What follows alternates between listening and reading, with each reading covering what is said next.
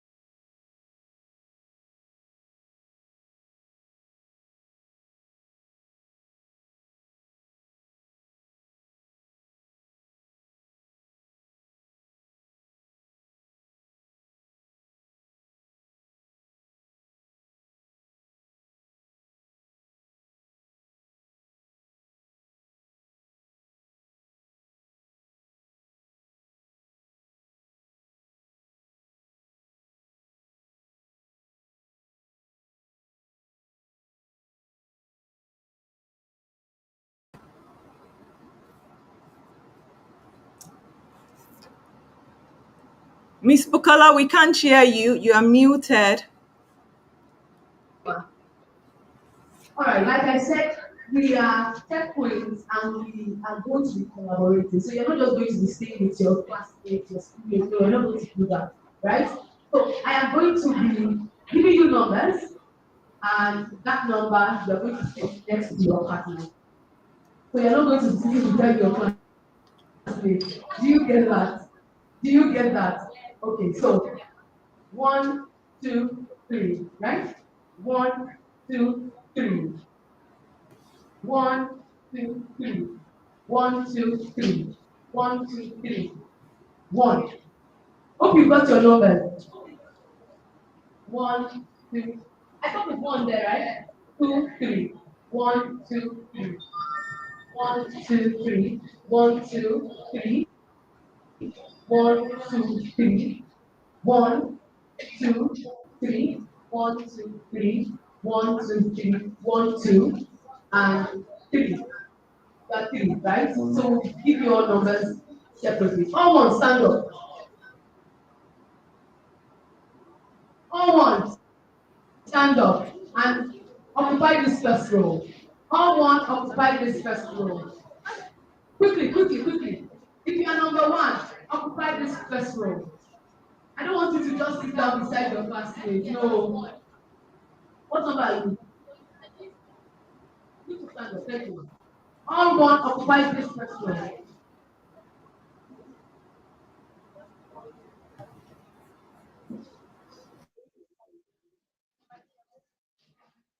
If you are number 1, are you seated? Number 1, where are you? Good. Number 2. Next. Number 2. Next. Wait, wait. All number 3, this place. All number 3.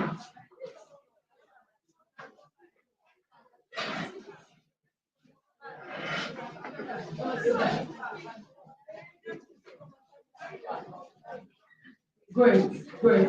What numbers are you? Oh, you're just trying. If you don't have numbers, let me know. Uh-huh.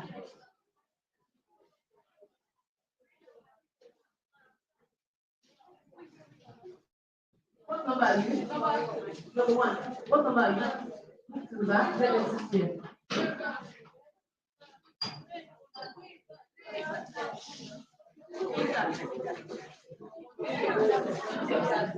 Quiet, quiet, quiet.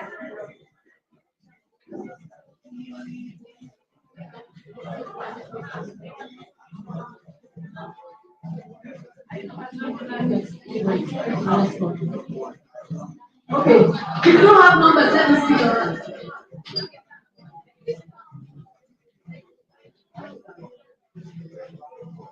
I don't have a number, let me see your hand. I don't have a number, let me see your hand. Okay. 1, 2, 3. Sorry. 1, 2, 3. Your hand. 1, 2, 3. 2, 3. 1, 2, 3. 1, 2, 3.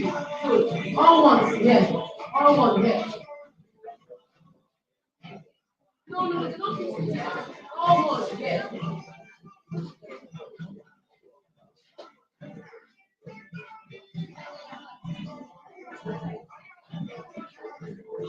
Then, who's there? Are you number 1? Are you number 1? Then number 2. Enter.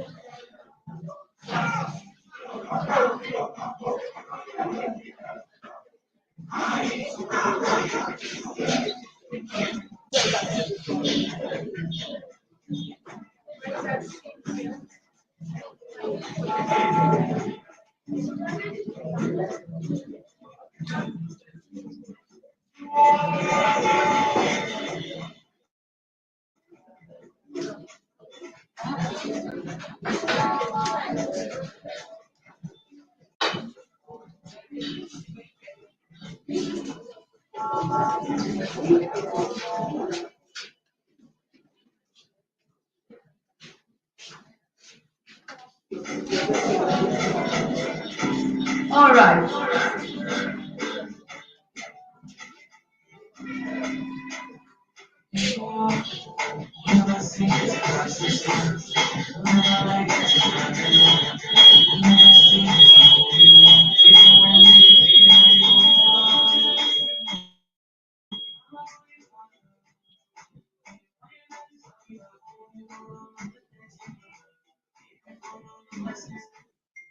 Okay.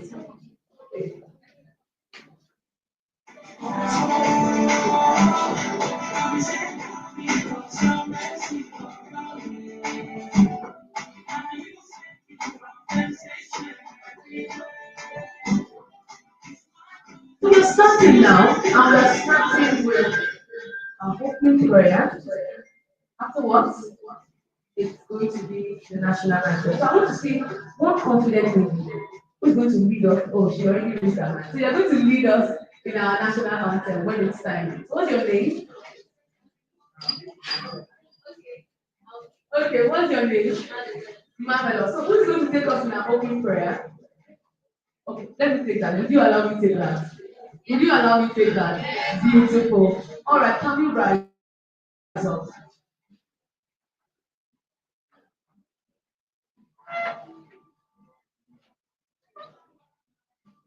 Father, we thank you. We are grateful for this time. Indeed, you have made it possible for us to be here. And we are grateful for each and every participant in this room. We are grateful for each and every volunteer. We're grateful for every school represented here, the teachers, the government representative, the media personalities, every single person. And we're particularly grateful for our founder and visionary. Thank you for placing this vision and this burden in our hearts. And we believe that your will will be done today in the name of Jesus. We believe that your name will be glorified in the name of Jesus. And nobody will go back the same way in the name of Jesus. We declare that the atmosphere is filled with peace. The atmosphere is filled with love in the name of Jesus. Every single person here captures a picture of heaven in the name of Jesus. And we align with that divine destiny. In Jesus' mighty name, we have prayed. In Jesus' mighty name, we have prayed. So can you give a round of applause to Marvelous as she comes up and lead us in our national anthem? And I believe that you will take it along with her. Thank you.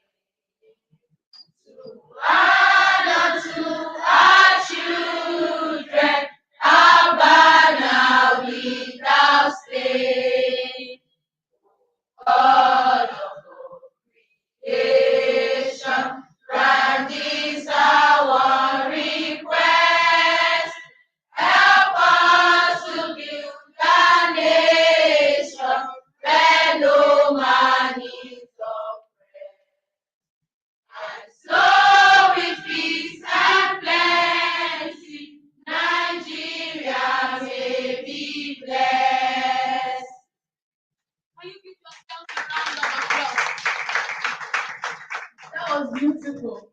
Can you give yourself a round of applause? Thank you so much, Marvelous. Can you say thank you, Marvelous? Thank you, Marvelous. Thank you so much. Please have your seat.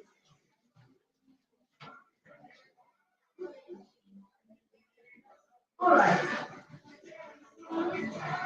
Elder. Okay, so now I want to introduce myself and to welcome you officially to the InnovatHER Robotic Workshop. Can you give yourself a round of applause?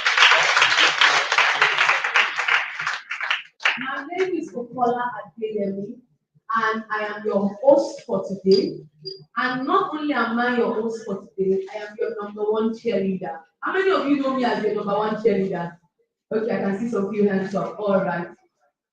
You are welcome to InnovatHER Robotics Workshop, which is the grand finale of the InnovatHER Virtual STEAM Boot Camp, where we are able to train and empower young girls over 8 weeks with courses bordering around coding, programming, critical thinking, problem solving, and much more.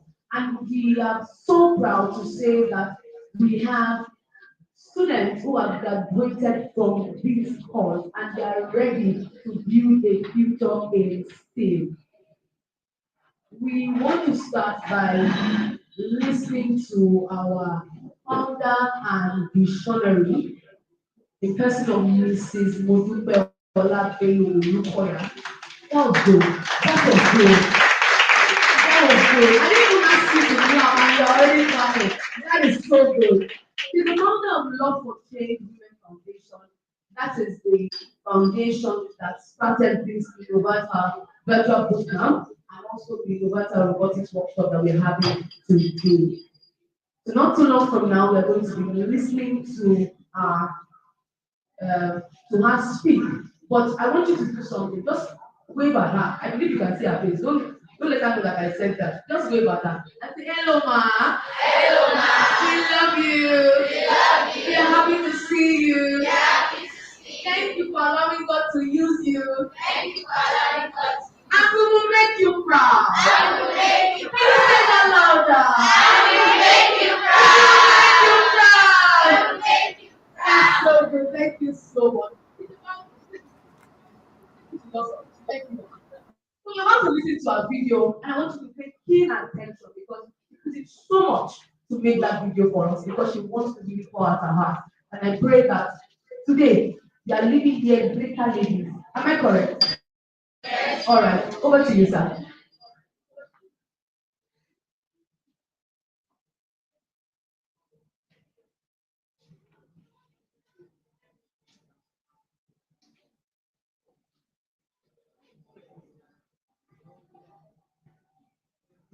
Good day, everyone. So my name is Mojupeola Belolukoya. I'm the founder and the visionary behind Love for Change Women Foundation and the InnovatHER Virtual Bootcamp and the workshop now. Today, I am filled with immense gratitude, joy, and a deep sense of hope as to what has just unfolded. It's the intense planning over the past 4 months. And finally, we get to see today. My heart is filled with so much joy and gratitude. And I just want to say thank you to everybody for making the time to be here today. Thank you. Thank you. It means a whole lot to us. I remember when we began planning for the InnovatHER virtual bootcamp, which ran for about 8 weeks. We had over 200 registration, right? And we didn't fully know what to expect. But we had strong convictions about empowering, equipping, and breaking barriers, especially for young girls and women in underserved communities in Nigeria and in Africa. I want to take this moment to celebrate every participant for just showing up, especially the exceptional students who completed this transformational journey with us because we understood that the program was intense. It was 8 weeks of learning, it was 8 weeks of fun activities, and you just showed up, you finished it. You have not only learned about AI, Python programming, data analytics, leadership skills, but you have unlocked a sense of confidence. I believe so. You have unlocked a sense of purpose and a vision for what is possible in STEM and beyond. So congratulations. If you were part of our cohort 2.0 for the virtual bootcamp and you're here, I just want you to celebrate yourself because that's what we've been doing. So well done, well done, well done. This journey would not have been possible without the dedication and the passion of many incredible partners. Some of you are here today and a dedicated team. I just want to say thank you to everybody who made the time, from the speakers, to the mentors, to the vendors. Oh wow, you guys are amazing. I want to say thank you. We had last minute just reaching out to speakers and mentors, and they were willing to be a part of this initiative. So I just really celebrate everybody and I say thank you so much for the time for this. But before I go ahead, I also want to celebrate, our partnering schools. They were truly supportive. This is Sumai International Kano, Onolapo Memorial School in Lagos, Lagos Muslim College in Benue State, the Olivet Baptist School in Ibadan, and of course the schools that have joined us for this virtual bootcamp, that is Ajay Comprehensive, New Citadel and New Herald, and Abamakoli Girls. I celebrate everybody who has been able to do that. And I want to say thank you especially to the founders of the schools, Ajia Miriam of Sumai International School and Reverend Jeanette Onolapo of Onolapo Memorial. Thank you so much, ma'am, for your openness. Thank you for your support. You have been truly exceptional.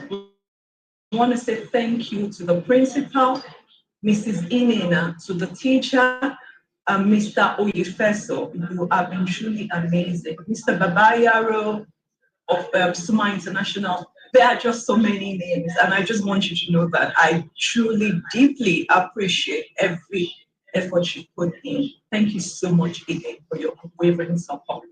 We couldn't have achieved this without the help of our donors, our sponsors. CCR, thank you so much. We were with you last year and we are here again this year. And next year we will be back again. So thank you so much. I want to say thank you to 2020 marketing. Thank you so much for your constant support in terms of donations, in terms of guidance, in terms of wisdom. Thank you so much. To Tani Series, my dear sister, Mrs. Foluke Oyeleye, thank you so much for your constant support, for just being there. You've just been amazing. Thank you so much. To Upper Link, Mr. Paul Mosima Bale and the entire team, thank you so much for your support every time. We are grateful. For Wetfala, they were our last resort for, for instructors, and they were truly supportive. I just want to say thank you for supporting this initiative. And I also would like to acknowledge my dear friend and sister, Inena Samubioha, who's been on this journey from day one.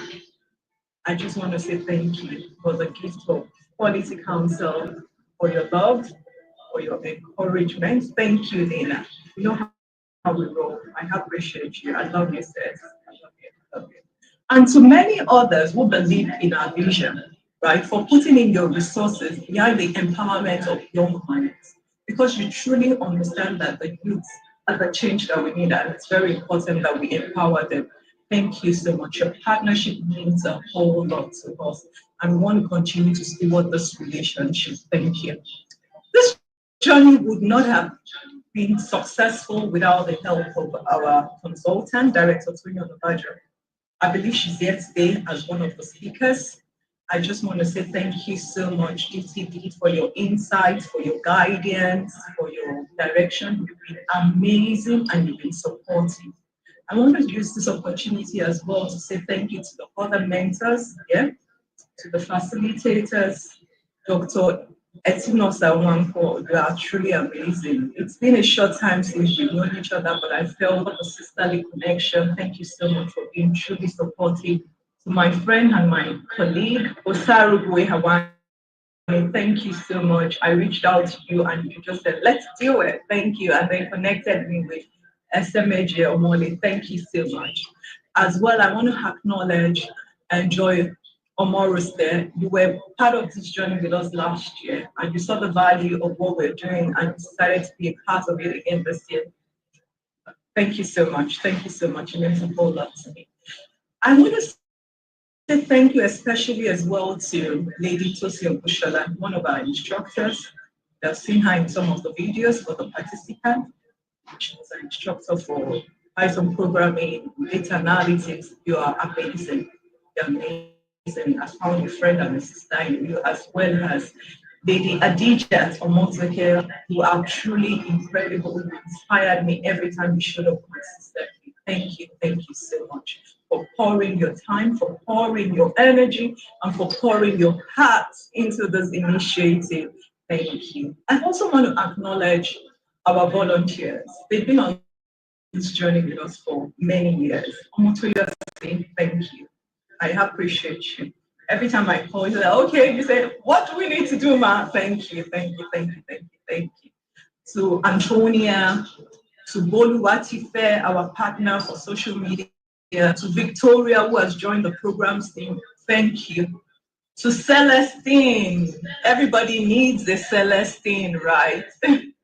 Celestine is solid. We've been back to back with school approvals, the government office, from one district to another. Thank you, Celestine.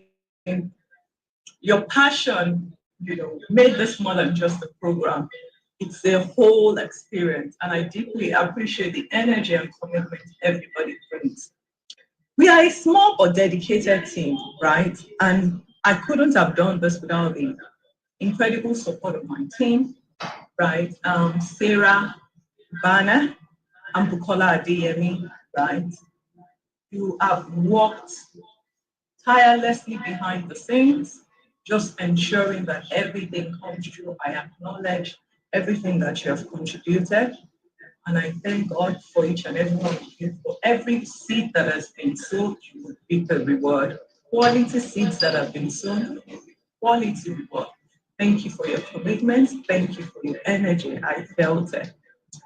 I want to say thank you to my accountability partners. So these are people that I would always check in with. Some of them are already here in this program. I'm not going to mention names, but I call them as well my miracle partners, where I would constantly check in on not just about the project, but about how I felt about different things, some of the struggles we had.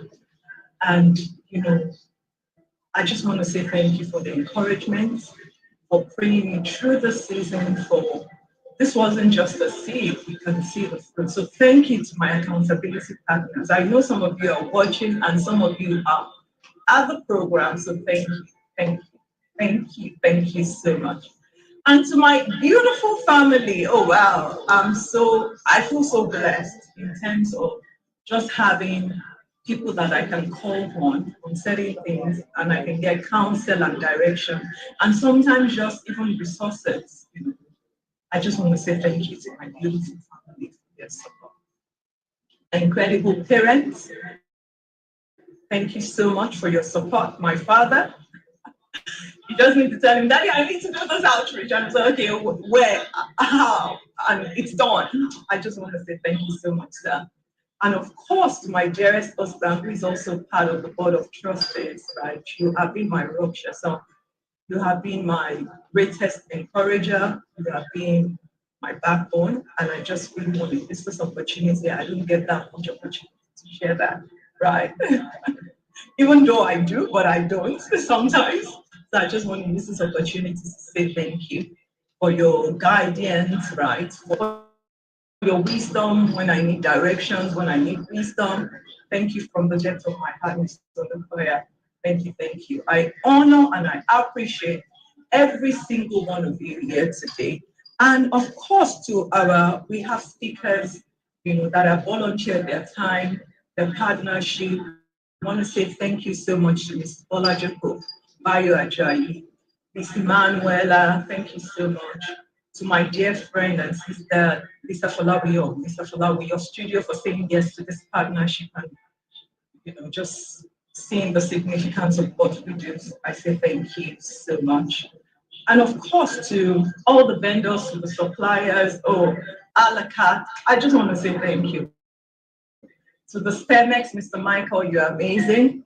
To Webfather, Mr. Wale, you are truly amazing. I hope I didn't miss out on anybody. To Toyo CBD, thank you, thank you, thank you so much. I also want to acknowledge somebody that has been truly, truly significant on this journey, and that is God Almighty. And I give him all the glory for how far we have come, right? As I reflect on this journey, the vision had been in my mind for so long, but I didn't have clear directions. And I would pray and I would say, God, what are you up to? And I didn't fully have a big picture, but I knew I had the passion. So I started with the little I had. And I realized it could have, this journey at where we are right now could only have been the help of God Almighty. There were moments when we didn't see the wind, we didn't see the rain, but the valleys were filled. If you know the scripture, you understand. We didn't see where help could come from. Even in terms of directions, we couldn't see donations to even execute the virtual bootcamp that ran for 8 weeks. It was very cost intensive. And then now we did it successfully by the help of God. God just sending quality men to our camp to help us. Thank you, Lord. Thank you, Lord. So that has been the testimony of love for change, right? The valley was constantly filled. We never lacked any good thing that we needed. And we never expanded the scope of work beyond what God has given us to do. Even though there are times I felt like that, but I was restrained by the help of God. So thank you so much, God Almighty. Thank you. That is our testimony at Love for Change Movement Foundation. It's a story of grace, favor, and provision. So I just want you all to please help me celebrate God. As we round up this workshop, we are not closing the chapter. No, we are not. We are opening new doors of innovation, new doors of empowerment, and even more impact. So we are daring to believe we have a long-term vision, and we are so excited about it, right? We are daring to believe, we are daring to trust God for even bigger things, for greater reach, for deeper transformation for our participants and for us as ourselves, wider influence and even more visibility, right? If you are listening to this and you feel that your heart has been stirred, we invite you to please partner with us. Whether it's through your donations, through volunteering, through your skills, through your talents, there is space for you in this movement. Right, you can reach us at info@loveforchange.org. info@loveforchange.org. We encourage you to follow us on our social media. We are on LinkedIn, we are on YouTube, we are on Twitter, we are on Instagram.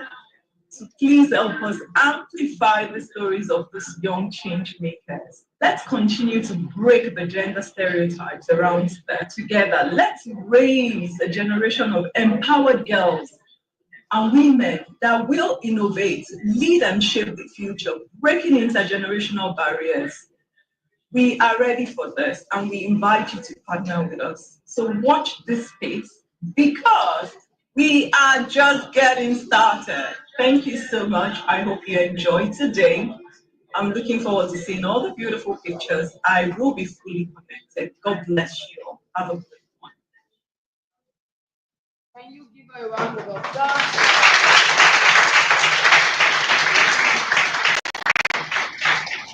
I think that's really beautiful. That's how you follow people. One after the other. I believe you're learning something. I believe you're learning something. All right. So right about now, we have, like you say, so I have the utmost pleasure to invite our first speaker. And I believe you would understand me when I say, the way you have been looking at somebody from afar, and suddenly it's just putting your fingertip. Do you understand? That's all this person is saying. I've been looking at that from afar. I'm saying for since 2022. But suddenly we are in the same room together. Can you be happy for me now? We are in the same room together. All because of the amazing work we are doing here today. When it comes up, I'm going to be reading our bio and I want you to listen attentively. All right. Oluwatoyin Amobajo is a highly accomplished leader with over 15 years of experience in various fields, including corporate communications, brand management, strategic planning. He is a certified management consultant, quality management system auditor, and holds multiple degrees, currently pursuing a PhD in development communication. An international development leader and program director at Ideation of Africa.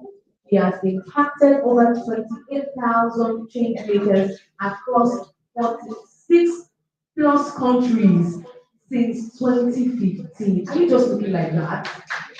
Securing significant funding and establishing global partnerships.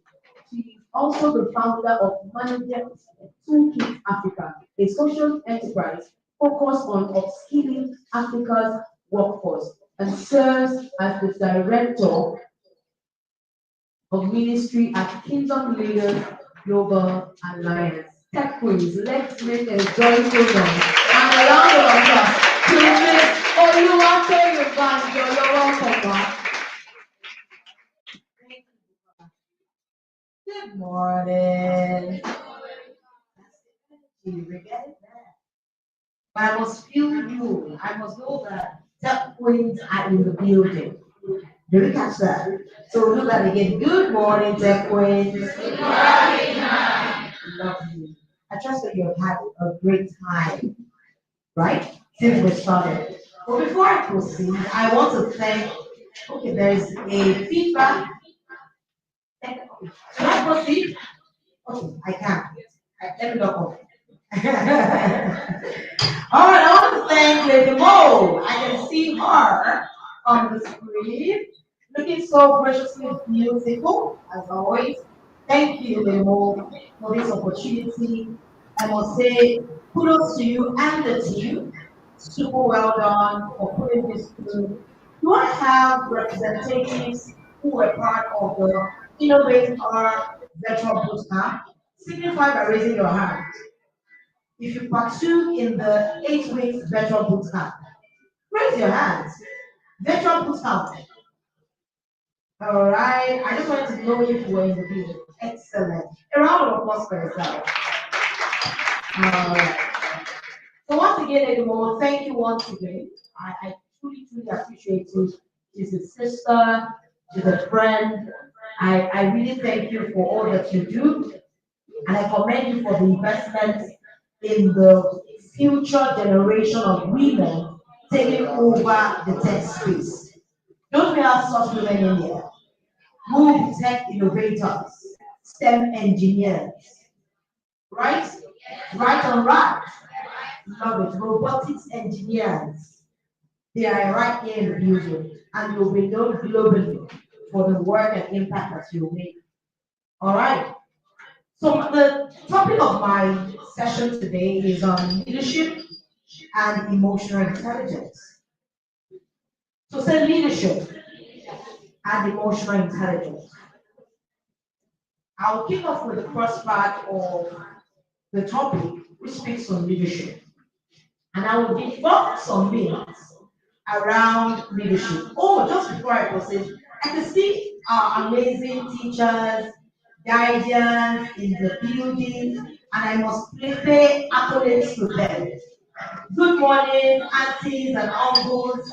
So good to have you in the building. Thank you for the immense support you're making to see these women and young women rise into the tech stars that they are. So thank you so much. So, moving on quickly to the theme or topic for today, which is leadership and emotional intelligence. I'll kick off with an insight around leadership. What is leadership? And Just before I share my insights, I want someone to go for it. What do you understand by leadership? If you're bold, raise your hand. You can see my raising hand. Okay, please. Do we have an extra mic going around? Okay. Not exactly. Okay. Right, shout it out loud. So, what do you understand by leadership? Leadership is the art of leading, not being bossy. Doing things with your partner, doing it with conscience, not just thinking about yourself, but what others feel. A round of applause for her. What's the name? Marvelous. A round of applause for Marvelous. She is correct. Leadership is about leading. Now, there is a critical factor in leadership. Leadership is the ability to influence others towards a positive outcome. Leadership is the ability to influence others towards a positive outcome. Now, let me debunk a myth. Leadership is not positional. Say leadership is not positional. Leadership is not positional. Now, what do I mean by that? Many times when we hear the word leadership, the first thought that comes to mind is that you are speaking about a leader in office. Yes or no? You will think we are speaking about someone who assumes a position as a chief executive officer or the head of an organization or the class captain. Let me bring it home to how you understand it. Your assistant class captain. Do you understand that? But leadership goes beyond a positional office. Leadership is a character trait. Leadership is a skill set that everyone who has had the opportunity to be on earth is one. So that means each of you seated in this space today are leaders in your own right. So say, I am a leader. I am a leader. I am a leader. I am a leader. You must also understand that in your environment, in your spheres of influence, you have the opportunity to influence others, yes or no? Even before coming here, some of you have groups of friends, you have your, I don't want to say like kids, but you have your girls in that sense. And you must have had some conversations, some discussions about important things that matter to you. And you must have influenced one another's decision in one way or the other, yes or no? Yes. So if you understand that, you then understand that if you can influence one another, why then can't you influence change around you? And that's why we are bringing or connecting the lines between what leadership is and connecting it to technology. Because you ask yourself, why are we teaching about leadership I would say a robotics workshop? The emphasis on this is really around debunking the myth for female tech stars in the tech space. We understand that the tech space is already male dominated, yes or no? And there is already that bias towards the female tech stars that are rising.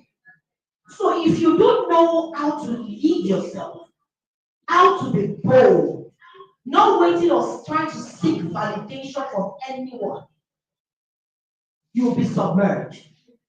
Do you catch it? You will be sidelined in that sense. So it first starts with a mindset and understanding that I am a leader. I don't need anyone to tell what's your name then? Alimat.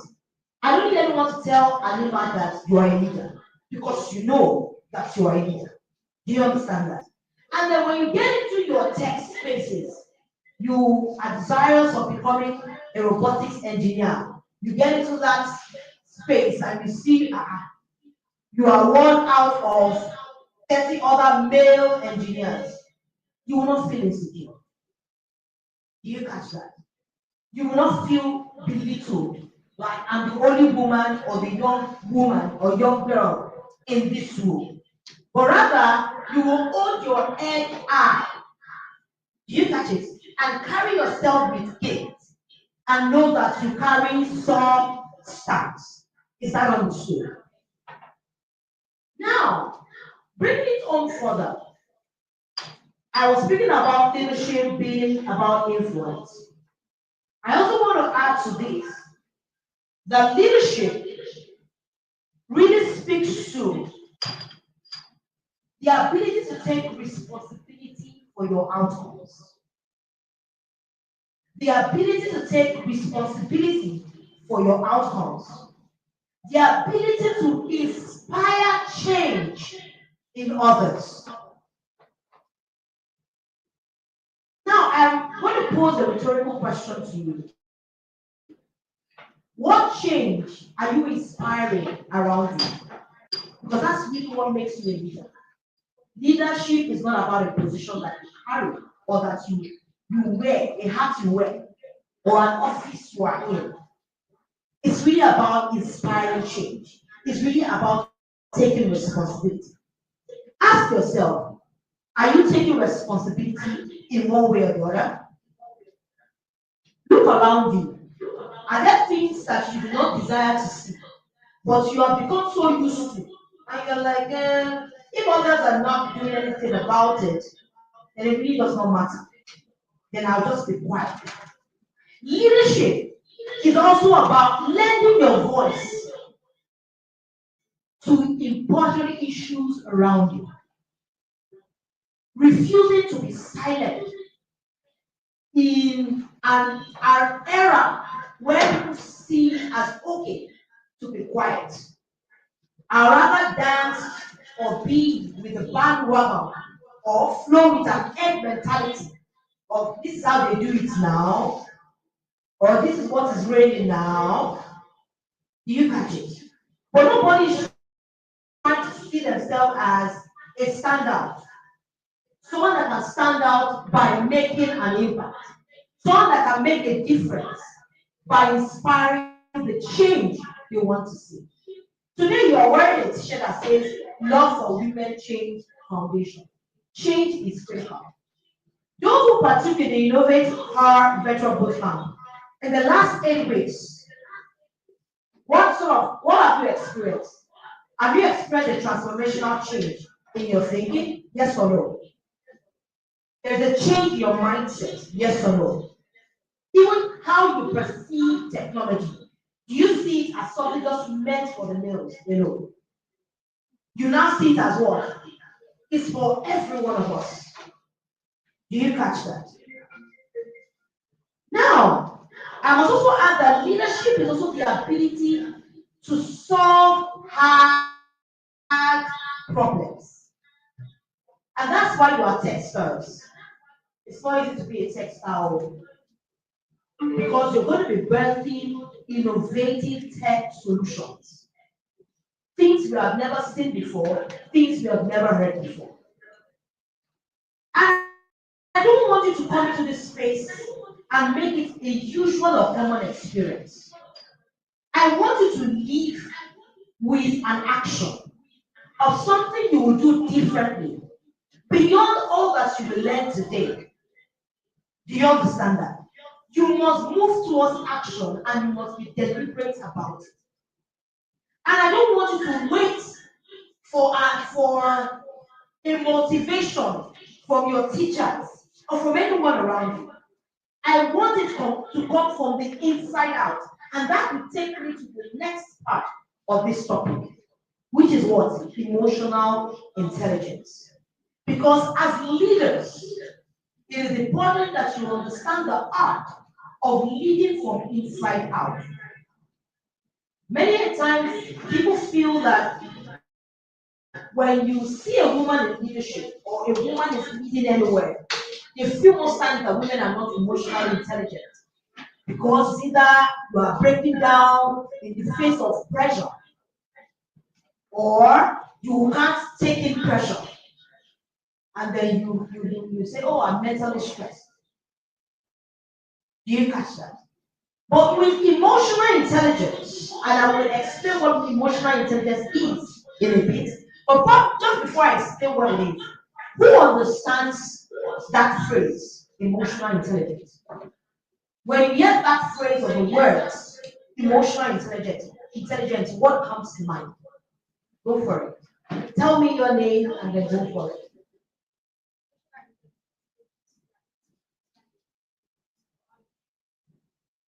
A round of applause. Can you tell us your name, my darling? Baraka. A round of applause for Baraka.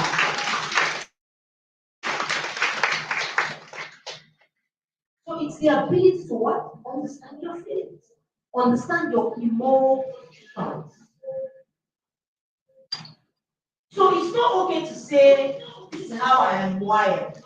It's okay to be, and we'll get to the principles, to be self-aware, right? But don't stay stuck in the things that you know are not right, that you can change and be better at.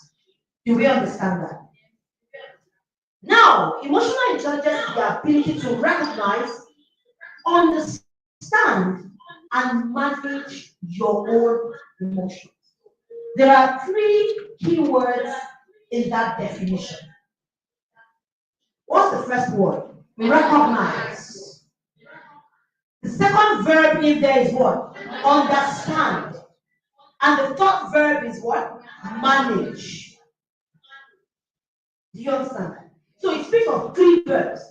Ability to recognize your emotions, ability to understand your emotions, because you can recognize it, but you will not understand what is happening.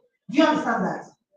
You can then recognize and understand, and you may lack the ability to manage your emotions. And that's why you have people who will say they are just cantankerous, they are always busting out with anger. And they say, that's just the way I am. You know that people like that. That's just the way I am. Yes, they are self-aware, but they refuse to what? Manage that part of them. You may catch that. And as I'm speaking, I want you to internally reflect. Do you understand? Listen to me with your inner ears. Don't just listen on the surface level. Ask yourself questions. Right? Begin to probe yourself. What type of leader am I? Am I an emotionally intelligent leader? How do I lead myself? Do I lead myself respectfully? How do I, when you say an emotionally intelligent leader, there's a way you carry yourself. There are certain things you will not do, even in your private space or in your public space, whether people are there or not. It's not about who is watching. It's just a consciousness and an awareness that you carry of your worth. What did I say? Of your, because you have to be aware of your worth. No one can sell who you are, who out the value you carry to you, if you don't value yourself. Do you understand that? You can't wait for anybody to come and say, oh, you are beautiful. Yeah, those comments will come. But that's not when you are blushing. Okay. It's something you must say to yourself. You know, I am intelligent. I carry value. I exude excellence. Do you understand it? And when you speak them, they are not mere words. They carry meaning. They carry weight. Do you understand? I know before you started today, you had your STEM recitation. Am I correct? And you were declaring on your STEM declaration. And I'm sure you will still get another opportunity to make that declaration later on. But I'm sure after this session, you must make that declaration with understanding. Do you catch that? Now, let me know that you are flowing. Do you catch that? Give me the energy. Yes, I'm speaking to both Gen Alphas and Gen Z. I'm a Gen Z and a Gen Alpha by heart today. Don't think, that's the way I'm dressed now, right? I'm flowing, and I even gave color coded, red and white, flowing with the brand. Do you catch that? Now, I want us to take note of some characteristics of being emotionally intelligent. And the first characteristic is around self-awareness. Recite it with me. Say self-awareness. Self-awareness. Self-awareness. And write down this question. Do I understand what I am feeling and why? Do I understand what I am feeling and why? So sometimes there are days you may wake up and you don't even feel like doing anything. Are you familiar with me? Yes or no? Yes. Like, if you had your way, I don't want to go to school today. I just want to be to myself. And those days, you can't really place your head around it. You can't wrap your head around it. You can't fathom the emotions. What is happening? Why am I feeling this way? This is not like my usual character. That's what we call what self-awareness. You have to be self-aware. You have to understand what you're feeling, emotions that you're feeling, and the last one is it, and why. Now let's be practical about it. The day you wake up feeling like I don't feel like doing anything, it could be for ladies, we know it could be that time of day. You understand it? That's one. It could also mean that you are so overworked yourself in the course of the week that you are so tired. And all you need to do is what?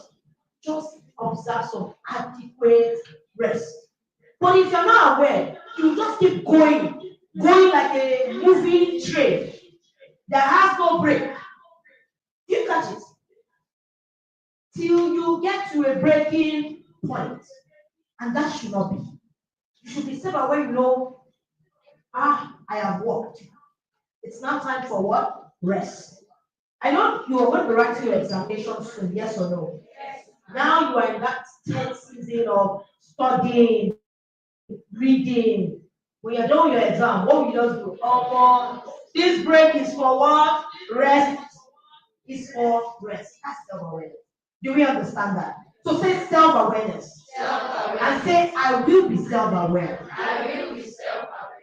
The second characteristic here is self-regulation. Say self-regulation. Self-regulation. Self-regulation. Self-regulation. Now write down this question. Can I manage my emotions under pressure? Can I manage my emotions under pressure? Now you know you have some people that when the pressure is pressuring.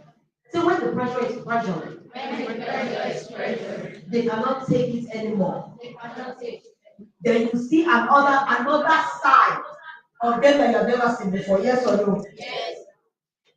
And it happens to the best of us. Yes or no?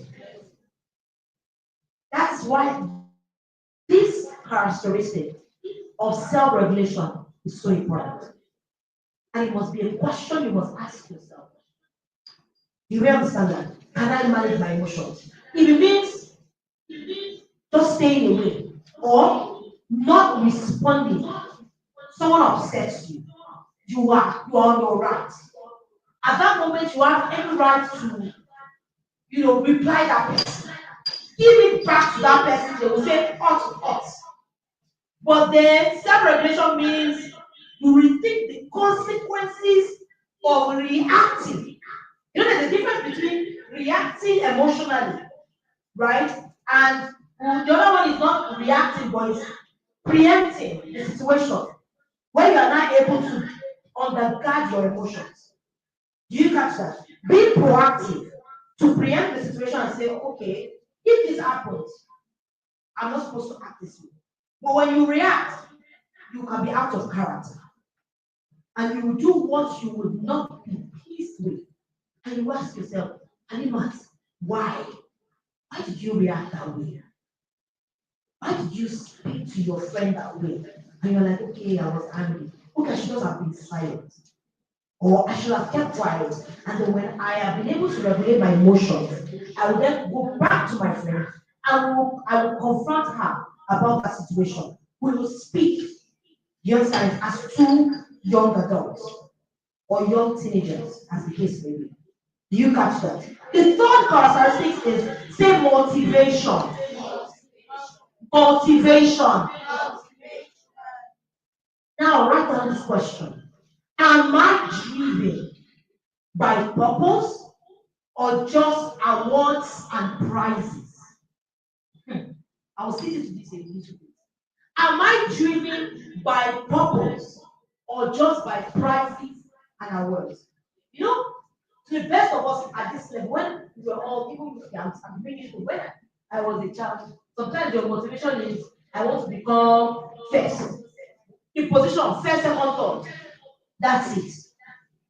But do you know that you should be blessed today to begin to understand what purpose is?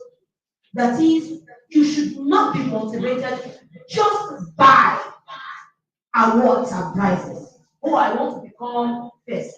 I want to become second. I want to receive the best girls award, the most excellent, the most intelligent. You know those awards now? Is it good? Yes. I'm not saying it's not. But don't let that be the basis of your motivation. Your motivation should be your purpose. Say purpose. Your purpose. So you will go back and ask yourself, do I know what my purpose on earth is? Ask yourself, do I know what my purpose on earth is? Everybody knows, if I'm confident of both, raise your hand. And you will tell me, do you know what your purpose is? Because I know sometimes you hear the word purpose, and I want to stay there with you. You hear the word purpose, you're like, please, what is this purposing thing that they're purposing? Yes or no? Sometimes it's like high sounding and going over your head. It sounds to aspire to Maguire. Oh, do you catch that phrase? Okay. So you don't understand it. It sounds too like it's just high there. I'm not really able to relate with it. Do you understand it? Now, purpose simply speaks to why God created you. So you have to ask yourself, why am I here? And it most times ties to the things that God dictates your gifts, your talents, the things you have been blessed with. So ask yourself, what do I enjoy doing? What do I enjoy doing? Where do I enjoy going? Do I enjoy speaking? Do I enjoy coding? Do you understand it? Do I enjoy writing? Do I enjoy dancing? Now, I am seeing some artistic skits that you wonder, how does this correlate with tech? But do you know, if you enjoy dancing, you can come up with a tech innovation that relates to dance, that people can deploy for exercise purposes, and which begins to regulate their health. Do you see that? At the end of the day, you are using dance, tech innovation to save a life. Do you understand that? Do I enjoy speaking? And then you ask yourself, I can begin to teach those, just as I've been taught, I can begin to teach those around me about this coding thing that I'm learning. You know, there are people in your environment that are not privileged to access this opportunity. That's not a time to now look down at them and say, Awati are right. We have the privilege. But to say, I will not leave anyone behind. I will be that person to carry everyone. Do you get it? Towards that opportunity that births the transformation that we desire. Do I enjoy writing? And then you say, as a writer, how can I get a tech innovation? Oh, I can get a reading app. I can get a platform, an app for writers. What that looks like? Do you understand? So I want you to go back, write down that reflective question to ask, what is my purpose? I don't say you are too young. No, the future, when we say you are the future of tomorrow, we are meaning you are the future of today. So say I'm the future of sorry. I am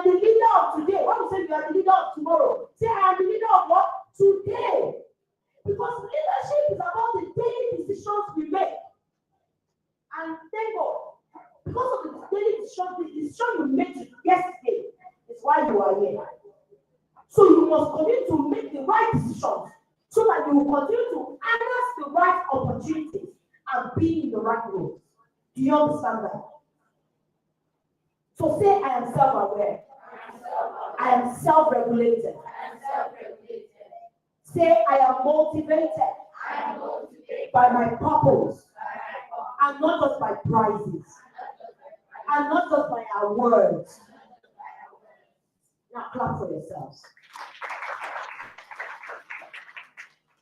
Now another critical point is what we call say empathy.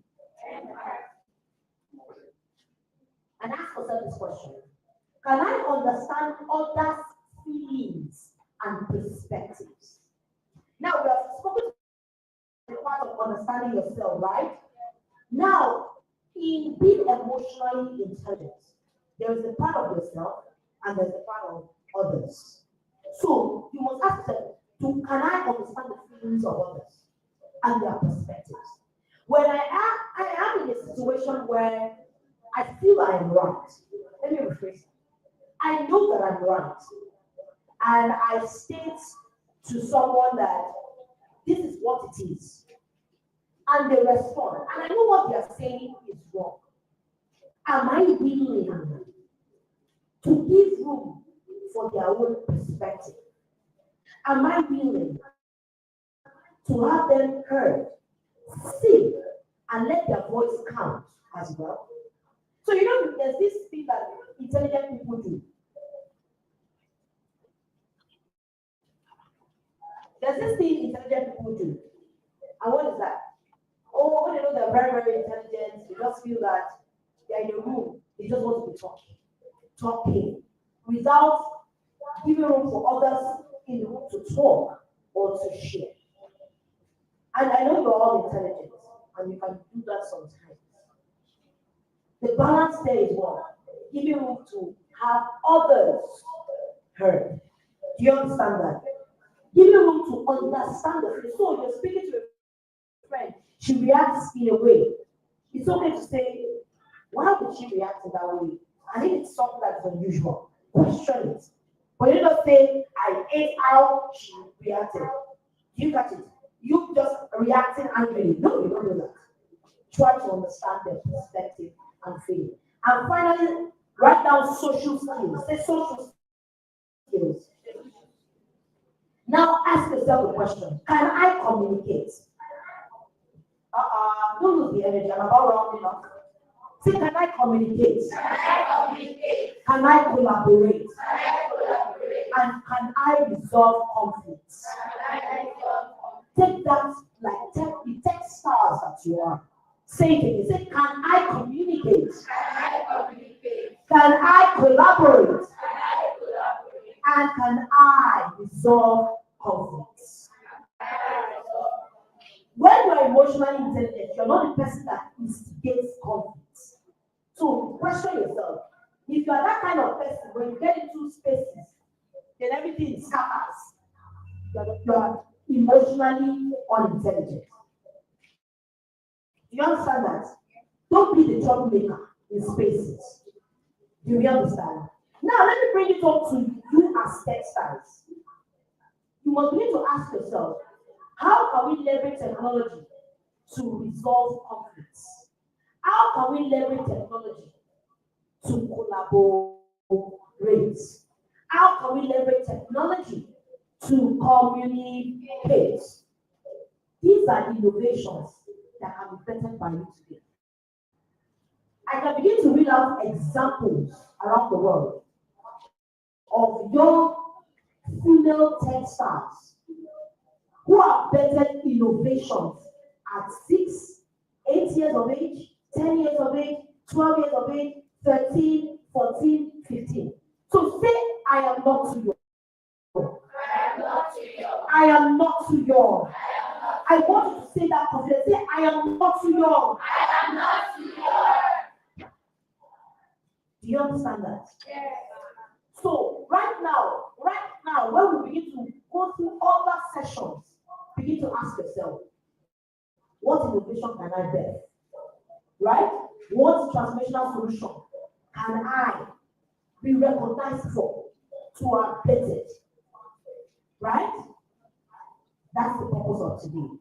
Now, in rounding off today, I would say,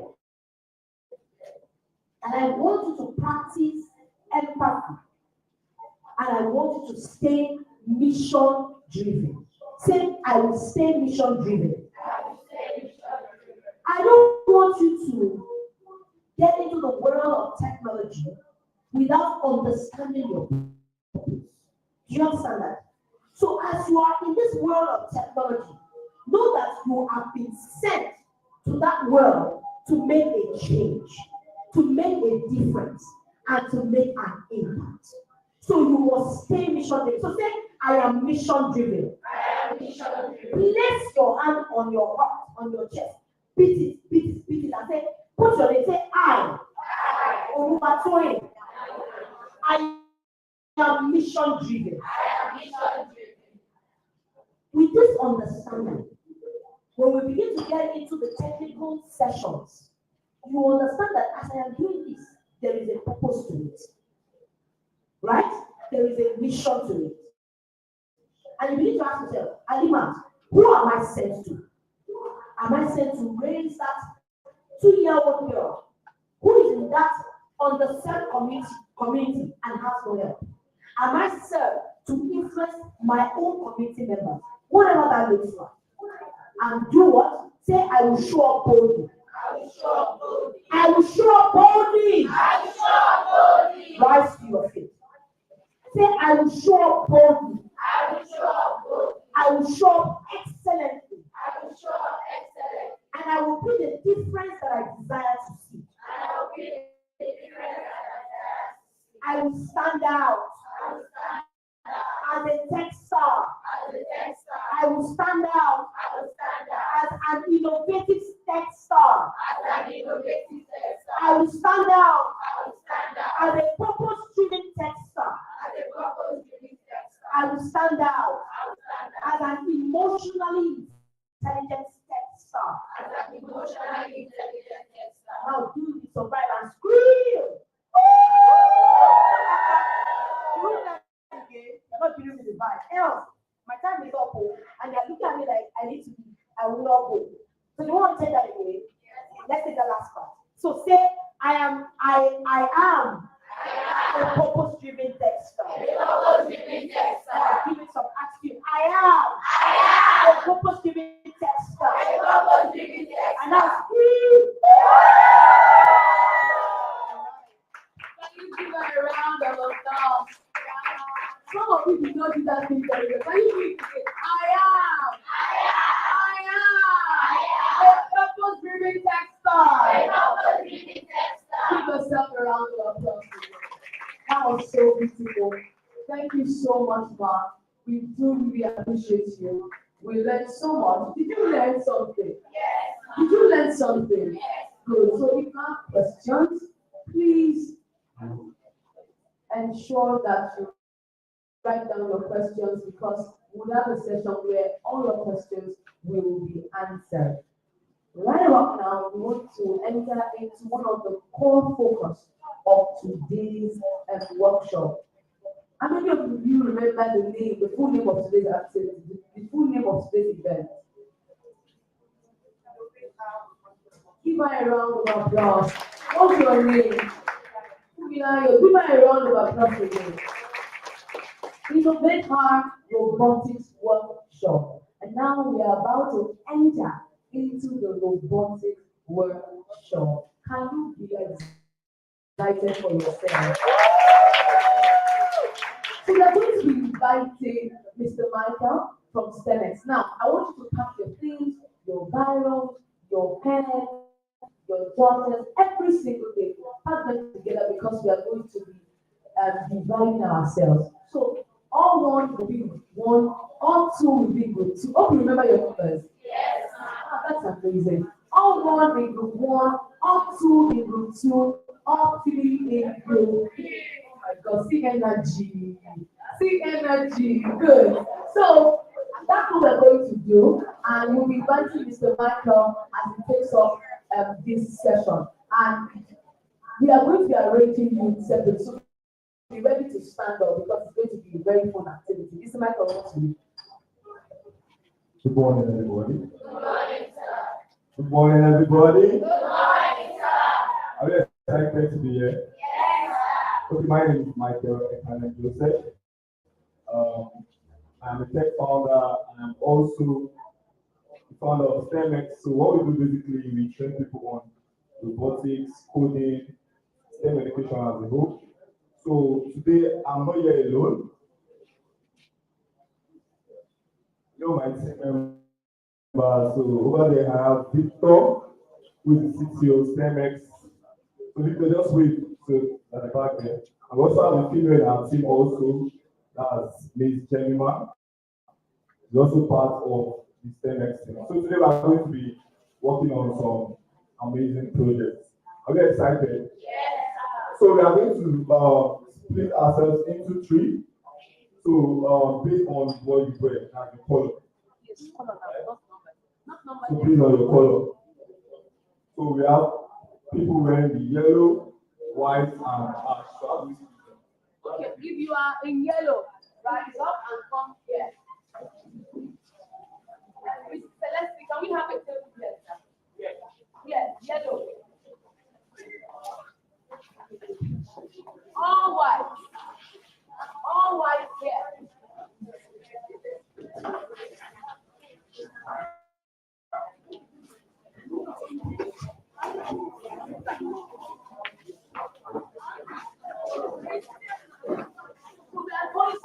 All white. Rise up and come everything. So all yellow.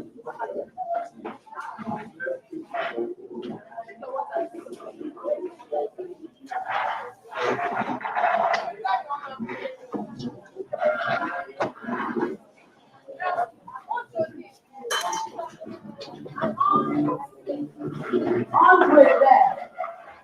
Yes. So if you are white, you be there.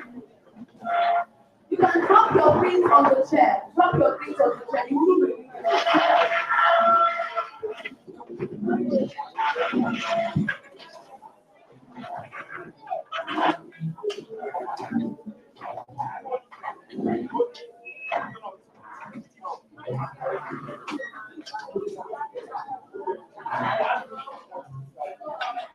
You can use this place there.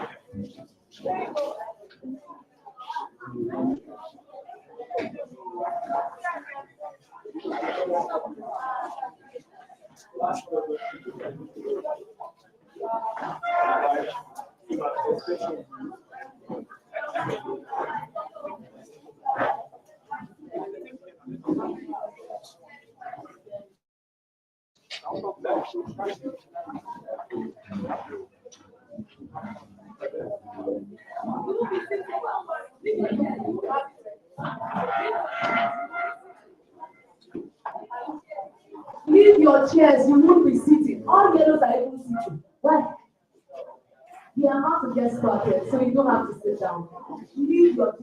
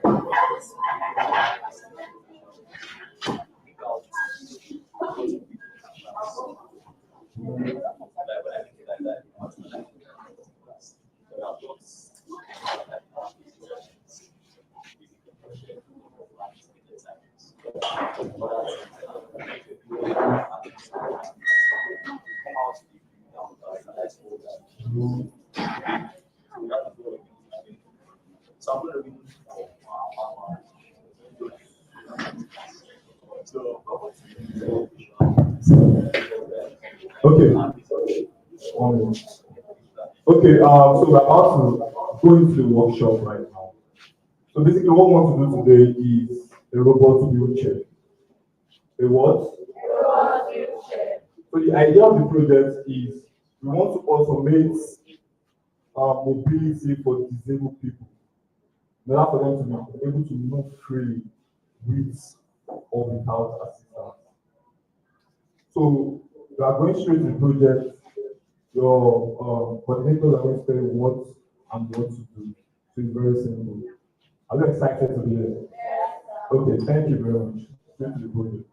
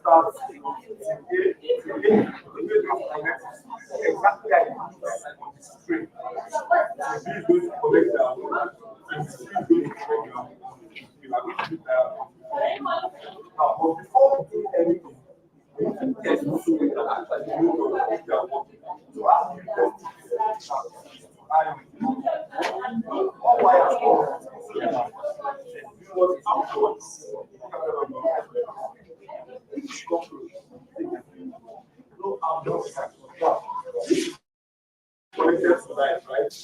But touching wire and suffocated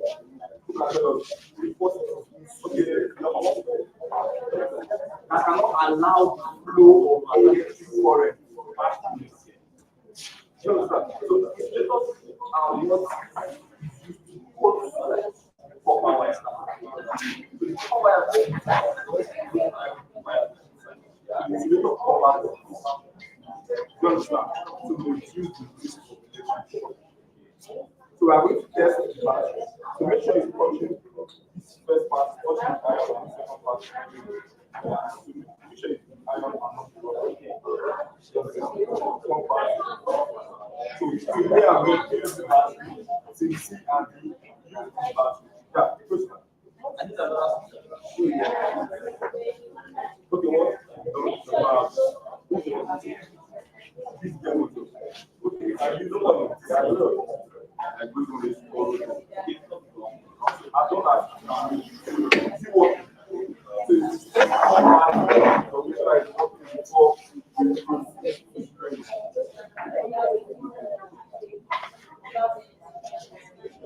See what I tested your own back. So what are the things? One of the key factors of STEM is to promote collaboration, and symbiosis. It's working right. Good. So now we move to connecting our so to allow this to get out.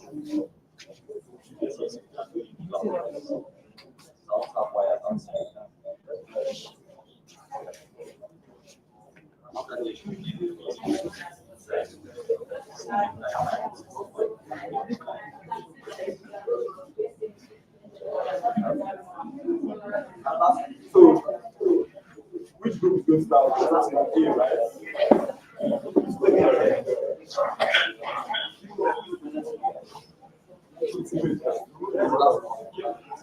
So, to make going to start. So now position this model. Look at the position of all the models. So position them. How is it going to look like? Because you don't want to do something that is going to be affecting you. So you make sure that it's at the edge. Do you see now? So if it's inside, you will not be able to attach this. Do you notice? I'm sure your wires are inside. Turn it to the other side. Good job. Good job. So is it other parts so that it's everything or health is going to be affected? No. So see, A is going to start with let's see.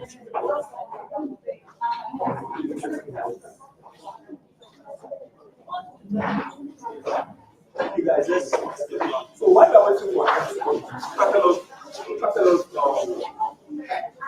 I said I think it was behind this project. So like something like this and this or something that will practice something that will and the project. But this is going to work in every element. The limitations of the project. Exactly. Very much. So what do you think we want to do is for it to be explicit, train curious mind, use think, understand. Now, if you ask a people here to put like this particular project, one because this kind of motors are only free on the flat surface. But there are other motors that can work. And those are advanced. So, people that can accept and need to do the advancement of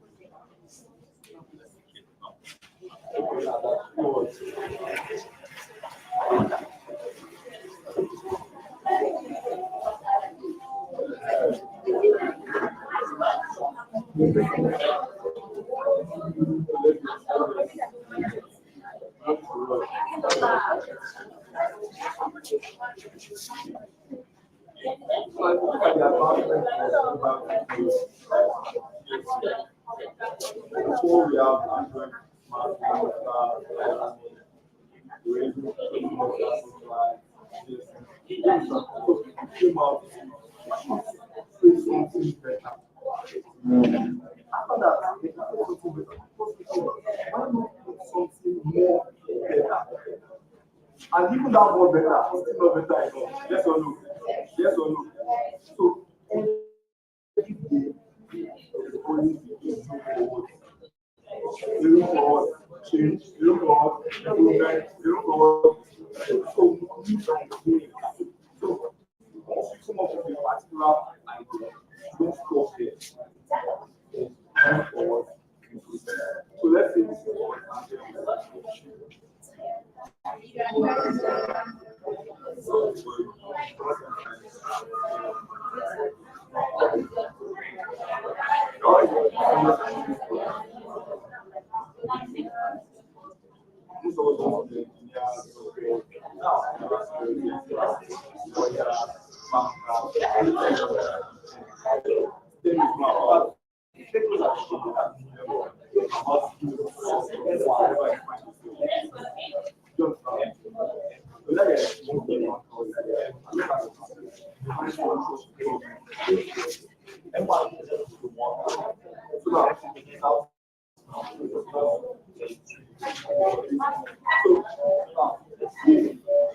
now, let's just be around 20.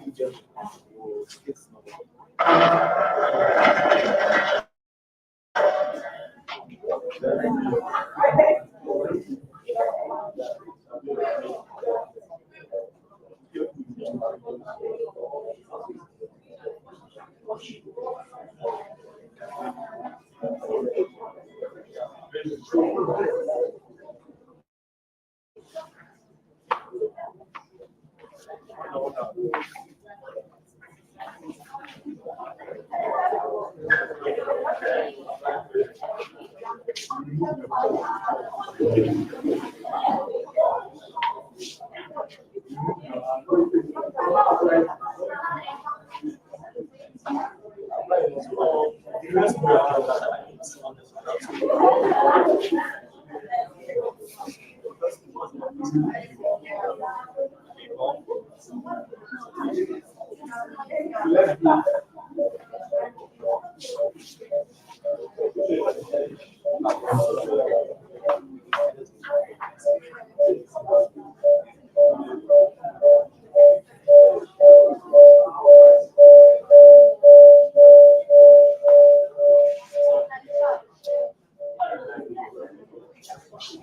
now, how we done with that?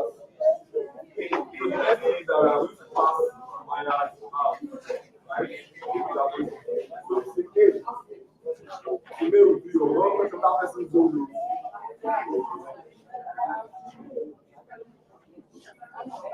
No,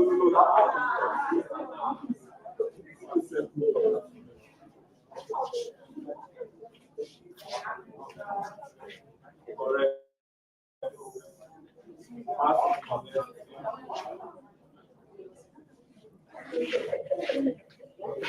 Correct.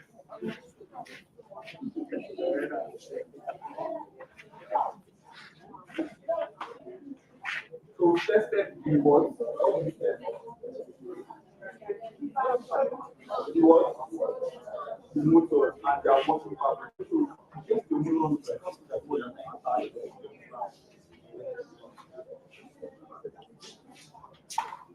Amazing, amazing. Clap for yourself.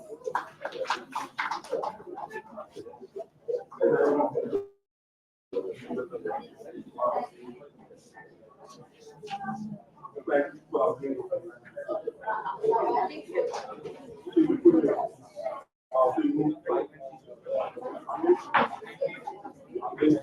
so now, so the next step, let's go to step 3. I'm ready.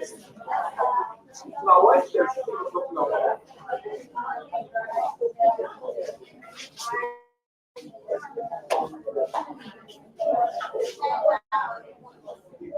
Like if you look at how you like if you look at the motor driver, now the motor driver. Right. Look at the motor driver, it has pins. This is how you can actually connect wire.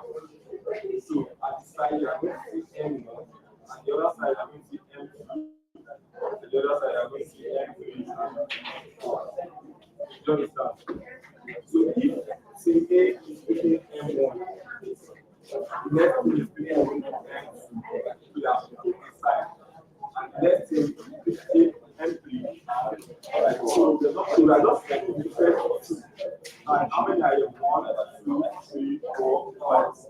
And center. So you have 2 hours.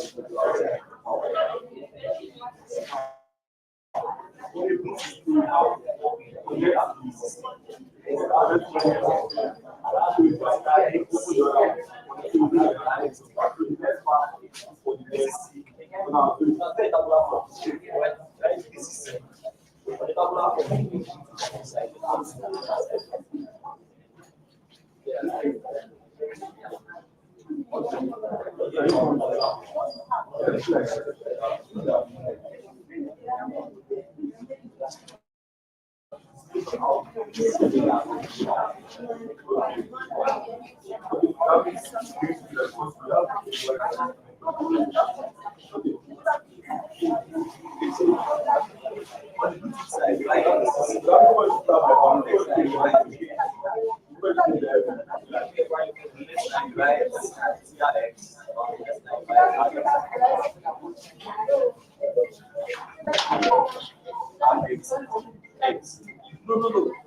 Let me now,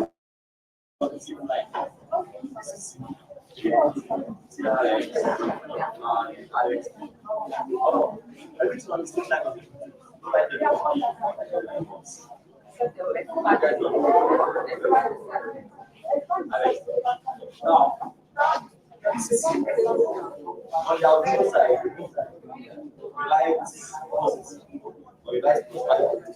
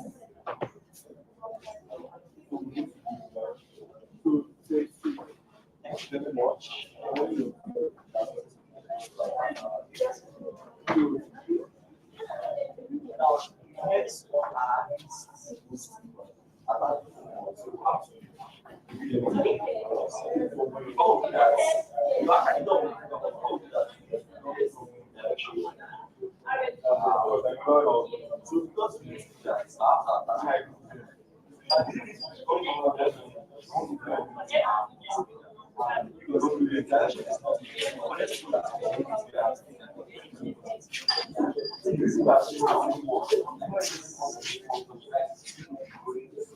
all you find yourself. So my how work is sugar and different that we can put it on the police. Very bad. Before that time.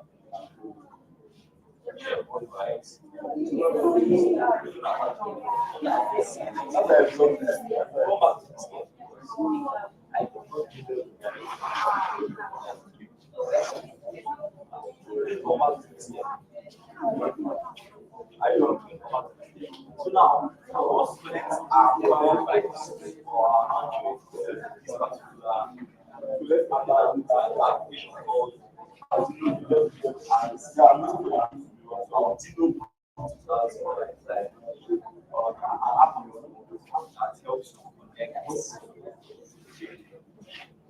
so I think that I'm going to attach my passion. Right. Keep trying. Keep trying. All right. We have four. Yeah. Yeah.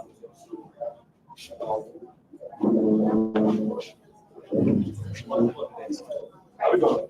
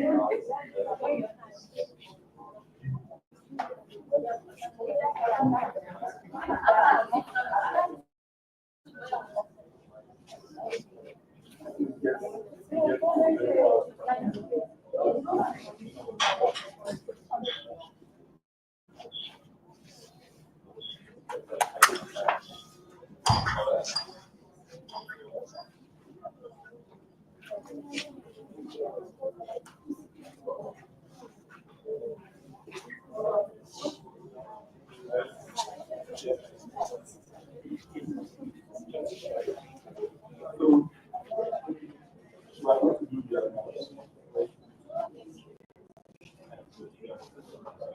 next step now. What we next step for? That's for this particular. So we are using this program. Look at this program for you to talk. Look at this. Yeah, that's fast. It's very long, very. It's easy to scratch and see that.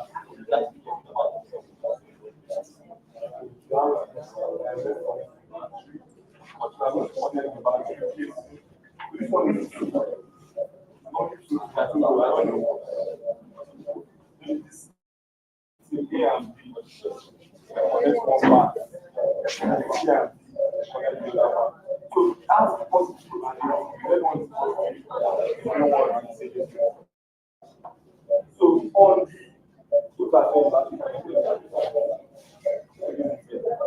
so what about next year? We see and I will see head starts on ground. Now next year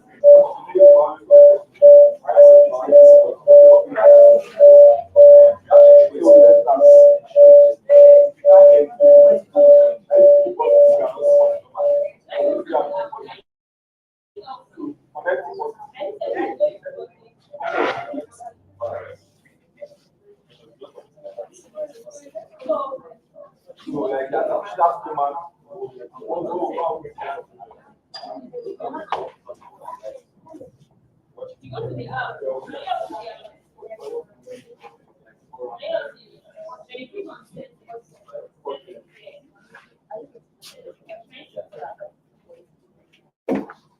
Let's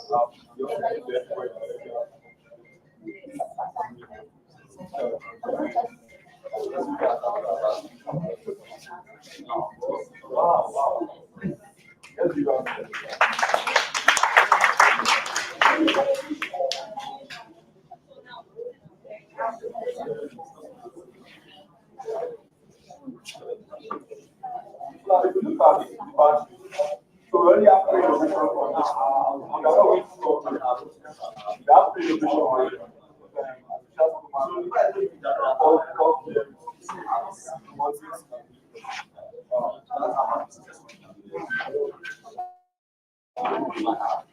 Now, let's talk about the lithium battery. On the mass of it, and the mass of it, lots of it goes to work.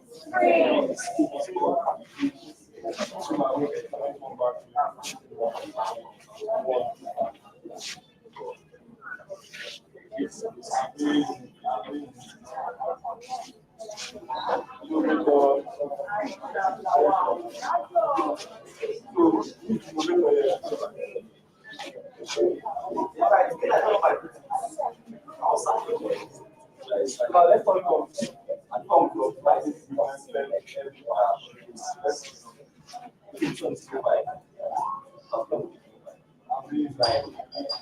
and passport is always down one ready for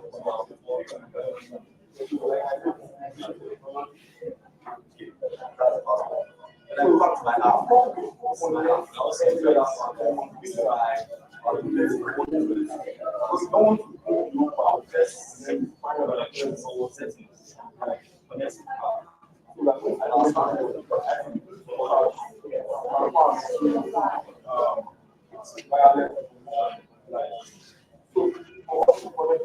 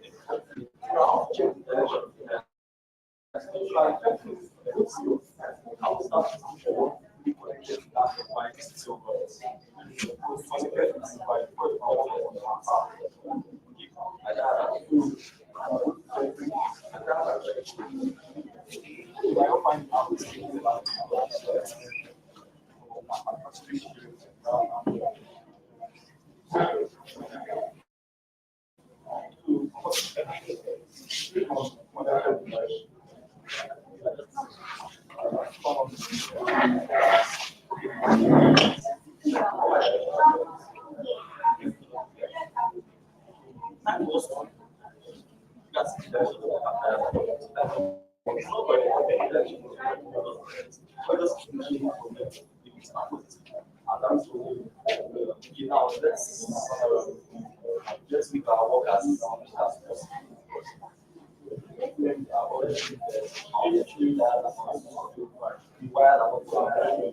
So I'm like just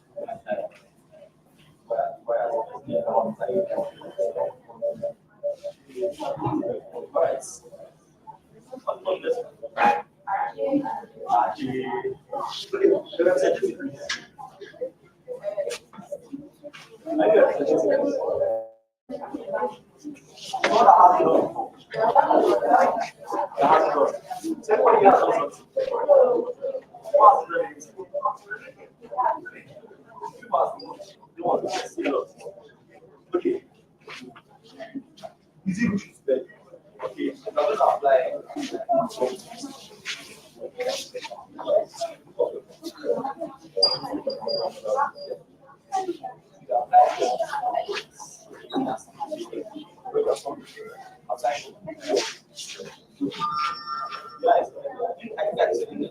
Mine is so fine.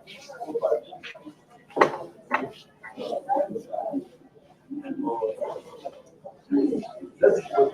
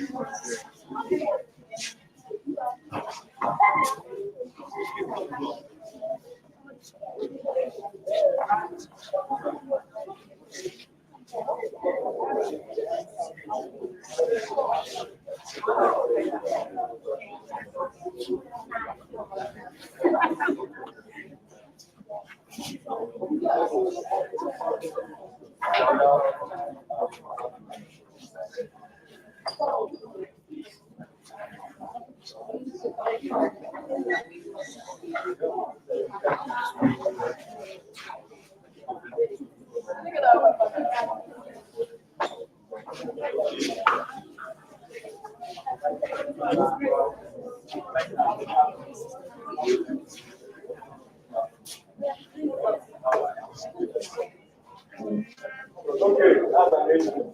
Move to the next.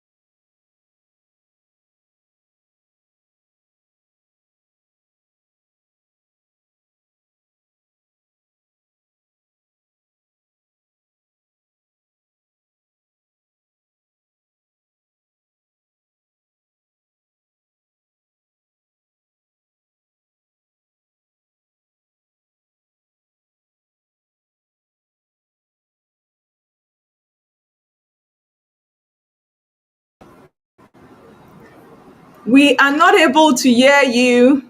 We can't hear you anymore. Please, can you unmute so we can hear the girls? Our online audience will want to see what you're up to.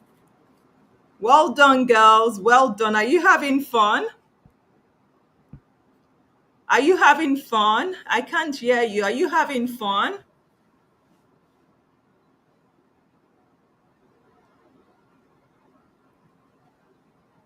Hello, Tech Queens. Are you having fun?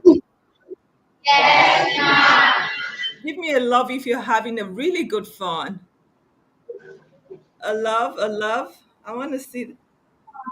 I see that. Thank you. Well done. So let's turn up the volume so that the audience, our online audience, can see.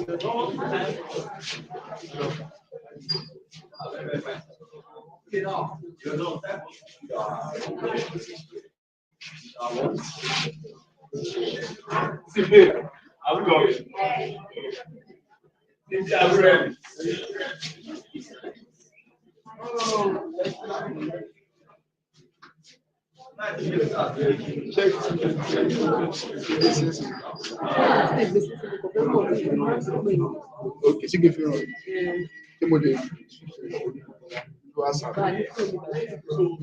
náà máa padà sílẹ̀ wọ́n ṣe ń wọ bẹ́ẹ̀ ọ̀rẹ́ fi hàn mí.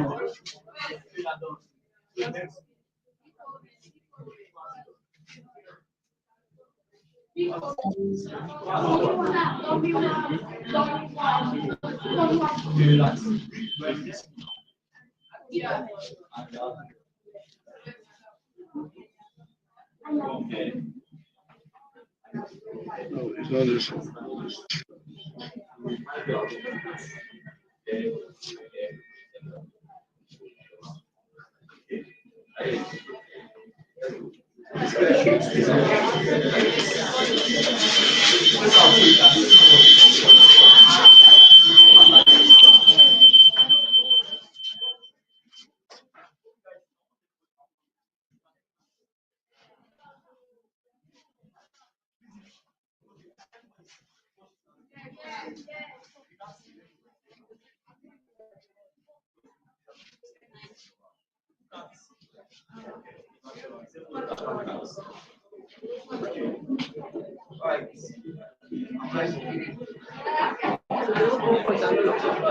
Let go open. Don't open on your phone, man.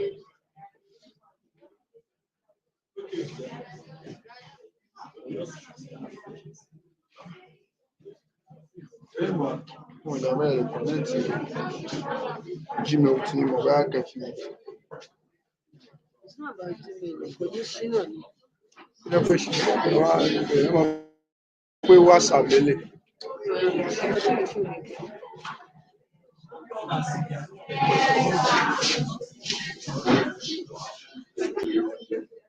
Ẹ̀rí pé lè ṣọ́nà.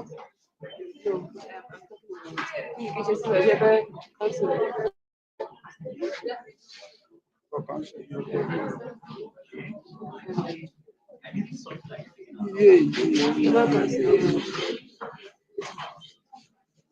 Why? It's like it doesn't have the software to view the PowerPoint. Okay. Ṣe ti ní tẹ́lẹ̀ ló ṣe show ló ṣe show white ọ̀ṣẹ́ ní fídíò ó ti show half tó máa show. Ọ̀pẹ́ mi sọ pé tó bá kó wà lórí lórí email ẹ kó lè ṣe ọ̀la. Ẹ̀ka try kò sí nǹkan tó burú. Ẹ máa ní láti sign in email.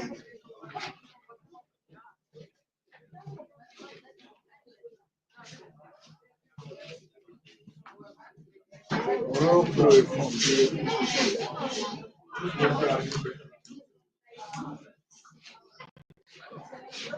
Ẹ̀rọ máa ń pa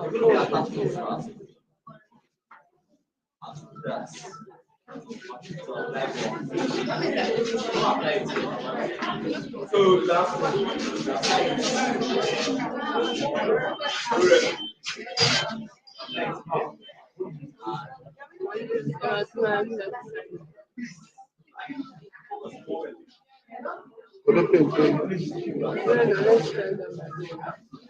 Ṣé email mi?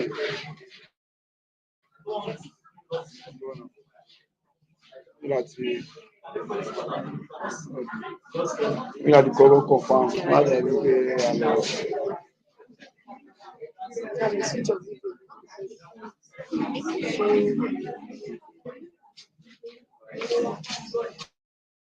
àpábídọ̀.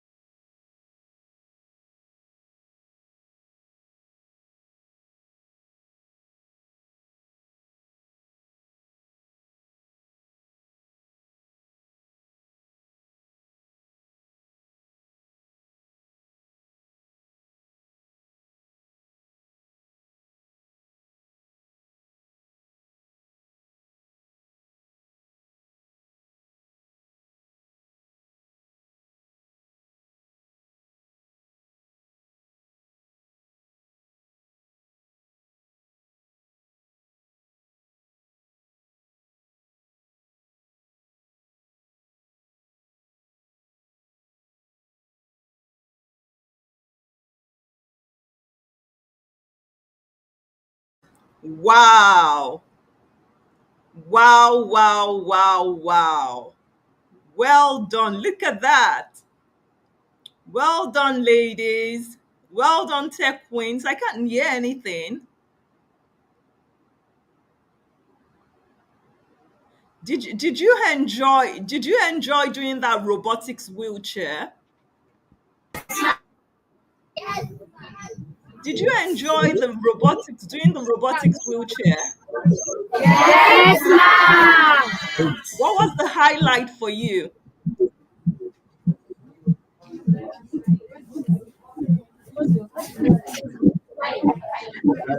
I need somebody to just tell me what was the highlight for you? What did you learn?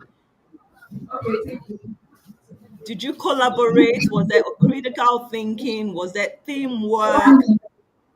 Yeah, we had was fun and Who is going to lead that conversation and share with me? okay, my name is Okay, Tech Queen, can you mention you didn't introduce yourself? I said my name is Okay. so we had lots of fun because we worked as a team and I made new friends during this project and I hope I will experience this.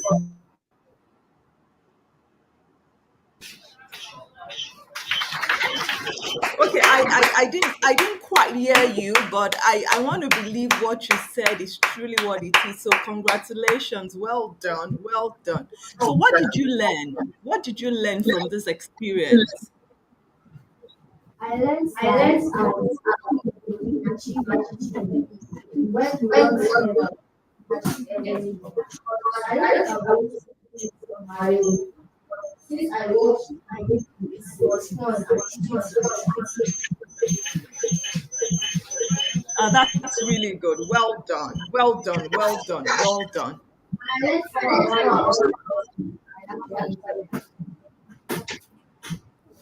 Okay, I need somebody to fix the technical glitches. I'm struggling to hear our tech queen. Please, can you help us, CC Ob?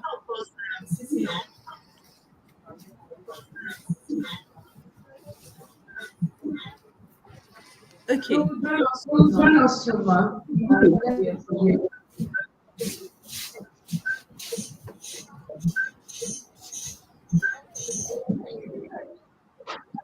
Can you hear us now?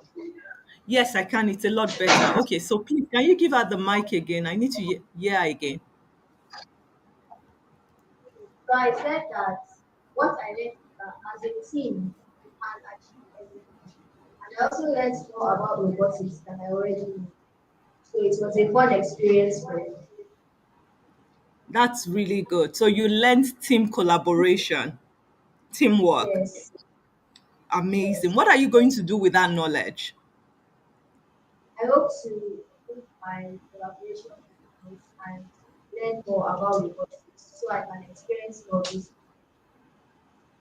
Amazing, amazing, amazing. And we have even more surprises for you girls, right? We have a book for you that you can reflect on your journey so that it's not just about knowledge. You've been equipped with a lot of information beyond STEM and robotics. We had, great speakers speak to you about emotional intelligence, leadership. These are all to make you really well grounded women and successful girls. So I want you to put the knowledge of robotics as well as the knowledge that you've gleaned from all our amazing speakers, reflect on them and put them to use. We are going to be rooting for you. We're going to be looking out for you. We are super proud of you. So well done, girls. I want somebody else to speak about their experience from another group. That hand raised, that hand raised. Hold on. Okay. So I learned about You leadership. didn't tell me your name. Who am I speaking to? What's your name? My name is Mohammed Aisha from Mohammed InnovatHER. Aish. Okay. So I learned about leadership and emotional intelligence. How I can use my passion and how I can use my ability to make changes in my environment, like the way Oluwatoyin said. So I also learned about robotics and AI, and I also learned about teamwork and collaboration and so on and so forth. Thank you. Well done, well done. You learned a whole lot. Leadership, emotional intelligence. That's what makes you really successful at anything. So, do you want to celebrate the speaker that spoke to you about leadership and emotional intelligence? And then you now have to celebrate Mr. Michael of Temex. Let them know that you are so grateful. Oh, yeah, go to them and say thank you. Director Tony Onoba Banjo. Where is she? Okay. Okay, let's get somebody from the third group. Mr. Michael, I see you. You're doing miracles there. Well done. Thank you. That's Tech your. Queen, I didn't get your name. Do you want to introduce yourself again? My name is Abata Jessica. Okay, And Abata Jessica. Abata. I love that name. What does it mean? Well, I'm not that sure. I don't know. Okay. Abata, I really love it. Okay, tell me, what did you learn today? What are you I, taking away? I learned a lot actually. I learned some leadership skills. I learned to work together as a team. That you can't do everything by yourself. You can't achieve greatness all alone. You have to find people along and always be in a circle where you learn from others, not only from yourself. That's really good about it, that you can't do everything about yourself, right? You can't do everything by yourself. You need people. So collaboration is key. So what I want you to do is find 5 new friends from different school that you don't know, get their contact number if possible, or get their email address. That is also extended to the rest of the girls, and make sure you connect with them. So if you feel that you see any other girl, tech queen that you're vibing with, you like their energy, keep in touch with them. That's the way you build your own kind of community, right? So I wish you all the best. And I just want you to, the most important thing that I want you to do is you've learned a lot of things. I want you to remember to put everything that you have learned to use. Remember, you are the future. That's the path we're carving for you. You are really the future. And you're going to be successful at everything you do. So I wish you all the best. I love you all. Continue to enjoy yourself. All right. Thank you so much. Thank you so much. We need to go back to our seat. Can you celebrate Mr. Michael? Hold on. Okay, so we want to take group pictures. Want to take so group pictures, please. Quiet, please.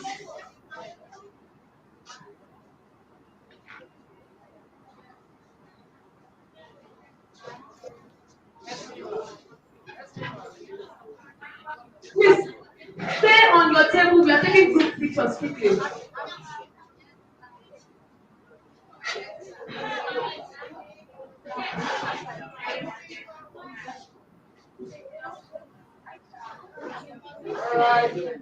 Right, smart.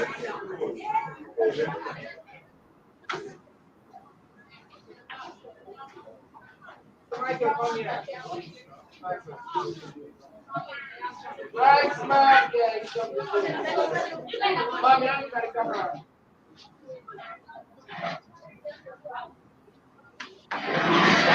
Now take your seat. Arrange. We need you to take your seat right now. Look for your bags and everything and arrange yourself.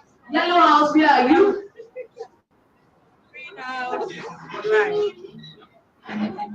Smile now. Smile now.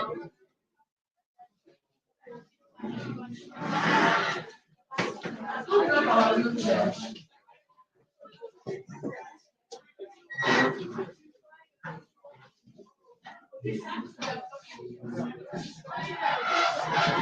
Please, we are talking.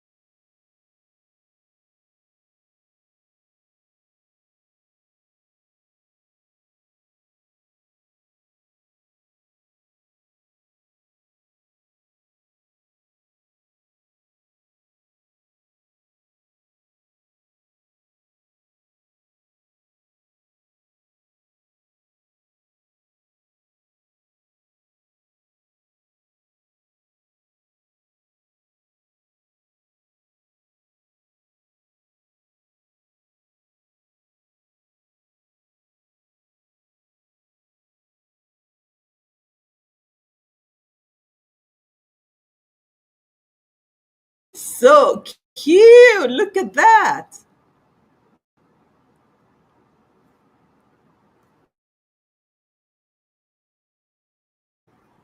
Miss Bukola, we can't hear you. Can you hear me now?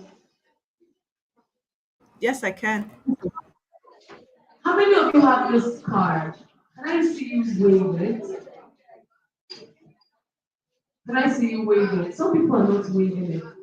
Does it mean that you do not have? All right. So good. So good. Don't worry, it will get to you. It will get to you. Now, if you do not have it, raise your hand. So it will get to you.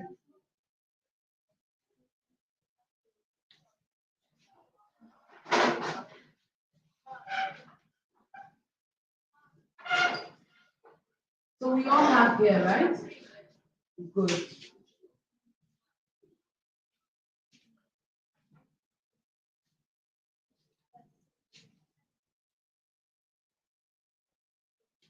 All right. Good. So we are taking our declaration. What did I say?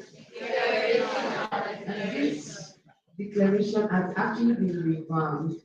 It has a lot of things for you to take away, for you to meditate with.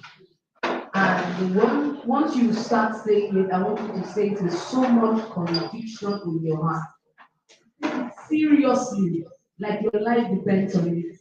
Right? Do you promise me you'll do that? Beautiful. So I want to invite Ms. Toyosi to take that part in the next 5 minutes. And you rise up and you take it along with her. Are you ready for that? Are you ready for that? So welcome Ms. Toyosi with a round of applause.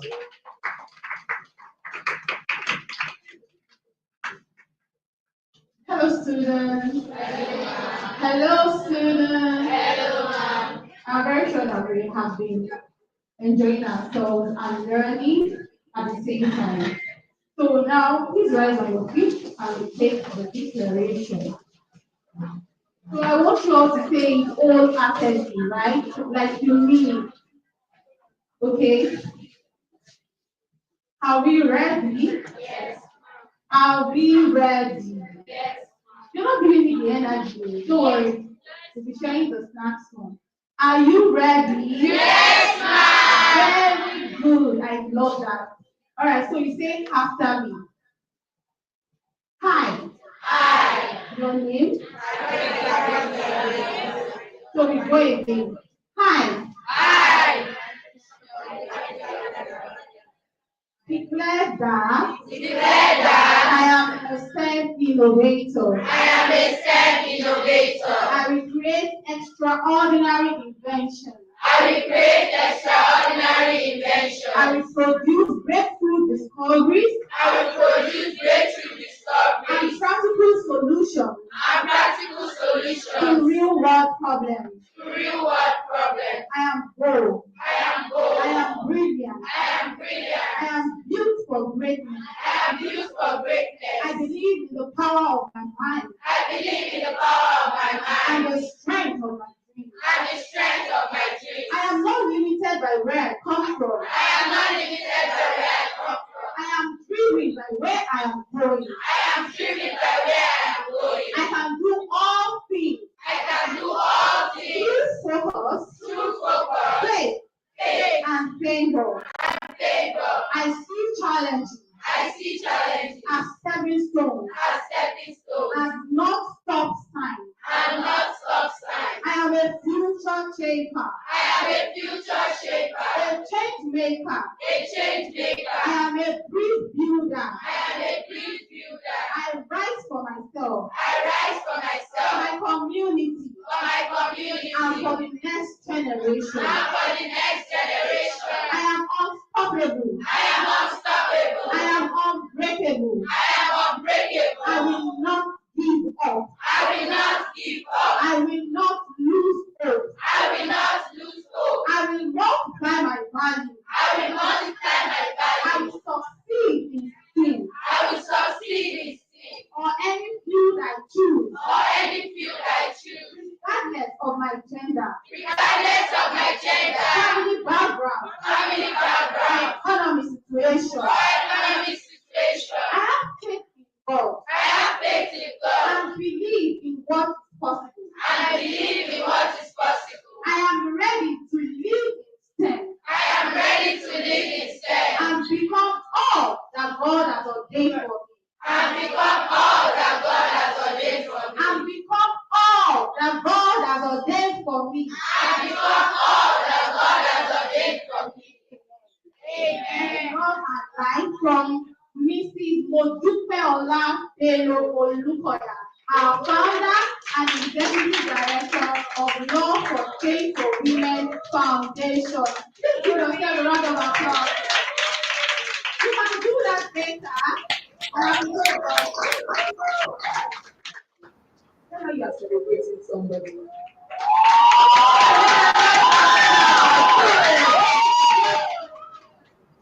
Please take this seat.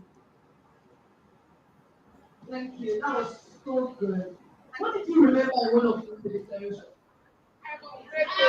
I am unbreakable, okay? I am unstoppable. I will not lose hope. I'm fighting. I am a bridge builder. I will multiply my value. I am not limited by where I come from. I see challenges as a stepping stone and not a stopping sign. I rise for myself. Is that how you are rising? See how you are rising. Say it again. Hey, that's so good. You? I'm amazing. Okay, you? I can do all things through favor and faith. One last person. I am bold. I like the way she said it. Do it again. Show them. Hey! And you? I am non-stoppable. Can you give yourself a round of applause? That is so brilliant. That is so, and I love the way you're saying, oh. And you know what? Alright. My God. I'm impressed. Right about now, we have someone who is so dear to Love for Change Women Foundation. So dear, right? And she's not just someone out there, she's someone who's also interested in girls, ladies in STEM. I'm going to be reading about her right now, and I want you to celebrate her with so much energy, so much enthusiasm, so much excitement. I have the singular honor to introduce to you Mrs. Foluke Oyeleye. And I'm going to be reading our bio, so take the time to listen. Foluke Oyeleye is a highly experienced business leader with over 25 years in corporate finance, governance, and strategy across various sectors. Her career began at FCMB Capital Markets, where she managed some of the first successful privatization transactions in Nigeria. She co-founded Econet Wireless, helped secure a $285 million license, and played a key role in contributions to the telecommunication industry in Nigeria. Foluke holds a BA degree, Bachelor of Arts actually, degree from the University of Durham and Harvard Business School, and serves on multiple boards, including Nigeria Exchange Limited. Beyond her corporate achievements, she is a dedicated author, known for her I Am a Nigerian in Kano series, which celebrates notable Nigerians in STEM and diverse industries through Kano series. Through Stanley's series, she shares creative stories to inspire children and executive adult. With a warm ovation, standing ovation, welcome to the You're welcome.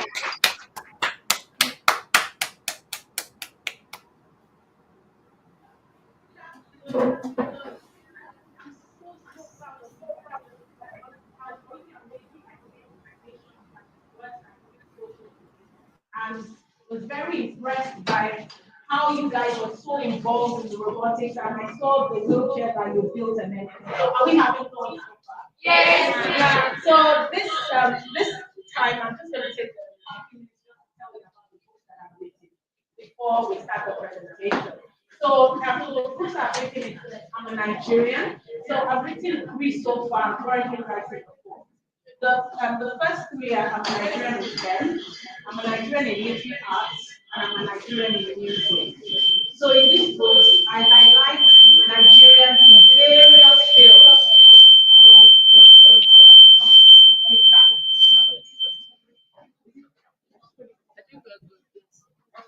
so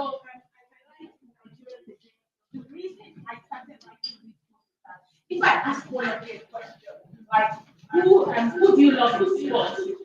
Can you tell me somebody that you love the sport? Huh? Anybody in sport? Yes? Osimhen. Oh, you said the Nigerian. Most of the time when I go to school and I ask who do you love in sport, the first person to go is Ronaldo. You know? I know you because we saw Nigerian, you said Osimhen, but like that's good. I guess we are thinking about Nigerians. I started writing this book because a lot of people don't know Nigerians that have done great things in different fields.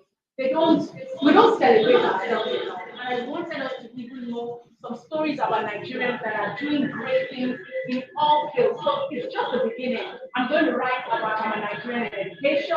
I'm going to write about I'm a Nigerian in entrepreneurship. And anything that you guys can tell me I should write about. What other fields do you think would be interesting to research about? Who wants to say?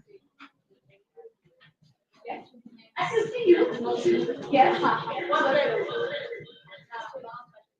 Yes, I'm currently compiling a list of that one as well because I'm going to write about Nigerians in fashion. So these are things that we need to celebrate. We need to celebrate ourselves. We've done great things in Nigeria, and people need to know what we've done. So today I'm going to speak to you about breaking barriers and the power of women in STEAM.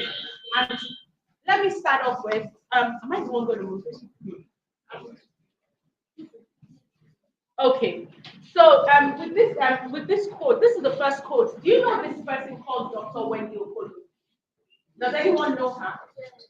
You do? Please tell me about her. What do you hear about her? Like she's a woman. The woman is there. And like she knows it's stuff like that. Okay, so I wrote about Dr. Wendy Okolo in this book, and this is a quote about her. She talked about that she wrote. It talks about there are giants all around us. It's up to us to find them and stand on their shoulders. It is also up to us to be the giants on whom others can stand. That's how we go far. That's how we see further, even beyond the stars. So these books that I'm writing is about giants, and it's saying that we should stand on the shoulders of giants so that we can go far. Because you guys too are going to be giants. Dr. Wendy Okolo, I'll tell you about her in a few minutes. She's one of, and you're right, she's one of the great women in STEM, and I'll tell you what she does. So there are 2 women that I'm going to highlight from the book that I wrote about. Dr. Wendy Okolo is an aerospace engineer in NASA. She's a Nigerian. She went to school in Nigeria before she then went to school in the US. So, you know, I know you guys are talking about it's possible to do great things from Nigeria. She was a Nigerian that went to school here, and she's working in NASA. She's one of the top engineers in NASA. Who knows what NASA is?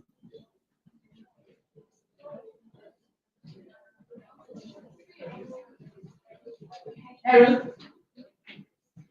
Yeah. What does NASA do? Huh? Space. So it's aeronautics engineering and space. So it's a space program in America. So she works there. She does research on making sure of how people can land in space safely. And she's one of the first Black women to work in NASA, and she's one of the few women that work in NASA. The second person I'm going to highlight is a lady called Kofourala Abeni Pratt. Who has heard of her? You see, that's why we're celebrating. That's why we need to tell our story so that you can know who she is. Has anybody heard of her? She was a Lagos State Commissioner for Health, but most importantly, she was the first Black nurse on the National Health Services in the UK. She was the first Black and Nigerian chief of nursing staff in Nigeria. Because after she worked in the United Kingdom, she came back to Nigeria. She won a Florence Nightingale Medal. This woman is very celebrated. So that's why I'm writing this story, so that you people can know that Nigerians have done great things, and you can understand that you also can do great things. So, and I'm also going to highlight about the values that I believe these two women embody. We'll go deeper into it later. So, I think I love this quote that I saw over there that says, science is not a boy's game, it is not just a girl's game, it's for everyone. What I basically wrote here is that everybody is unique. All of us girls here are unique. But also, we should realize that not only do we bring value to STEM, but we bring value to our world. So it's like the future of Nigeria depends on our creativity. Every one of you, I've seen you do some of these things. I saw it from where I was standing, and I know that you have great ideas. So there's something in every one of us. So your ideas, your creativity, everything, you can bring that all to the table, and you can solve the biggest challenges we have, not only in Nigeria, but in the world. So these are the two ladies, and let me just tell you a bit about them briefly. So as I said to you before, Dr. Wendy Okolo, she started off in Nigeria. When she was in primary school, when her teacher asked her what she wanted to be, and she said, I wanted to be an engineer, and the teacher was like, no, only boys are engineers. And so when she went home to her mom, and her mom told her that, no, you too can be an engineer. Just because you're a girl doesn't mean you can't be an engineer. So her mom and her sisters encouraged her. So when she went to the US, she went to the US and studied aerospace engineering. And she was the first Black woman in the University of Texas to graduate with a PhD. So at the age of 26, she graduated with a PhD. So you can't say that, oh, there's nothing that is impossible for you to do. You guys have a very good head start in working on all this on the STEM virtual bootcamp with all the things that you are learning now. Just like you, when he started off in Nigeria before she went to the US. And you know, many things. One of the quotes that I love from her is that she said this, and I think a lot of people that have spoken to you would have said it a lot. That you should never doubt that you belong in STEM. You belong in STEM. You can do STEM. There are many fields that a lot of fields with a lot of men, but we girls too belong in STEM. And Wendy is someone that really, really advocates for girls. She set up a program where she speaks to women as to how they can get into aerospace engineering. And she also wrote a book called Learn to Fly. In this book, she talks about a lot of the values and a lot of practical examples of how you can become a robotic engineer. She explains that. She also, you know, many times we just think it's just knowledge that can get us where to go to. A lot of the things I'm going to speak about are things that Wendy spoke about. She spoke about respect. She spoke about writing back and following up and having empathy, being kind. So we'll talk about that later. Now, the second person is Ofuorala Abeni Pratt. So, what was her profession? I want to see if you're paying attention. Yes, she's a nurse. So she was, as I said to you, I told you, she was the first Black nurse on the NHS. And the way she too had to overcome barriers. When she was in Nigeria, she said she wanted to be a nurse, and her dad said, no, you can't be a nurse. That study education. So she studied education. But when she got married and she moved to England with her husband, she had a 2-year-old child. At that time, nurses on the NHS could not, if you are married, you could not be a nurse. So her husband had to advocate for her and beg for her to join the program. She joined the program and she kept on coming first in all her classes until she became the first Black person to work on the National Health Service, which was a huge achievement at that time. When she came back to Nigeria, at that time when she came back, it was under the colonial days. So a lot of the doctors were white doctors. So, and a lot of the nurses were white nurses as well. When she was in England, she faced a lot of racism. A lot of the patients did not want her to treat them. There was even one man that shouted and told her to go away, but she kept on going and she kept on showing her competence. And then, so when she returned back to Nigeria, guess what? She faced racism as well because there were white people there. So a lot of them, the white nurses didn't want her to sleep in their quarters with her. But when he did not back down, so when the Kopora did not back down, she continued till she became a matron. She became the first Nigerian chief, first black Nigerian chief of nursing staff. And she continued to become a Lagos State Commissioner for Health. She set up the nursing school in the University of Ibadan. She set up the nursing school in OAU University. She just kept on going until she won the Florence Nightingale medal. Who knows who knows who Florence Nightingale is? You don't know. I think you guys should research who Florence Nightingale is. She was a nurse. So she was a white nurse in England who was treating a lot of the soldiers during the World War. And because of that, she was very recognized. So sometimes when people give you when they say you are like Florence Nightingale, it means that you like taking care of people. A lot of people use that expression. So one of the assignments I want you to do is to find out who Florence Nightingale was, and we can see how she took care of people, which is one of the values that I'm going to speak about being kind, being empathetic. So these are the values I'm going to highlight. The number one is respect. Now, when you think about respect, what do you think about? Who can tell me what you think about when you think about respect? Anyone? Yes. What do you think about respect?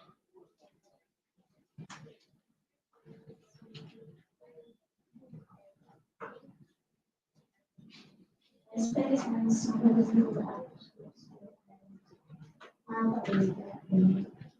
Excellent. Do you have to be older than the person or to respect the person? I just have to respect it. Yes. That's exactly what I wanted to draw out. That you do not necessarily have to be like the person doesn't necessarily have to feel that you to respect. We have to respect ourselves. Everybody here, I'm sure you've been respectful when you've been working with each other. Showing respect, showing regard for each other, which is the right word. Please clap for her. Please. And from that to respect, we have to be able to say thank you. We have to be able to say please. Many people don't say that. And one of the things that I want you to go away with is being proper in your communication. When Dee in her book, she wrote about how every time you meet someone, like now when you leave this place, I want you all to write a thank you. I've seen some of the notes downstairs, but again, still write a thank you note to some of your facilitators, to Mrs. Olukoya. That's how you respect, that's how people remember you. Be courteous, even to some of the people that you've met, even though some of the people you've met that you've not known each other before. Write thank you. Tell them how they made you feel. Tell them how important it was to meet them. That is how you respect people. So you have Dr. Okolo, she talks about that a lot in her book. Nurse Pratt, I mentioned to you that she was discriminated against, but she still respected herself. She still worked hard to demand her place in society. When you respect yourself, when you respect others, then you are able to take your place, your rightful place in society. The next one I wanted to talk about is integrity. How do I put it? Excuse me. The next slide. Integrity. So, who wants to define integrity for me? Yes.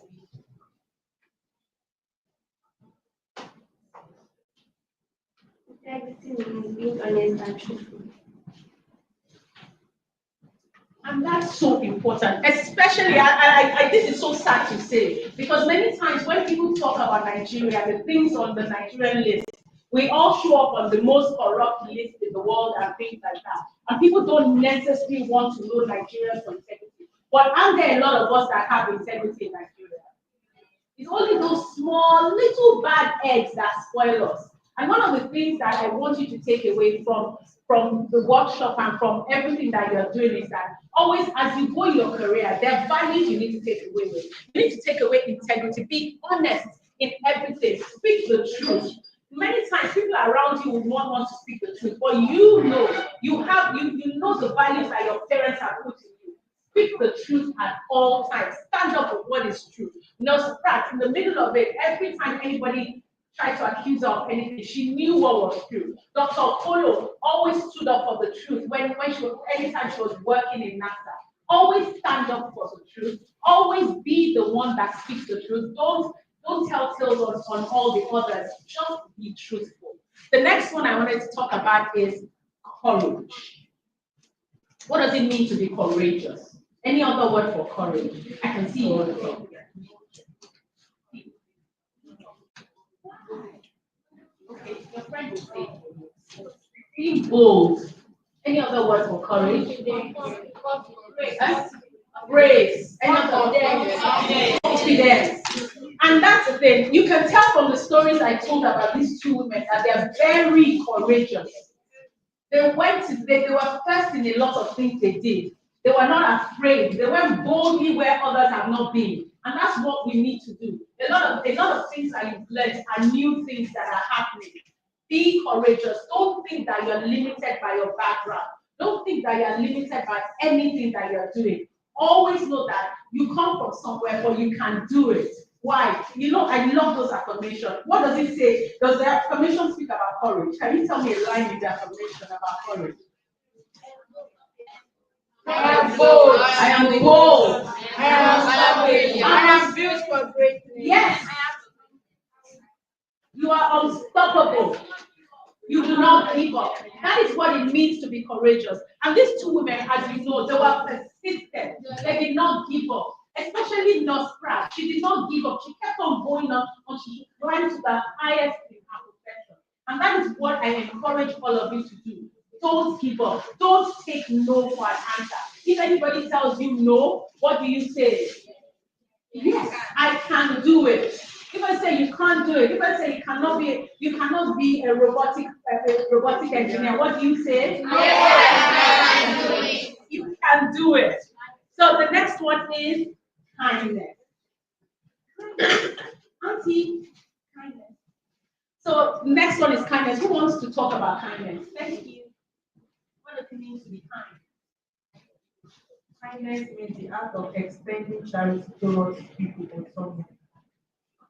And I find that these days a lot of people are not kind. We're not kind to ourselves.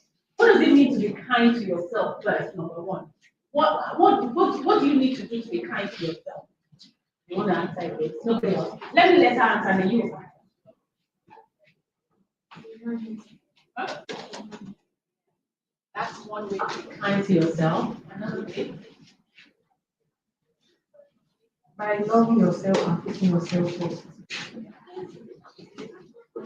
I can please. Celebrate yourself when you have an achievement. Yes. I shine passion in your vision.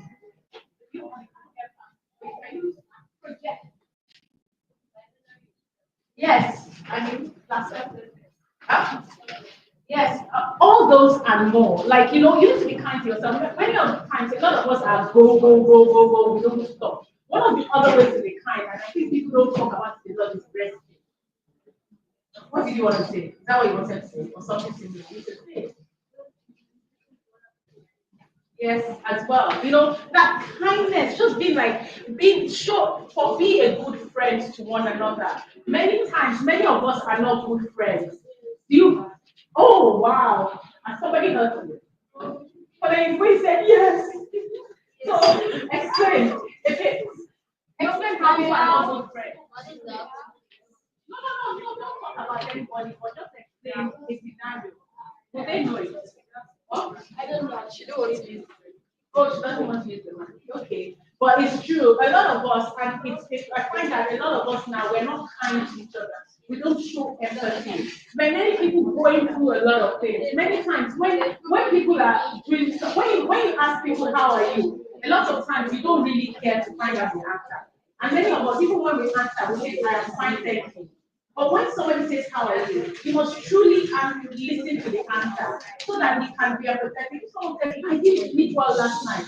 You speak to them and say, how can I help just saying how are you just for the sake of saying how are you. These days we just don't want we're trying to. I know a lot of us want to stand up and be giants, but we must also help our other person up. This is what it takes to be kind. Dr. Okolo set up a program to help other young women to get into aeronautic engineering. And then Nurse Pratt also set up nursing schools, and she set up a lot of. She also started the nursing journal. That way, she was giving back to society. Being kind doesn't only mean working for yourself, also giving back to society. Does anybody here give back to society? Yeah, how do you give back to society? Yes.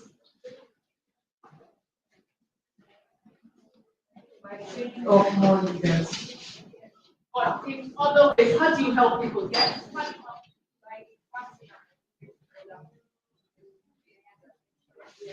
Any other way in how you help others in society? Yes. These are all big things, but they're little things and there are other ways you can help in society as well. Like helping your neighbors. If you see your neighbor carrying their shopping, and you can help them carry their shopping. If somebody needs, if you are sweeping the front of your own house and you see that your neighbor's own is dirty, you won't just sweep the dirt to their side. You will help them as well. That's how to be kind and empathetic to others. If you see someone, a pregnant woman walking and she needs help them. There are many ways we can be kind to our neighbors. That's so lacking in these days. So apart from all the things you guys said, they're magnificent. But there's a way we can help our next door neighbor. Also being kind to your siblings. Because many of us are not kind to our siblings. I know our siblings can be annoying, very, but we have to be, yes, but we have to be kind to them as well. Because charity begins at home. Thank you. So what is the next step? Now, what I'm saying here is that you do not need to be perfect. All you need to be is to be consistent. You need to be persistent. Like I said to you, all those values. You must stay curious. Find mentors. And as some of you said, be a mentor yourself. That is another way of giving back. Another thing is just embrace all these things I said to you. I wrote it in a way that the way I remember things is I write it accurately. Who remembers what all the things I wrote spells? You know what it spells? Clap for her. It spells brilliant. So the world needs your brilliance. The world needs your kindness.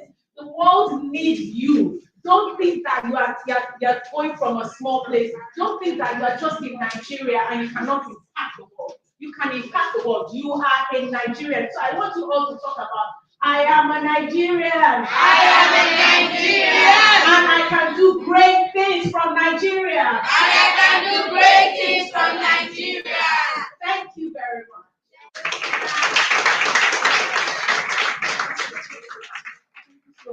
Is that how you are celebrating, ma?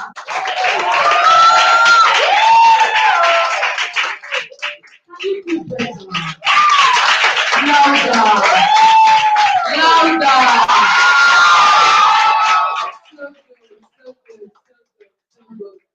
I'm going to be picking one or two of you. What are your takeaways from this session? Who is willing to start? You know she taught us courage. That's so good. She raised her hand first. Thank you.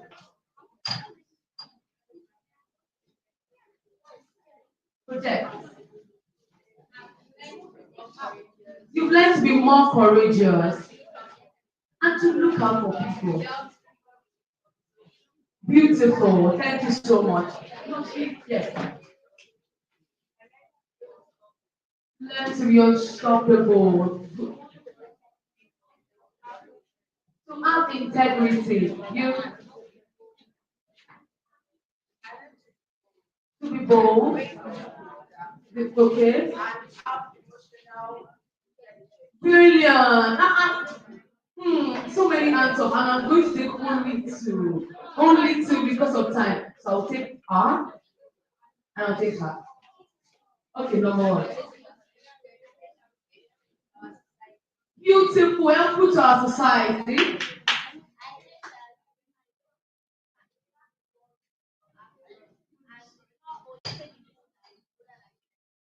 Amazing. Give every single person a round of applause.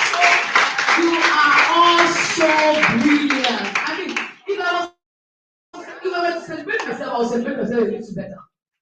If I were to celebrate myself, I would celebrate myself a little better.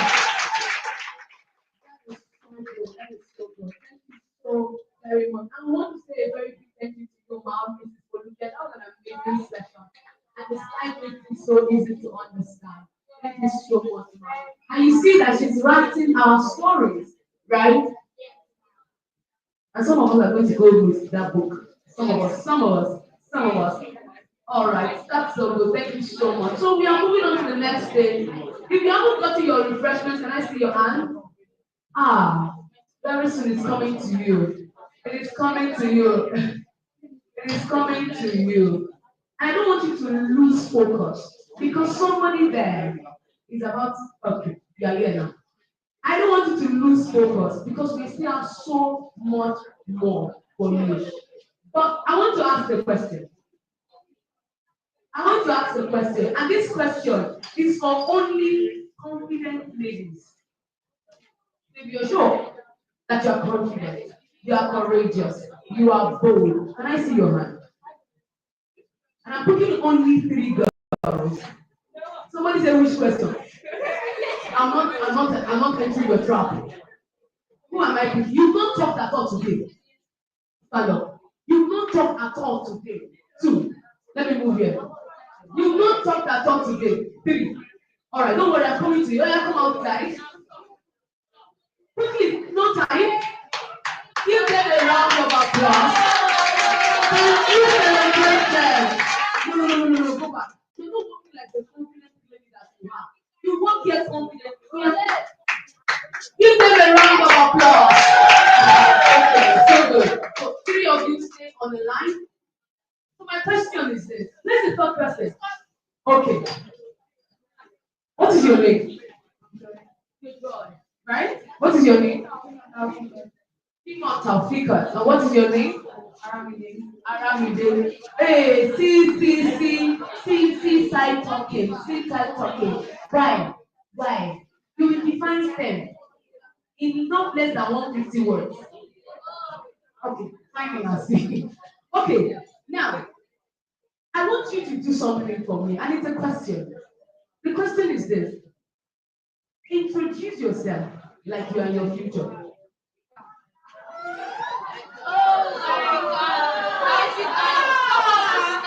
You like it, Abby? You like it, Abby? I have a story behind that and I'm going to tell you. So introduce yourself like you are in your future. You saw the way Miss Oluwatoyin came in stepping, like giving them to us back to back. You saw the way Mrs. Oluka was, confident. Now let me see how you will be in future. Oh my God, are you ready for what we're about to see? Yeah. All right. I am Bola Iraria. I'm a courageous girl, a beautiful girl, a bold girl, a lovely girl, a girl who has the integrity, honesty. She has self-principle. She has selflessness. She has high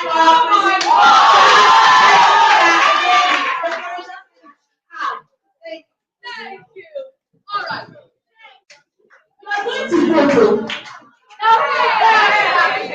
are going to photo because somebody here is going on with the gift. All right. Thank you. Introduce yourself like you are in your future. I'm Joy. You never love me, sir. Hey! Oh my God! Oh my God! I'm a confident person. Public speaker. Somebody that has.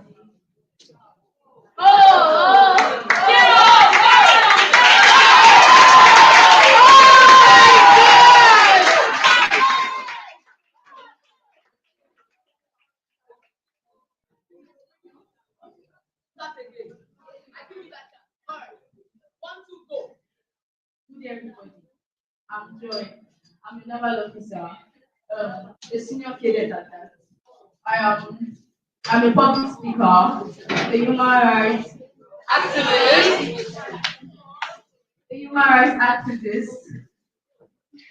a number of girl child.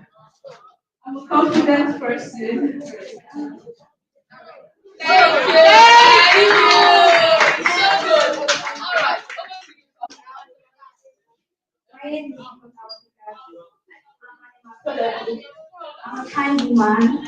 I'm a gentleman. I'm a feminist. That's the way I am.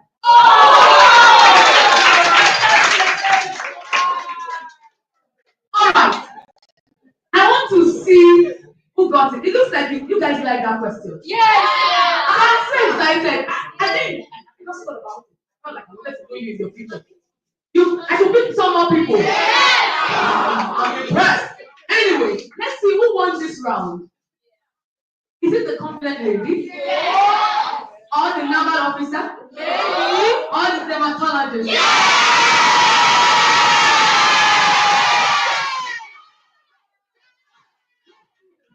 Let's do this. Let's do this. Calm down. You know we are honest. We have integrity. And we are kind. Great. If it is around midday, can I see your hand? Quiet. Miss Toyosi, can you count for us? Quickly.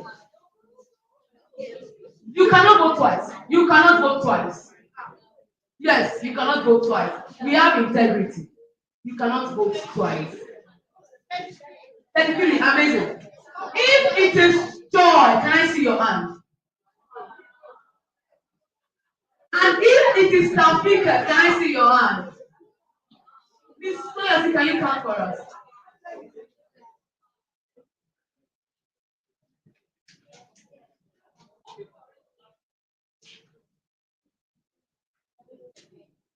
And the winner of this round is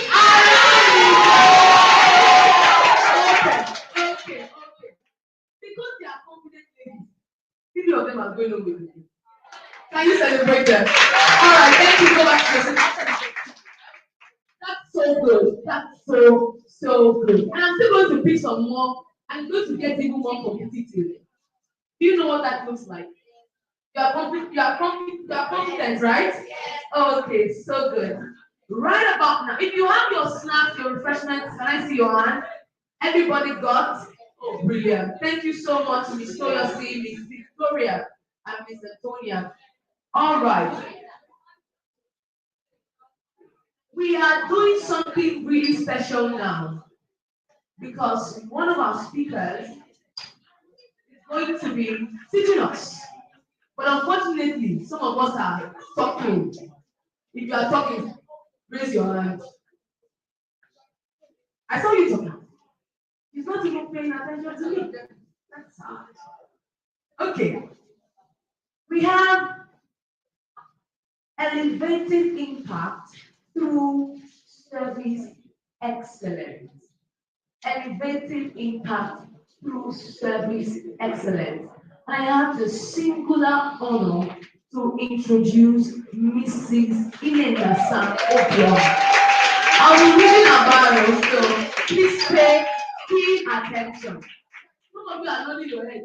I saw her last time. Some of you are nodding your head. I can see that. All right.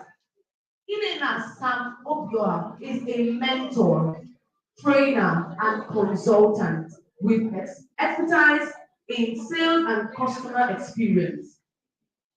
As a professional, she has a wealth of experience that spans over 16 years across various industries, financial services, telecommunication, and supply chain.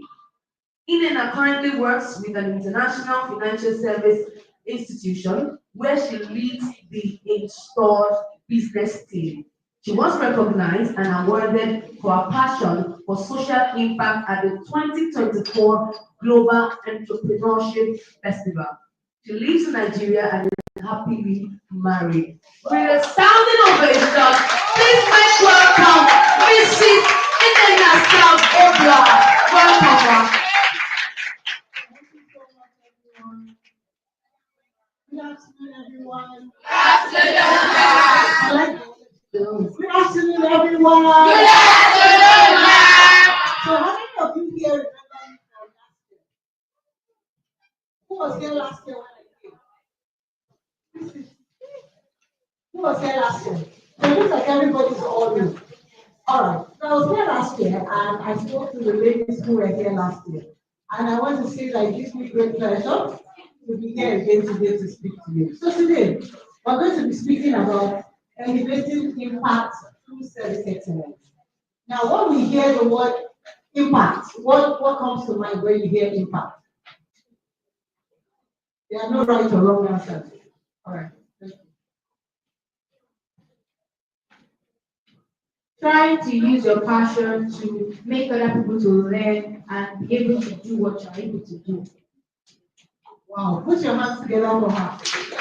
Now, hearing her speak, I'm wondering if I'm even equipped to teach people like this. You guys are so intelligent. Who else has something to say about impact? What is impact?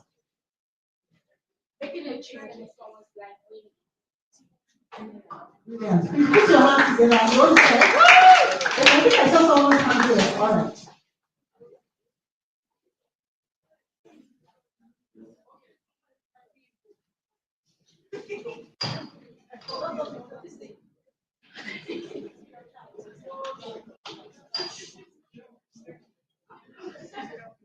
Impact is just the ability of trying to learn, unlearn, and relearn. Thank you.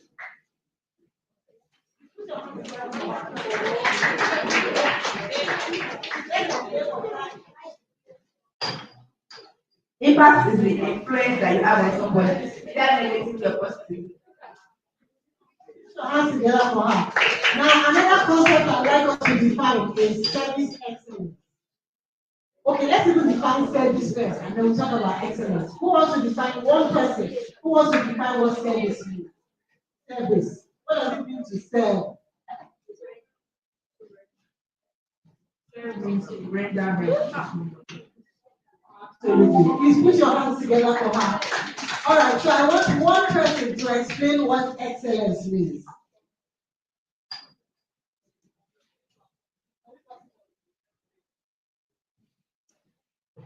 To be excellent is to do something in such a way that it sends a ripple effect to those around you, showing them how magnificent you are in that thing that you do.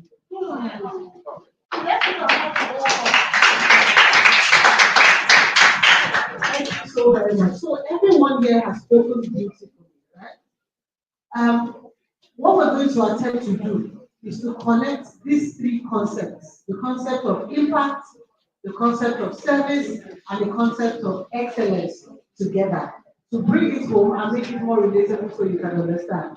You know, oftentimes when people hear service excellence, they think about it from the lenses of a business.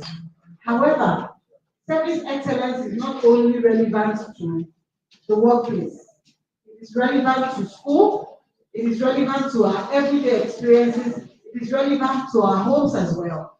The concept of impact is not only relevant to you doing big things like owning a foundation or building something innovative. No, it's relevant to how you interact with the people that you see or relate to on a day-to-day basis.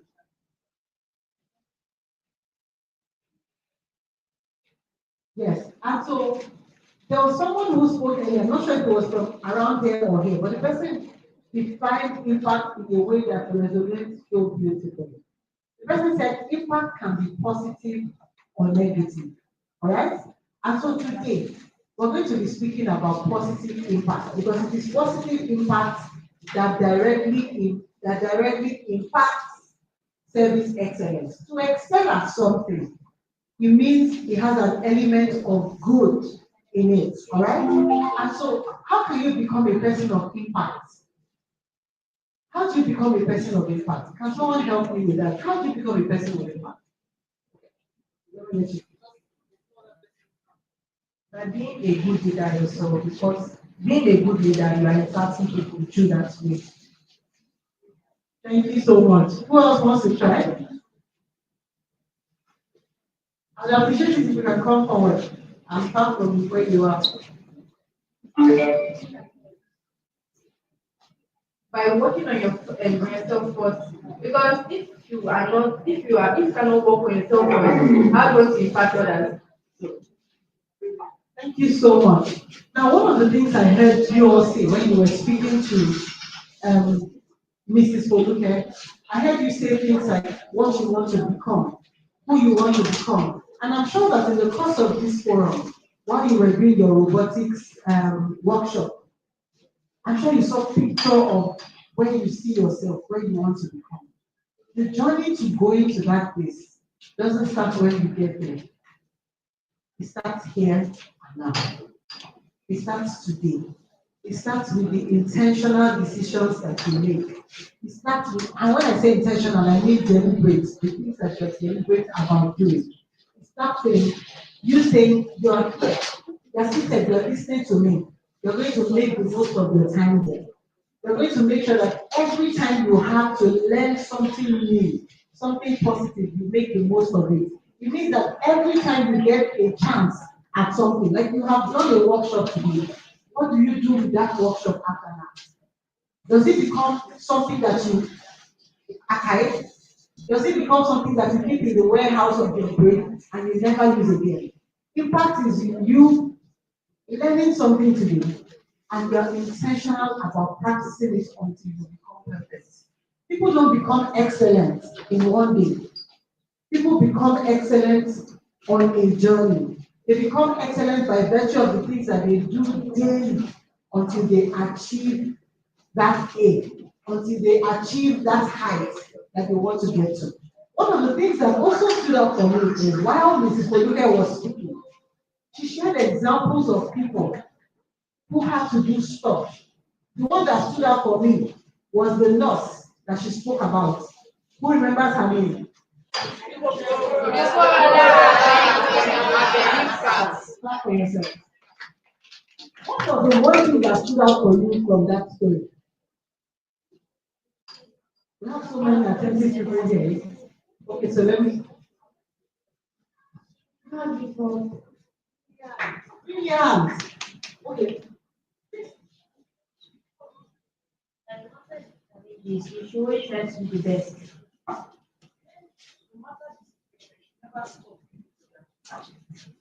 Absolutely. Now, thank you so much, everyone. For you to excel at something, right? Resilience is a key factor in ensuring that you're excellent. You don't become excellent by trying once and giving up at that point. No. You become excellent through consistency. All right? And so there are many of us here. You've written an exam once. You failed at that exam. And because you failed at the exam, the assumption is I'm not great at maths.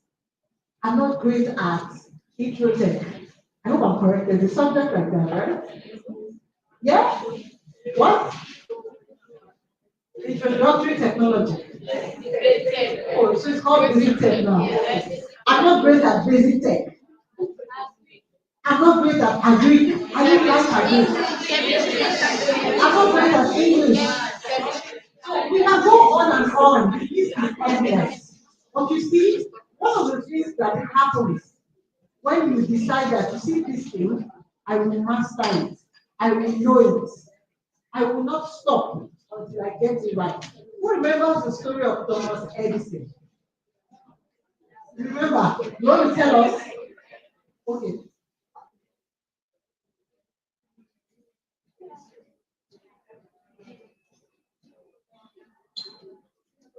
So Thomas Edison is the founder of light bulb.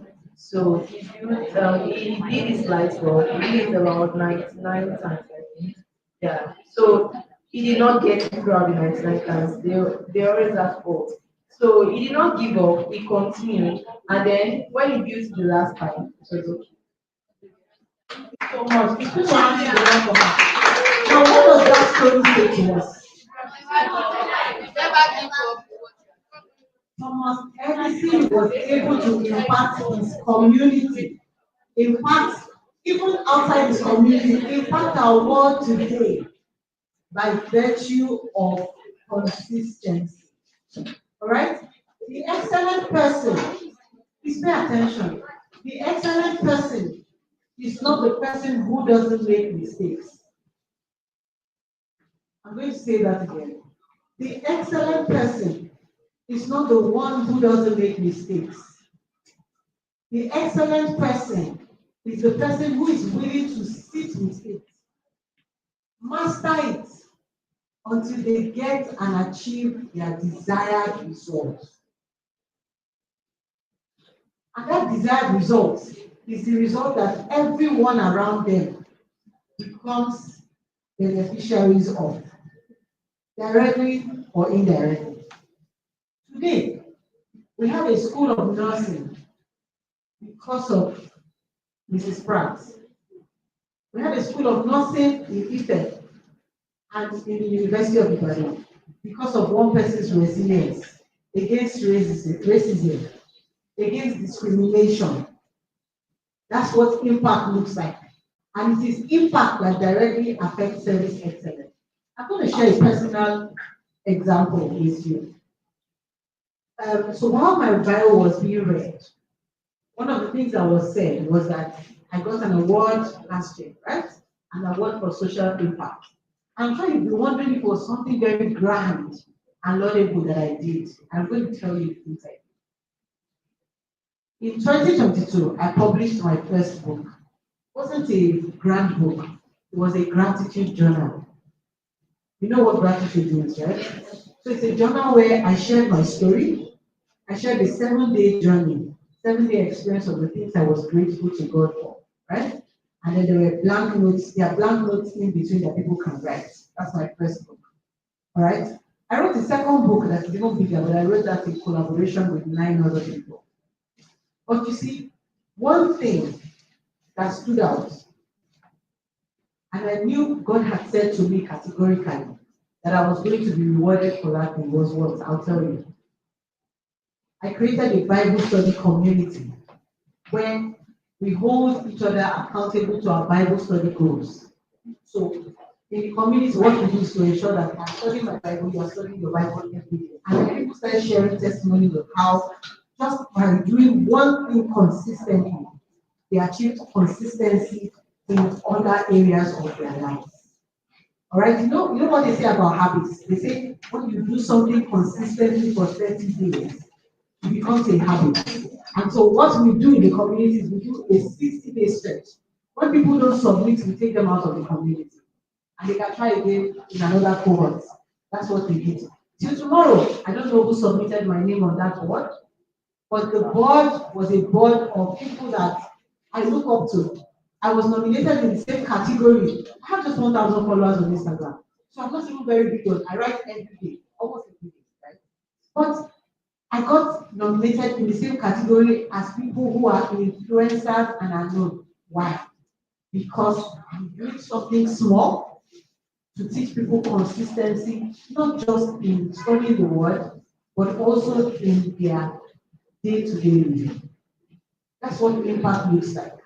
The mistake many of us make is to think that you achieve excellence by doing impact in the ways that your friends do impact. Mrs. Moduka did not become a person of impact who created love for change in one day. She did not start this boot camp the day she started this. It took ideation. It took study. She's still studying, right? It took engaging people who have done it before. It took asking for help for her to achieve it. When I came here last year, we didn't have this much people here. But today, we have even more people. And that's one thing about consistency, right? When you're consistent with a thing, right? When it impacts one person, somebody said ripple effects, when the person was defining impact. When you start something, right? One person benefits from it. That person tells another person. The other person tells another person. Now, what is happening is those people who are spreading the message, they're not just spreading the message just on word of mouth basis. They are spreading it because of the benefits it brought to them. That's the impact. And they too, they begin to teach other people. That's how a movement begins. That's what excellence looks like. That's what service excellence. And so what are the things that can make you an excellent person? We talked about resilience. We talked about listening. One of the things I noted here about you all is that you pay attention. All right, so listening is very critical because when you listen, you can know what the needs in your environment is. And when you understand the needs in your environment, you can potentially create things that will benefit people and make you a person of impact. Thank you very much. Oh my God, I thought we had energy. All right, so good. Can you celebrate that once again? So somehow, you might think that this workshop is only for you, but that's a lie. It's actually for every single person who pays attention. So she was sharing a particular story, and it sort of resonated with me. Do you know why? I want to just say it. You won't see me outside and say that I said it too. Do you understand? But let me come back. There's been something in my heart to do, right? And I feel like I'm not qualified. I need to be putting 12 hours to be able to do this kind of thing and all of that. And she just mentioned something around that, right? And how it has helped several other people. But whether I were not in the same, we might not have the same audience, but it means that that story ignited something within me, right? That I also should do what? Take action to ensure that I make impact. Do you understand that? So what are the things you are taking away from what she just told us? I think just two persons. You are very bold and confident. And I like this spirit. Can you give her a round of applause? Let me hear you. Something that really touched you. Wow. Okay.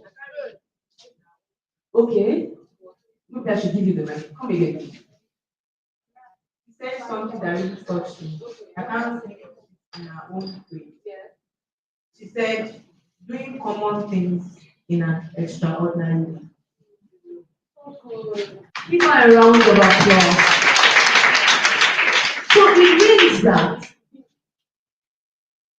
you can actually be working with this biro or pen and you do it in a way that everybody would normally not do it. Do you get that? That shows you to be an excellent person, paying attention to details.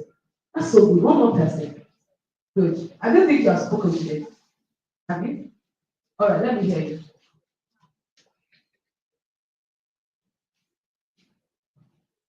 Talked about the excellent one is not the one that doesn't make mistakes. Just like Thomas Edison, he made mistakes before he had got the right result. Hey, don't be afraid of making mistakes. We only fail forward. Can you give yourselves a round of applause? Can you give yourselves a round of applause once again? Hey, good. All right. Thank you so much, ma'am. Please, ma'am, you cannot leave us until we have some people who want to take pictures with you. So, ma'am, please, you can't leave us now. All right. There is this person I want to introduce, a woman of substance. In fact, when myself and Mrs. Mo were talking about her, she said, God, do you believe you're in good company? God has blessed us with quality people. And that's no other person than Dr. Bola Joko Bayo Ajayi. Now, I want you to do more in celebrating her because recently, I'm going to tell you what it is about. But hold on, let me read our bio to you. Are you see energy? They were already excited. Okay. Dr. Bola Joko Bayo Ajayi is a seasoned marketing and management professional with 26 years of experience, having held senior roles in top multinationals like Diageo and Coca-Cola. She currently serves as the marketing director at Skygen Pharmaceutical Limited. Her expertise spans brand development, strategy, and team leadership within the FMCG sector across Africa. Known for driving innovation, leading multicultural teams, and facilitating impactful training workshops, Dr. Bolanjoko is a certified personal performance coach from the Coaching Academy UK and integrates coaching with a marketing work to enhance results. And I dare say, or I must say that recently, Dr. Bolanjoko Bayo Ajani was elected the president of NIMC. And NIMM, can you give her a round of applause as we welcome Dr. Bolanjoko Bayo Ajani. We are so pleased to have you, ma'am. Welcome.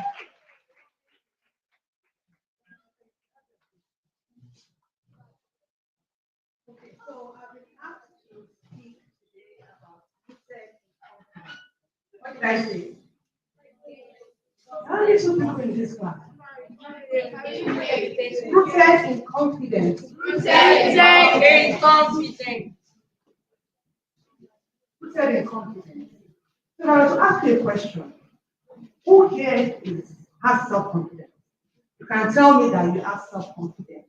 And I'm going to ask you to demonstrate it. So it's not just about saying it. Who has self-confidence? Okay. Tell me why. I think so. I have self-confidence because one, I know the way God created me.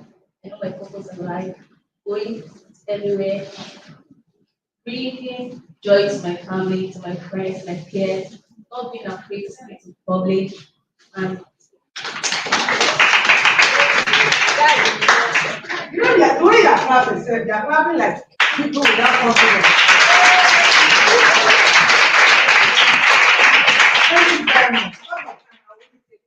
But you heard what she said. Did you hear her say that she's perfect? No. She didn't say that. She said she has self-confidence. And she told us why she feels she has self-confidence. Let me give you a little bit of statistics before we move on. So research has shown that from the age of 9, girls like you start losing self-confidence. Whereas, doesn't mean that boys also don't have self-confidence. You understand? Or low self-confidence. But it means that girls are 3 times more prone to having low self-confidence. Why? Who can tell me? Why do you think so? I mean, you've been 9-year-old before. You understand? So you probably have an idea from an experience point of view.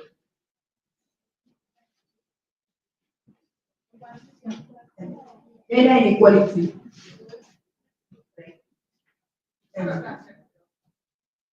When you want to do something and people are saying like you're a girl, you're a girl, you're a girl, you cannot do this, then their self-esteem comes low.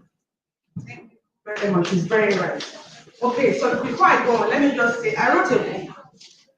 Yeah, called Comfortable in Your Own Shoes, which speaks about self-confidence. So for everyone that answered the question to that, going to give them confidence. Okay, so you have one. And the other person. So let's go on. So you heard that research shows that girls from the age of 9 start losing their confidence because of different issues. Let me give you a personal experience. When I was young, I entered secondary school at the age of 10. Before that time, I could stand in front of anybody and ask. If I did not speak to me, I would go and find reasons to talk to you. But guess what? The moment I entered secondary school, I couldn't stand in front of anybody to speak. In fact, in class, when they ask questions, even if I know the answer to that question, what will I do? I will just tell the person beside me, try the answer. But I always didn't feel confident to speak up. Why? Because I just felt, what if it's not right? People will laugh at me. People will make fun of me. And that went on for a number of years. You understand? And I mean, she told us one of the reasons why girls sometimes suffer more self-confidence issues than boys is because you've been told that you're different from the boy child. When things happen, they say, no, boys can do this, girls cannot do this. Boys are stronger, girls are weaker. And so a lot of these things that you've heard, you start imbibing them in your thoughts. And when it's time to actually show up for yourself, what happens? What happens? You just tell yourself at times, maybe the boy is better. Even when the boy does not have as much capability or, you know, depth as you, but because you've been told over time that boys do this better, boys are, in fact, some families, when a boy child is born, they don't be passive. When it's a girl, you don't say it's just a girl now. But maybe when you are growing up, your parents have told you, only the girl's job is to cook and clean. And the boys, you just call them and say, food is ready, oh, and you're a woman. Is that what it should be? No. It shouldn't be like that. And so for such people, they grow up thinking they are limited. That what I can do as a girl is limited compared to what a boy can do. Another reason is puberty. Puberty. Who knows anything of puberty? Who knows? Okay, tell me, what's puberty? I don't want to, somebody is prompting somebody to speak. That's what we just spoke about. Puberty is a stage as a growing adult where you become mature, be able to take decisions, and take responsibility for your actions. Not quite, but let's clap for her. Puberty is a stage and sign which you feel because you will not get more smaller or you get more mature. Saying it the exact way I want to, but let me explain. Okay, I'm going to give one more person. Puberty is the stage between childhood and adulthood. Who said what happens at puberty? There's something that happens at puberty. What are the outward signs of puberty? You can tell me. Your body changes. That's the first thing. Body changes. You start having pimples. You start developing in different parts of your body. I remember when I was, now you are distracting us. Just to let you know, I'm also a teacher. So don't disturb my class or else you come and teach us.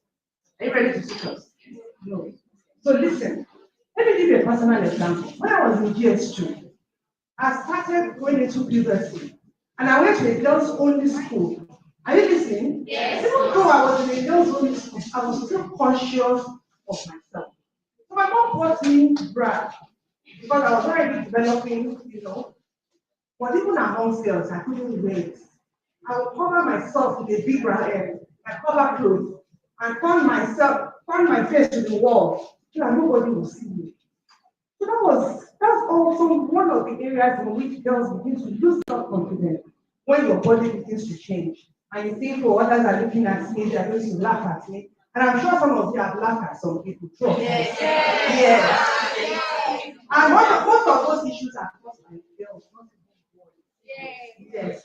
So please, from today, when you do that, remember that you are affecting somebody's self-worth. Self-care. So let's not do that again. Another thing that causes low self-confidence is when you tell yourself negative things. Who has ever told themselves negative things before? Negative things. You've been unkind to yourself. Who can tell me? You don't know why you can be unkind to yourself. When you tell yourself you can't do it, they tell you to do something, you believe, oh, I can't do it. Somebody is better than me. That's negative talk. Or they told me that it's only a boy that can read medicine. Just use that as an example. And because of that, you limit your ability. That's negative talk. And that is not good for yourself. And of course, when we talk about low self-confidence, how do you know that somebody has low self-confidence? You can tell me. You can tell me. Somebody is raising a hand and doing this halfway. What does that mean?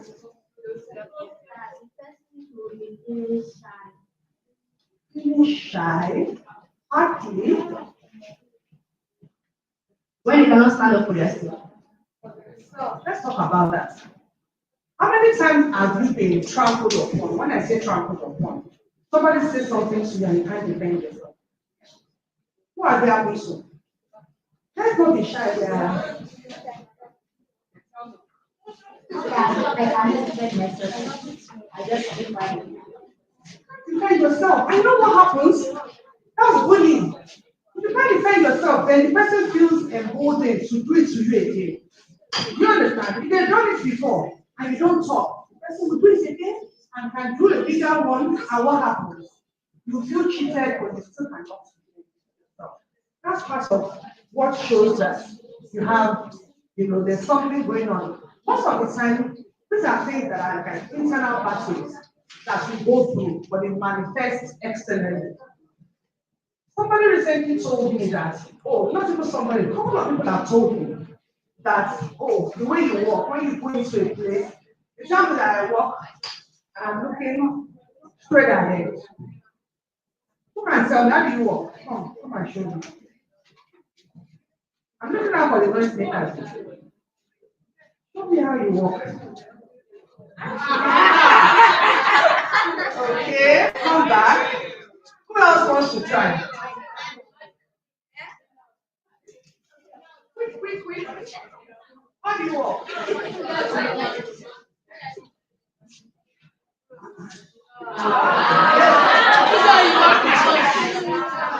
Now for her now, why are you doing now? Come. What am I trying to tell you? The way you do something shows how to. If I'm already coming into this place and you're walking like this, or you're going for something like that, you're like, what will people say? The first thing, look at people straight in the eye. Those are signs of low self-confidence. Okay? You also undervalue yourself. You undervalue yourself. You just think others are better. Oh, she has long hair. Oh, she's this, she's that. I remember when I was much younger, I couldn't wear sleeveless dresses. Why? I always felt my hands were fat. I always just felt there was something wrong. And then recently I saw a picture of myself when I finished university. And I saw that my hands were slim. But at that time I still felt there was something wrong. So whatever it is, what do we do? We accept ourselves for who we are. What did I say? Accept yourself. The first person that spoke said something. That God created her. She has a purpose. So you don't know that whatever it is, however God has created you, you are created for a reason.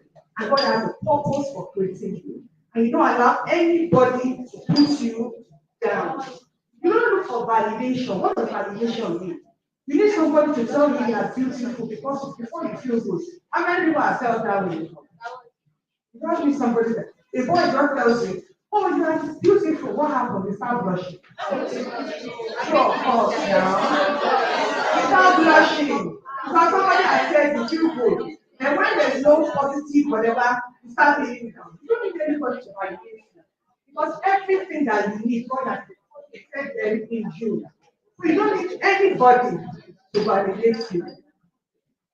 You don't need any self-confidence is not about arrogance. Hello. When you are self-confident, you're not arrogant. People say to me that arrogant. No. It just means that you are comfortable in your own way. You are comfortable in your space, in your shoes. You don't need anybody to tell you before you know that you have what it takes. Self-confidence doesn't mean that everything is perfect. It just means that you know yourself, you know your weaknesses, you are working to make yourself better, but in those areas that you have strength, you amplify your strength. What did I say? You amplify your strength, bring your strength out, and you don't allow anybody to bring you down. How many people have heard about self-love? What does self-love mean? Somebody has not spoken. Loving yourself the way you are. Yes, loving yourself, but not just loving yourself, showing yourself, taking care of yourself. Self-love, part of self-love is the way you think of yourself, is the way you take care of yourself, is the way you show up for yourself. You're not doing it for, it's good to have people say, oh, well done, but like you heard earlier, some of those things you do for your own self-fulfillment, and because you have a purpose that you are working towards, you let that be your compass, not because my friend has done it, I have to do it. If your friend goes another way, you will follow. What do they call some people? Follow. But you are not going to be follow. You are going to determine your own pathway. This is my path. Some path may be tiny. Nobody may have gone there before. You may be the first person, like we heard, that will chart a course. But make sure that you are doing what God has designed for you. And then lastly, how many people know about roses?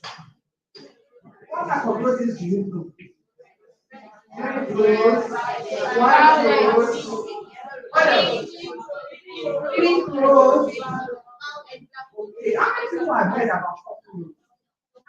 Purple rose, we have one. Let me tell you about the purple rose, and I'll close on that. The purple rose was a creation of man, meaning that you know the way horticulturists put things together and it comes up. It wasn't like naturally red or whatever. So that's how purple rose came to be. What does purple rose signify? It signifies enchantment. I'll break that down. What does enchantment mean? It means that the first time you set your eyes on it, you fall in love. Not the love like you're thinking. But you know what? You fall in love. That's the enchantment of the purple rose. You look at it and you fall in love. And when I found that concept of purple rose, I revived that. Because what does it mean? You're falling in love with yourself. You're in love with yourself. You're not self-absorbed, don't get me wrong. Don't spend 2 hours in front of the mirror and say that you love yourself. You understand? Because enchantment means that even if nobody says it, you are in love with yourself. And if you're in love with yourself, you will take care of yourself. If you're in love with yourself, it doesn't matter what any other person feels or thinks. What is important? You. That is the purple rose. And so when you think about yourself after today, look at that analogy of the purple rose and tell yourself that you're going to love yourself, that you're comfortable in your own shoes, in your own space, and you're not going to allow anybody to determine who you are because you have what? An identity. And that identity is what you should follow through, not trying to be somebody else, because that will only derail you or take you to another path. Okay? So after today, how are you going to see yourself? I need two people to answer. How would you see yourself? Just describe to me in a few words. Someone that has not spoken. After I'm I would like to see myself as royalty, like a queen.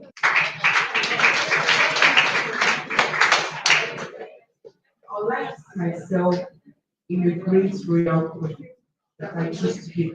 If you're a royalty and you're a queen, behave as such, don't allow anyone to step on you. Even in your physical disposition, you are walking with confidence because you are what? Royalty. And so always think of this that you are enough. You don't need anybody to validate you. You are enough. Everything you need, God has deposited it in you, and it's just for you to go out there and manifest. Thank you very much.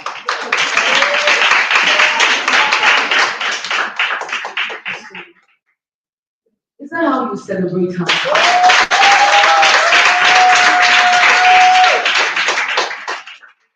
Is that how you celebrate her? That was super. No longer am I going to be walking like this.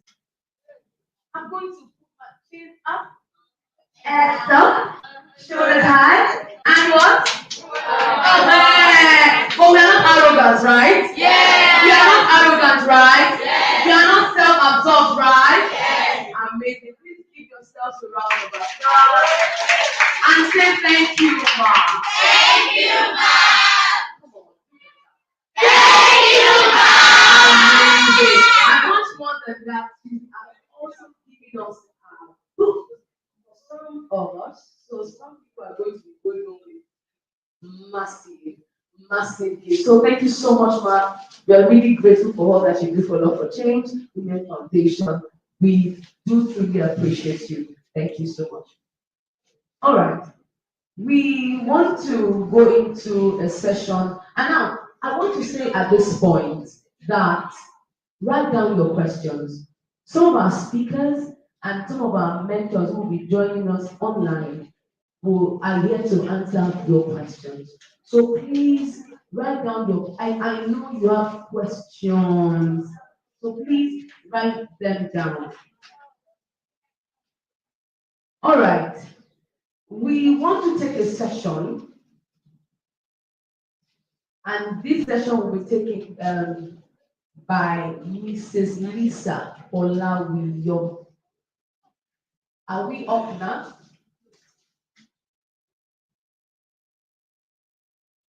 You are muted, ma.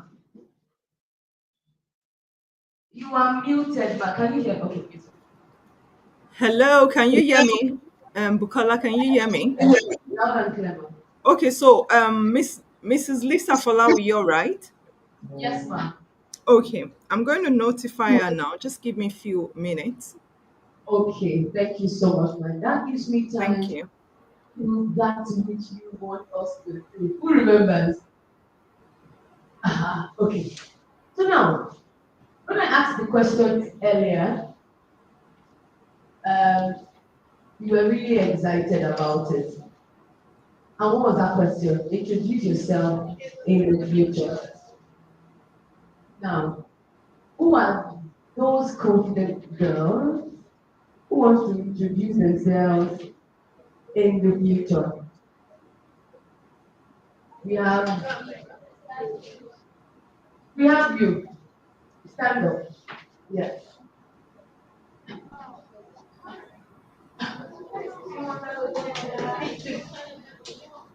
We have you, and we have you, and we have you, and finally you. All right. Now you have only 5 seconds.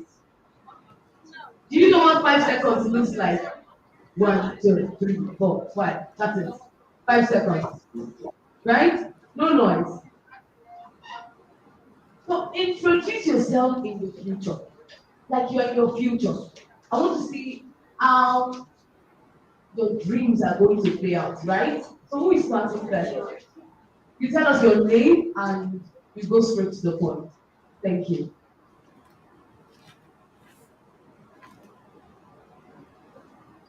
I am Aboduri Anolua for Esther.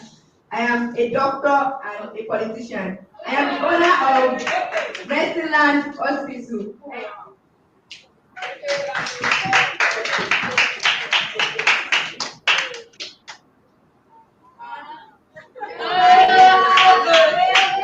Good afternoon, everyone. My name is Victoria.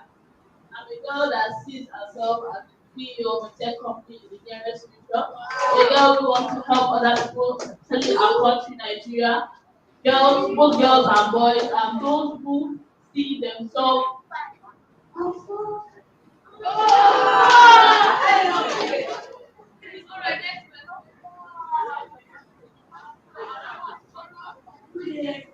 My name is Angela. I am a future doctor, a future medical doctor, a brilliant student, a confident woman, a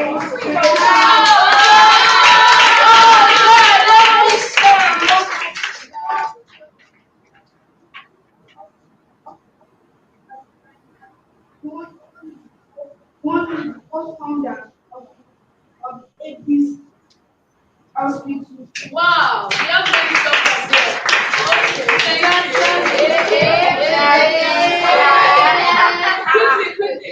Good day, everyone. My name is Abakar Nafisa. Okay, I'm the CEO of a fashion design company called Chinstone and also Desert Design. I'm a game developer. I'll be a neurosurgeon. I'm a neurosurgeon, future neurosurgeon. That's better than Dr. Benjamin Carson. Thank you.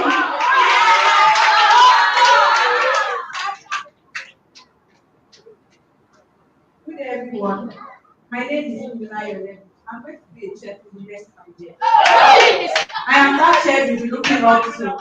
That chef that will give you that taste you want. Thank you.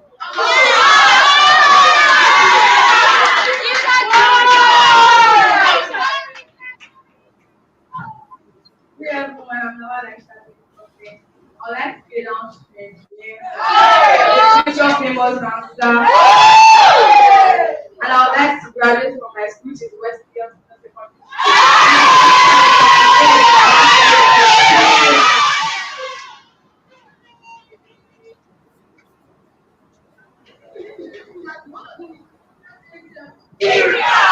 Yes, say it again.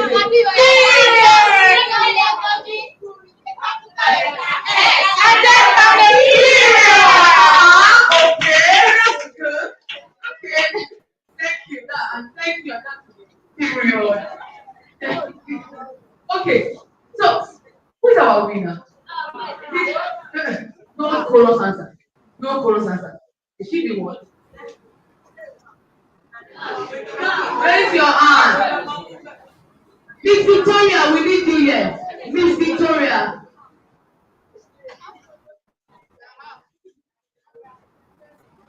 Is she the one? One, two, three. Is she the one? One. Is she the one? One, two, three, four, five, six, seven, 8, 9, 10, 11, 12, 13. Is she the one? Is she the one? Is she the one? And the winner is.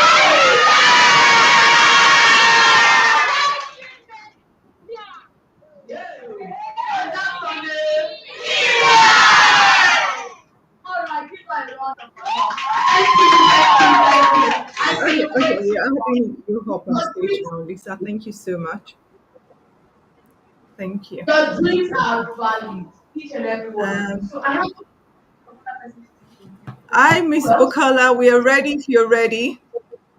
All right, who else? Some other students I asked. All right, beautiful. Thank you. Okay, we have a session with Mrs. Lisa Um, Folawiyo. I want to read Sorry, her please, bio. can I bring her up stage before you do the introduction? Yes, please. Okay.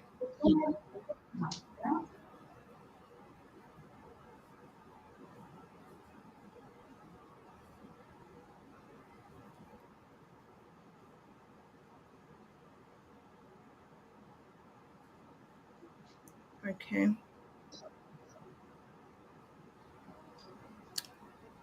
Um, Hello, Lisa. We are not able to see you. I'm not sure if you can hear me.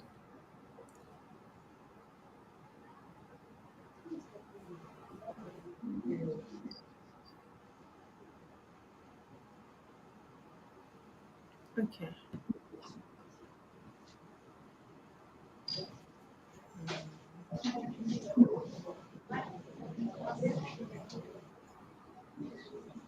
One, just I have to see you have to.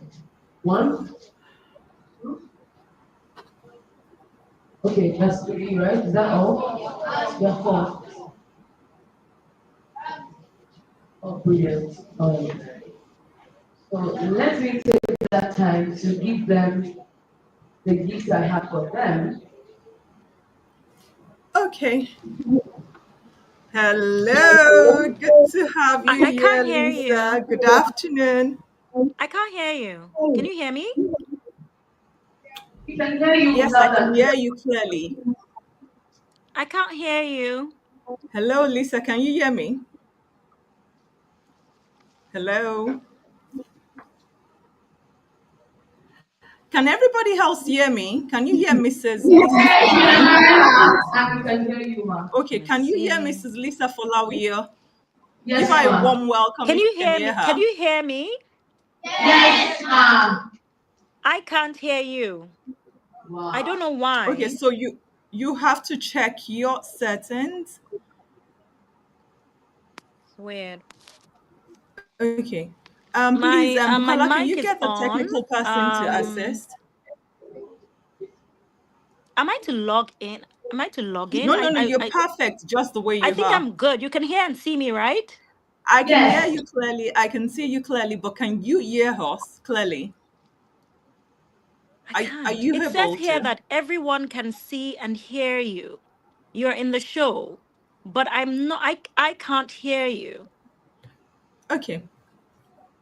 Let me give you a call. Can you check if you're muted?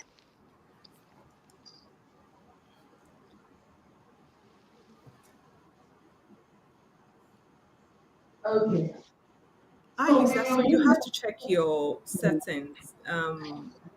Because everyone can hear you, but you can hear us. So you have to check that you're not muted and increase your volume. But we could see you clearly. We could clearly as well?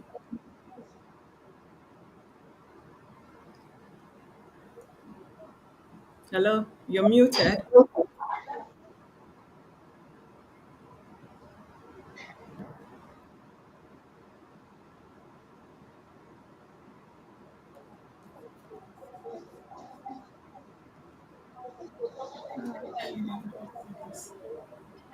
Hello, can you hear me?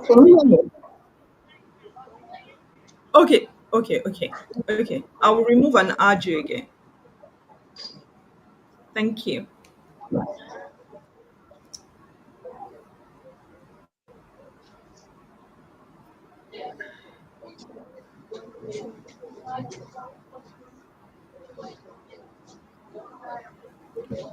Okay, everybody. Hello, everyone. Hello, everyone. Please, I need you all to be seated.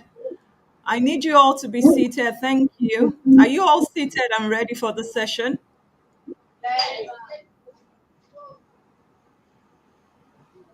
Thank you. Okay, is everybody seated? Thank you. Thank you. So help me give a warm welcome to Mrs. Lisa Folawiyo of Lisa Folawiyo Studios. And let me hand over to Bukola. Wow, thank you so much, guys. I So appreciate Bukala, this. please take up the stage and introduce Mrs. Lisa Folawiyo. All right, thank you very much, ma'am. Honor and thank you. This Apola is a prominent Nigerian fashion designer known for our innovative use of traditional African fabric, particularly Ankara. As the founder and creative director of Jewel by Lisa since 2005, she creates luxury fashion celebrated for its intricate embellishments and a blend of African heritage with contemporary trends. A trailblazer in the Nigerian fashion scene, Lisa has showcased her collections at major fashion weeks in New York, Paris, and Johannesburg, with global icons like Lupita Nyong'o and Solange Knowles wearing her designs. Her work has been featured in publications such as Vogue and Harper's Bazaar. Lisa is also recognized for her commitment to ethical practices, supporting local artisans, and minimizing environmental impact. Her brand has expanded to include accessories and lifestyle products, further establishing her as a visionary in modern African Okay. luxury. With a sounding ovation, please welcome Mrs. Lisa Folawiyo. Oh my God, that was quite something. Thank you so much. When I hear things like this about myself, I'm like, am I the same person they're talking about? But thank you very much. I'm so honored to be here speaking to you, wonderful ladies. You all look one as best as I can see. You all look, well turned out, and thank you, Modupe, for this opportunity to be able to share some of my experience and just give some life or career nuggets or lessons that I am still learning on my journey. Um, it was very interesting when I was introduced to the idea of STEAM, or to what is now STEAM, which used to be STEM, which is what we're all here for. And it was quite it was very nice to hear that the arts had been added into, these four, which used to be science, technology, engineering, I believe, and mathematics. And now we have the arts, and it makes such good sense. I don't know why it took so long before this was included, and now we have STEAM. So I will just take you guys a little brief history about where I'm coming from and how I found myself here. I used to study, well, I used to study and I practiced law for a very short time after, of course, my first and second degrees from the University of Lagos in Nigeria. Of course, you're in Nigeria, and also the Nigerian Law School. Um, I always wanted to be a lawyer. Well, I think I was always my parents decided that I was fit to be a lawyer because I guess I had all the qualities they felt would make a good lawyer. I used to talk a lot. I was very argumentative. I used to write a lot as well. I wrote quite a few books. And I think all these things, they just felt, oh, she's going to be able to speak in court and she's good at, writing and so on and so forth. And so my parents decided for me, and I was very young, and it's okay for parents to decide for you sometimes, what they feel is your best potential, right? And my parents felt that, following law was was good for me. And I felt that too. And I did go on that path. And soon after I started to practice law, I did that for maybe about a year. I realized that it wasn't really my calling. It wasn't something that was giving me real satisfaction. And I just felt that I could be doing a lot more, that a lot more, doing a lot more that things that inspired me and things that excited me. And I would say at this point in time that I think sometimes when you are trying to figure out what direction to move in life, I think one of the questions, or two of the questions you ask yourself: does this excite me? Is it something that I feel I can, despite whether difficult times come, I'm ready to stay on this journey because it's something that I truly have a passion for and I love it. These are good questions to ask yourself.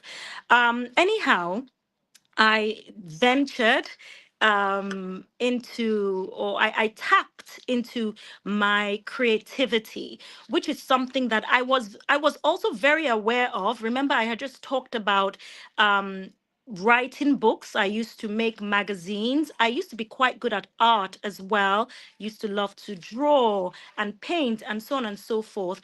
And so I did know that there was a part of me that leaned into the more creative side of things.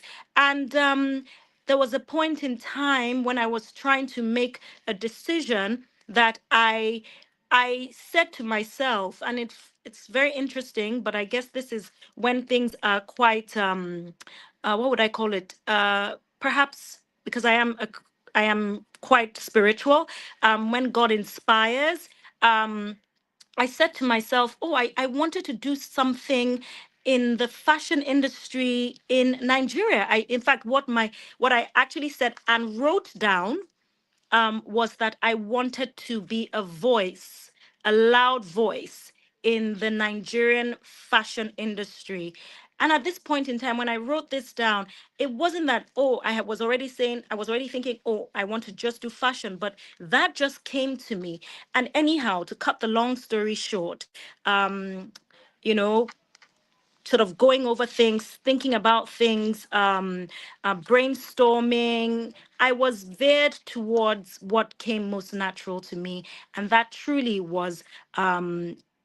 Fashion and my love for, the way people looked and the way people presented themselves. And I felt at that point in time in Nigeria that there was a gap where, and a gap that represented people such as myself, my age demographic, just generally my sense of, I guess, style. I just felt there was a gap in the fashion industry that was not perhaps meeting the needs of people like myself who wanted to wear clothing that was made in Nigeria, made by Nigerians, made by resources available in Nigeria, but was still quite fashionable, global in the sense that you could wear it anywhere in the world and it maintained a standard and a style. And this was where I felt, okay, I'm going to bridge this gap. And this is the thing about starting out anything, venturing into something, and sometimes it may be your own business, not working for someone else. Because I had to start my own business. It's, we talk about being innovative, creating, starting something new. It's about filling gaps, it's about seeing, those are the opportunities. You see something, wow, this is not available to me, or I don't feel represented in this way. You know what? Maybe I should be the one to fill that gap. And that's, how a lot of people have started out businesses, have started out creative journeys by just filling a gap that was, absent for them. So yes, so I ventured into fashion design in Nigeria, and this was in 2005. In fact, this year we're celebrating 20 years of the brand. I'm very excited and humbled at the same time. Um, I think here I can start to, okay, I can't hear you guys anymore, but I can see, but I can't hear anymore. But do I just keep on talking? Yes, please. Lisa, you can carry on. We can hear Okay. you loud and clear. Okay, all right, Thank awesome, awesome. And please excuse that I'm in my exercise clothing. I had to go to the gym and then come straight to my studio to work, so I haven't had the opportunity to change, but it's not bad, is it? Anyhow, so let me just go into this one thing that, being a designer and venturing into something new and putting my hands to something new, and that's creating a brand that filled a much needed gap in the industry, and being innovative by taking a fabric, which is what sort of which is what I guess started off our brand and where we are today. We took the fabric, the Ankara, the familiar, popular Ankara fabric, because I'm a lover of color, I'm a lover of prints. I really like colors, I really like prints. And I said to myself, okay, you know what? This fabric is very common, it's very popular, it's very accessible in terms of affordable. Let me take something that I can afford within the means that I have, because starting anything off on your own is very capital intensive. So I advise that you start small, which is what I did. And I decided to take this fabric and create something that was new and had not been seen before. And so what we did was we designed beautiful modern styles, which was part of what I felt was missing in the fashion ecosystem in Nigeria, and I decided to put my hands and add a luxurious touch to it by doing handwork on it in forms of beading, in forms of embroidery, different things that we hadn't seen before. That was quite new. People found it very refreshing, very exciting, and that was really what got the brand, people talking, and got the brand quite what's the word, desired. People wanted to wear the pieces because it was something fresh and new, and that's why we're here today. And so for me, I would say, when I said earlier about bridging gaps, it's also about being innovative, starting something fresh and brand new that you haven't seen before. And then before I go forward, one thing I would say to all you wonderful girls, and I'm sure you already know this, is you can do anything you put your mind to. Anything you put your mind to, you can do. If it's, I think, the popular saying by, if you all know Mo Abudu, who says she had a show and she used to say, if you can think it, you can do it. And it's so important. I think it's very relevant even in this conversation that we're having today. Innovate her. Whatever you want to do and you truly have a passion to do, even without people helping or assisting, or the things that are usually put in place to quote unquote be successful. Once you think it, you can start to create ways and means to make it happen. And so for me, from the get-go, I knew this was my calling. I said before, I had written it down, and already I was processing and thinking, this is the direction. And I started to make things happen. And I'm saying this because I started so small. I always say this brand that is 20 years today, thank God, we started with two pieces of fabric. Two pieces of fabric. I made two skirts. We did the handwork, and those two skirts, a friend and I wore them. We wore them out. I had a birthday party I can never forget. My friend wore it somewhere else. And that from that day, I always tell people I have not stopped working. From the days we wore those skirts, two skirts only, I have not stopped working one day. I tell you the truth, I went to the party and every woman, at least 80% of the women there, wanted that skirt, and that was how the business started off. So whatever you know you can do and you decide to do, once your mind is there, once you are thinking of it, you will find ways and means, good ways and means, of course, to do it. You know what I mean? So I just thought I'll put that in there. Anyhow, I will come to this conversation, how, the arts and science, technology, well, I'll speak on science and technology.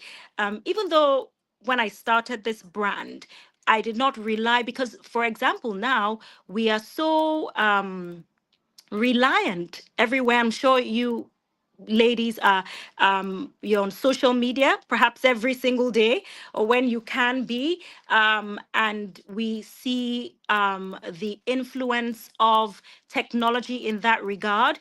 And in 2005, when this brand took off, was there even social media? No, not at all.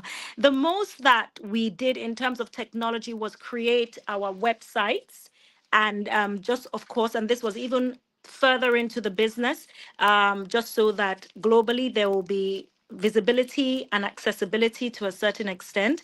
But now I will tell you that in the last 5, 7 years, in fact maybe 10, even though we tend to rely even more and more every day, because we see the direction that or the part that social media technology are playing in any type of business, in terms of marketing, in terms of making your brand or your product more accessible, more visible, more viable, more and better communicated to the rest of the world. We cannot help but rely on the platforms of social media and using technology to communicate our language, because I think that the world is moving in a direction where this is the language we're speaking. We all we see what happened even with during the lockdown. I'm sure you guys, when COVID happened, 2020, I believe 2019 into 2021, and we had to communicate in one type of way. And I feel that period has actually sort of really what's the word, advanced technology and how we communicate in the world today. We in at Joe by Lisa, and some people say Lisa Folario, we heavily rely and we heavily incorporate technology into a lot of what we do, not only communicating, not only marketing, but even like myself, I said earlier, I guess that's part of the flair and my passion for fashion. And what even helps me is that I'm very good at sketching, at drawing designs. When I started, I was always doing my own designs myself, and sometimes that takes a lot of time. However, with technology, and there's so many tools now that I'm able to use to illustrate my designs, and even to actually improve on design, and to see things differently from the way just my eye sees it. So I can play around with color. I play around with what's the word, with measurements. I play around with forms, and I mean by shapes of designs, by just pulling using a little pencil that can already make me see something slightly differently. If I was drawing myself, because I have a certain design in my head, I won't really do beyond, you know. And so this is a way that I find that fashion a very, very effective and a much needed essential tool that technology has um, allowed me, and that definitely, I would say, in my last few collections, incorporating this type of technology into the work I do has seen me, my creativity actually expand and evolve very interestingly. I would also talk about our marketing. So, I talked about social media, where the world connects. We have actually realized that there's so much you bypass in terms of people having access to your brand. There was a time when we started this brand, and we would have to have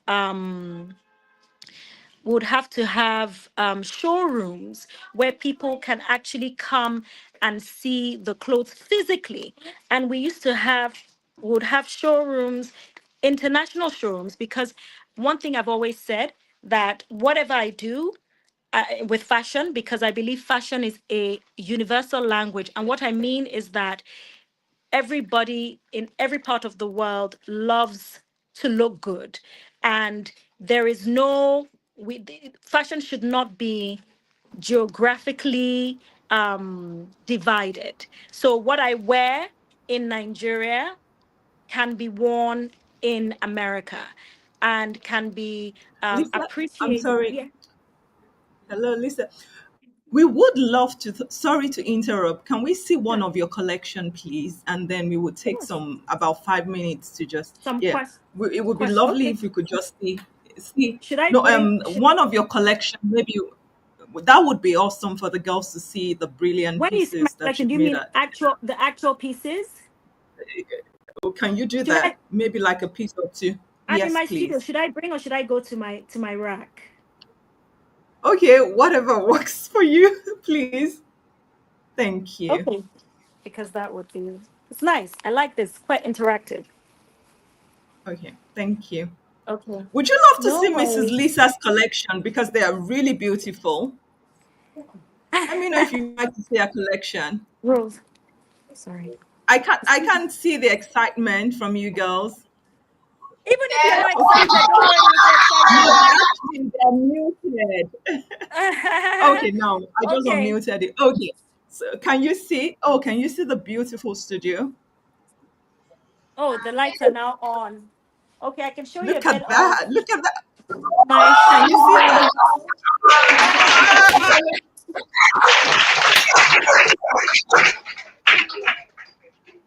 Yes. So it's a Saturday, so it's a little. It's a workstation. So bear with us. Well, I will just show you one of the dresses from our last collection. I don't know if you can see this well. This is a denim dress. I would say this season, or this last season, I decided to work with one of my favorite things. I love to wear jeans, and I decided to work with the denim fabric, but I wanted to interpret denim in very interesting ways that I had not seen before. And so we made dresses, we made skirts, we made jackets, we made different things. I will show you one of the dresses we made. I don't know how well you can see it, but this is a denim dress. It's a paneled denim dress. And in between the panels, we created beaded panels. So you have the denim and you have hand beaded panels. And we did that in different colors to also mimic the colors of the denim. So we have dark denim, we have light. So I decided to do some dark beading and some light beading. And then at the end, this is a beaded fringe detail that was all hand done. Every single bead, every single string of beading was by the hand. and we mix all the colors in. Thank you so you guys are so nice. Thank you so much. But that is just one of the pieces that we have. If you wanted me to show you more, I could. But the idea of this is I show you this because the idea is taking what is really quite normal and regular and what is also quite a global fabric. Everybody everywhere wears jeans or denim, you know? And so I decided to, can you hear me? So I decided to make it our own and make it unique, you know, and different. And that's part of what we do here, you know. So yes, I hope that was satisfactory. Yeah, Yes. so okay, excellent. If you have questions or you'd like me to go on, I'm happy to answer anything, or I can continue if I am on the right track. I hope I'm on the right track You in terms are of the direction you for the are on the right conversation. track, and we Yes. just want to say thank you. Ladies, you have only we can only take two questions because of time. Do you have any question for Mrs. Lisa Folawiyo? Does anybody have a question? We can only take two questions and we would round up a session. But while you are thinking through your question, can you say a really big thank you? Did you have a mindset shift? Possible? Was there a mindset shift for you, tech queens? Let me know. I can feel the energy in the room. Can I encourage you? It's Thank you. Okay, do you have any question before we say thank you so much to Mrs. Lisa Folawiyo for her time and for sharing those weighty wisdom, very valuable insight. Again, this is just to remind you that it's not just it's not limited to STEM. You are allowed to explore in the art space, which covers fashion design, architecture, entertainment as well. So indeed, indeed. I'll hand over to you now, Bukola. Does any of the lady have a question? My name is Abubakar sir. Well, my question is, your fashion designing journey, what are the obstacles and challenges you faced? Oh wow. Thank you for that question. I would say that the biggest challenge I face, and I think that with anyone doing anything, usually faces is getting over your own limitations in your mind. I think for me, um, the major challenge is when I feel maybe things are a bit too hard for me and I want to shy away from it. And I would say at this point that when you have any ideas, when you know you're capable of anything or you want to do anything, take a chance on yourself and do it. This is one of the major challenges. It's just that sometimes a lack of confidence in your own abilities, but always push through. Of course, like I'm running a fashion brand in Nigeria, and running any type of business which is self-funded. And what I mean is that I run it with my own private funds, is very capital intensive because, especially in fashion, there are such high costs that are involved, you know. And so, yes, there would sometimes be financial pressure, and that sometimes can restrict or limit your ability to do certain things. But I always say one thing, you know, even in that, when you cannot do certain things because maybe you do not have the available funds, it can also cause, not even cause, it can lead to even better creativity and innovation because you are finding a solution in a hard place.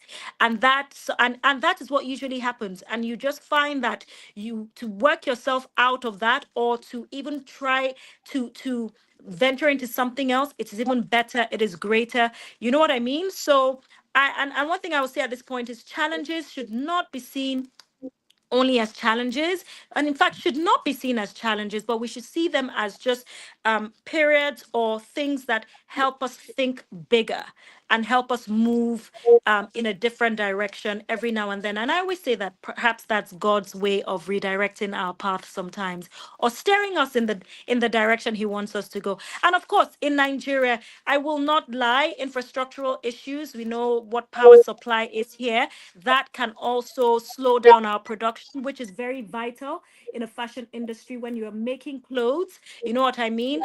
You have to sort of rely on, and this is and you rely on generators and the high cost of running generators, you know what I mean. And that in itself, sometimes, because we are a brand that believes in sustainability and being earth friendly, you know what I mean, and just having to run generators constantly sometimes takes away from something that is so dear to our hearts, and that's doing things that are more eco-friendly. So I hope those few things I've said have answered your question. Yes, ma'am. Thank you so much. Can you give her a round of applause? Thank you. Thank you so much. Thank you very much. Thank you. Thank you so much, Lisa. It was such a pleasure having you here with us and Thank sharing you. those I'm so insights with happy. us. We really Thank appreciate your you. time. Again, can you please celebrate Mrs. Lisa Folawiyo for a time? It was so lovely to have you. Thank Thank you you. so much. Thank you so much. Thank you for having me. I'm really honored, like I said earlier, to be here. And I hope that I have been able to at least make you guys think of things that you probably didn't think before we had this conversation. And I wish all of you the very best of luck in everything that you venture out to do. I know that greatness is waiting for all of you. And just know that even if it's the arts you venture into, it's such a beautiful place. And now the world is so intertwined that, you know what, arts, technology, and and all that is works together and just makes life more efficient and makes us even better at what we do. So good luck, guys. And Thank you know you. what, if there's another one of this, I hope to be back. Of Thank course, you we so will be much. coming to the studio. I And would love that. congratulations. Okay, fantastic. We'll Yes, talk about yes, that. I would Are you love that. excited to go to Mrs. Folawiyo's studio? Who is excited?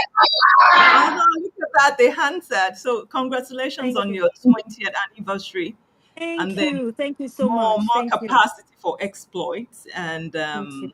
more Thank grace. you. Thank you so much, Thank you. ma'am. We love Thank you. you very much for having me. Love you too. Ciao. Thank you, guys. Bye. Good luck, Bye. guys, with everything you do. Bye. All Bye. right. Bye. Thank you. Bye. Thank you so Before, much. hope you enjoyed that session. I know you love dresses now, and it was really cool. All right. We have Miss Manuela to speak to us, but before that, we want to Okay. share our certificate. This Wow, you're certificate, amazing. Thank you. Thank you. I hope it like went I said, well. It went very well. That's what they. Fantastic. could Thank you you. please mute? Thank you. This certificate does not mean that everybody is not well during the Universal Virtual Bootcamp. However, they used to say that we see what you're doing, we appreciate the efforts some of you have put into the Universal Virtual Bootcamp, and this is just a little way of celebrating you. And to present this certificate, we'll be inviting upstage Miss Oluwatoyin Banjo. So can you celebrate her?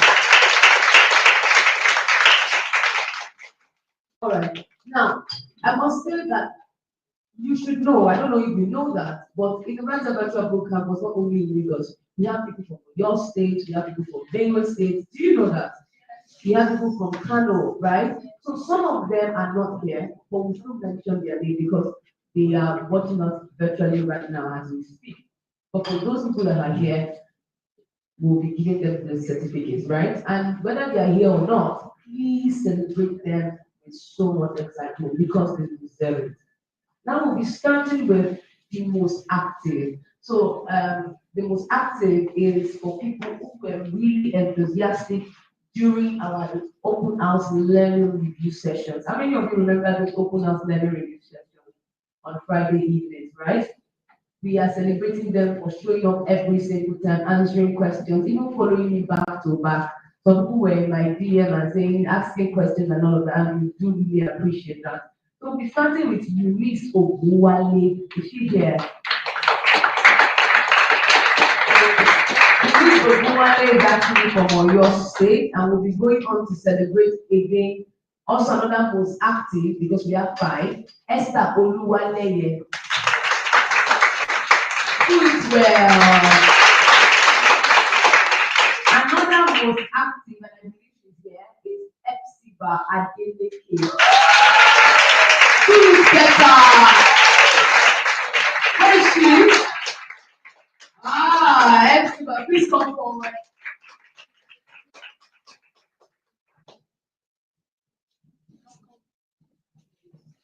Congratulations. Right here.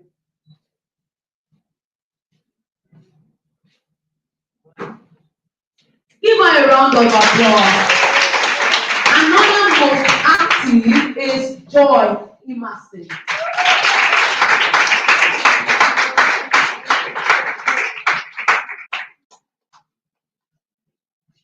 Come on, celebrate.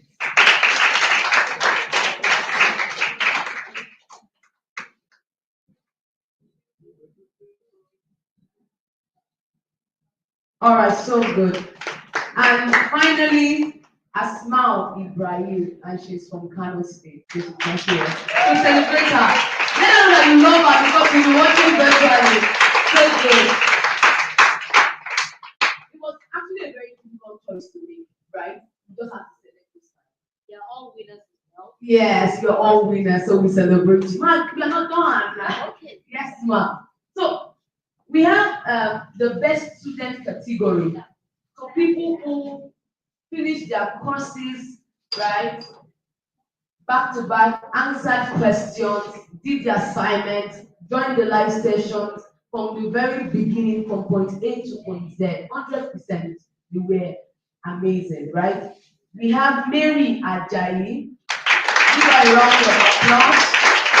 She's from Oyo State. We have Sophia Adamu Salisu. She's from Kano State. And finally, we have Asma Omar Abubakar. Okay.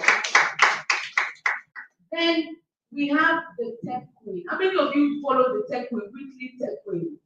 You followed it, right? Good. Now, this one is the InnovatHER Tech Queen, overall Tech Queen, because she got the Tech Queen consistently for weeks. And that is Sophia Adamu Salisu. We also have a certificate of participation for the schools. This one is to the schools who partner with us. Their students were part of the InnovatHER Bootcamp for their dedication and collaboration and student engagement during the InnovatHER Bootcamp. Can you celebrate Muslim Community College? Can you celebrate Olivet Baptist High School or your state? Can you celebrate Suma International School, Kano State? Can you now celebrate Bishop Kola Ola? Please step forward now.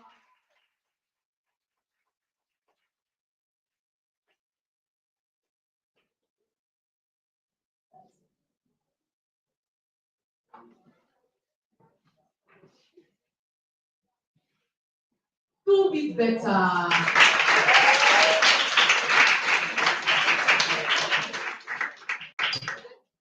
Thank you so much, Ma. Thank you. Thank you so much, Ms. Oluwatoyin. Thank you. All right. I said I was going to give some people gifts. If you are the one, can you stand up? Come forward, come forward. Let's make no, now we promise you something. So you've got the record.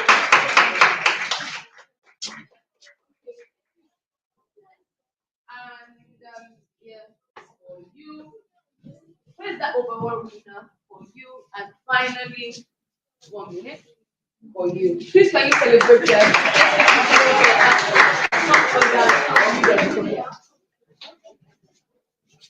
Smile now.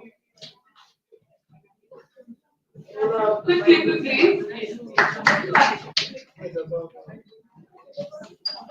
All right, if you also got the certificate, can you rise up? Mr. Yossi, can you give me some more samples? If you got the certificate and you are here, please come forward. Joy and FC bar. Okay, brilliant. Just two months from Tani series. Tani series STEM book. Just two. Give them a round of applause. Thank you so much. All right, congratulations to you. Congratulations to you. Would you snap pictures with me?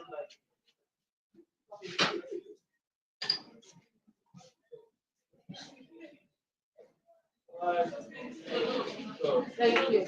All right, now it's about time we go into the final talk session for this event. We'll be inviting Miss Emanuela. Can you give her a round of applause? Miss Emanuela is a pharmacist and a brand manager in the pharmaceutical industry, where she combines science, strategy, and creativity to improve access to quality health care. Currently leads brand strategy at CJ Pharma, driving growth across both and consumer health products. A graduate of the University of Lagos with ongoing training in marketing and data analytics, Emanuela is passionate about helping young people, especially girls, discover the wide range of opportunities available in STEM, from healthcare and tech to marketing and product development. She believes STEM careers can be as diverse and dynamic as the people who pursue them. He is committed to showing that, regardless of their limitations, with curiosity and courage, you can rise above your environment and build a career that truly reflects who you are. With a standing ovation, welcome Ms. Emanuela. Thank you so much, ma'am.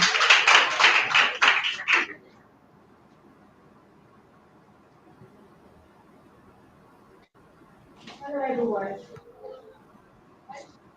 Um, I need your attention, please. Hello.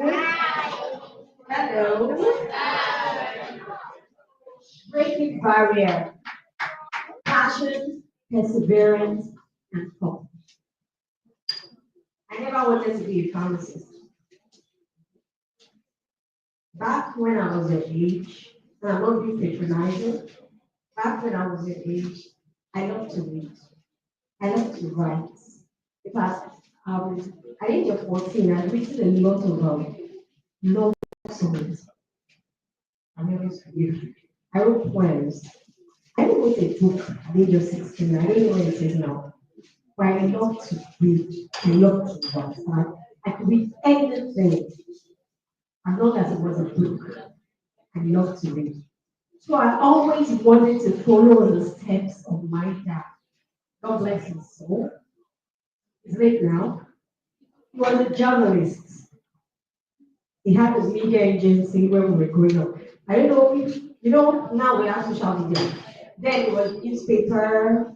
Yeah. So he ran that kind of agency where he would print brochures, press release, newspapers for people. So I love that. I wanted to do that. But guess what? When I was in GS3, and I wanted to go into arts because I felt my passion was writing, reading. But I said, oh no, Auntie, you're going to be either a doctor or a pharmacist or something. I was like, okay, no problem. So SS1, aside sciences. Good enough, I love chemistry. I don't know what about chemistry I like, but I just love it. And then I finished. I finished school, my wife, one sitting. I had 6 distinctions and 3 credits. I felt like it came. I was so proud of myself.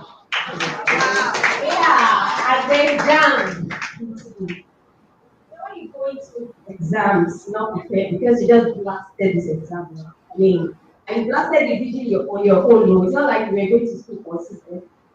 I went for jam. I saw my results. I was like, what? What? I said, okay, now you need to be humble. You need to be humble. So I sat for JAM again the second time, and I failed. I failed not because I did not read, but because I did not read the instruction. What I'm trying to say here is, at that point, I now started blaming my dad. So yeah, I told you that it's mass come I want to do. It made me do science. I think I sat down, I cried. Oh my dad, he didn't even look at me. Hey, I'm going to do this journey again.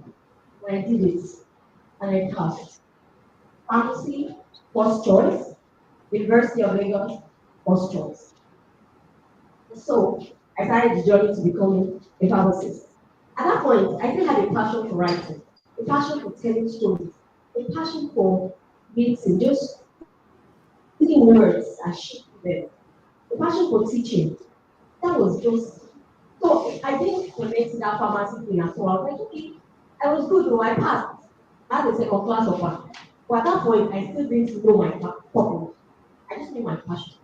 A lot of you here probably like to do something. You like to write, you like to read, you like to teach, you like to dance, you like to. It's okay to have all those passions. It's okay not to know your purpose because you're still young, you're evolving, you're growing. If you get to a stage, you find out that I used to love this over, I think I love this better. It's allowed. It's allowed. At this stage, all you have is your passion. You tell yourself, I want to be a doctor. And 2 years from now, you're like, no, I want to be an engineer or I want to be a pilot. So at the time I became a pharmacist, I graduated. I did not know what my purpose was. I just knew I had a passion for teaching people. I had a passion for writing. So I worked in community pharmacy. How many of you know what a community pharmacy is? What did I tell you? And the doctor writes something for you to buy or write on it. So that place you go to, the pharmacy. They call it community or meeting. Okay. So I worked in community. And guess what? My passion was teaching those people that come, anybody that comes that want to buy something. I'll make sure you know how to use. Even then, my passion for teaching was, I mean, if somebody does not me say, you're going to be a great community pharmacist. In fact, this is your calling. 2 years later, I went into sales in a pharmaceutical Oh, company. wow. And my passion was children. My passion was teaching doctors this is how you should use it. This is who you should use it for. Some years later, I became a product manager, managing products in a pharma company. And my passion also showed through teaching people, okay, this is what we need to do so that people can live healthier lives. And that was when I connected my purpose to my passion. Passion, I had a passion to write, to create. Perseverance, I failed. Not once, not twice, but twice rather. But I persevered. And then my purpose is where I am now. I'm a brand manager, I'm a pharmacist, I'm a creator, I'm a teacher. So if I would say I basically represent the woman in STEM, like from science to technology to engineering to art, because everything comes into what I do. I'm currently Hello, Celestine. doing data analysis. Like data analysis has to do with mathematics. Mathematics. But what is that thing that affects me? It's the passion I have. I didn't know I would become a pharmacist. I didn't know I would become a brand manager. Tomorrow I may become I don't know. I could decide I want to go into data statistics. But you know that thing that will carry me through. My passion. I want to explain things to people, make them understand. So I want to ask you, what is your passion? That thing you love to do, that thing that anybody wants to know. Oh, yeah. So that's what is one thing that people say, okay, this is what Rodiac can do. This is what we know. If we want somebody to do this for us, to Rodiac. Rodiac loves to sing. So where do you see yourself when you grow?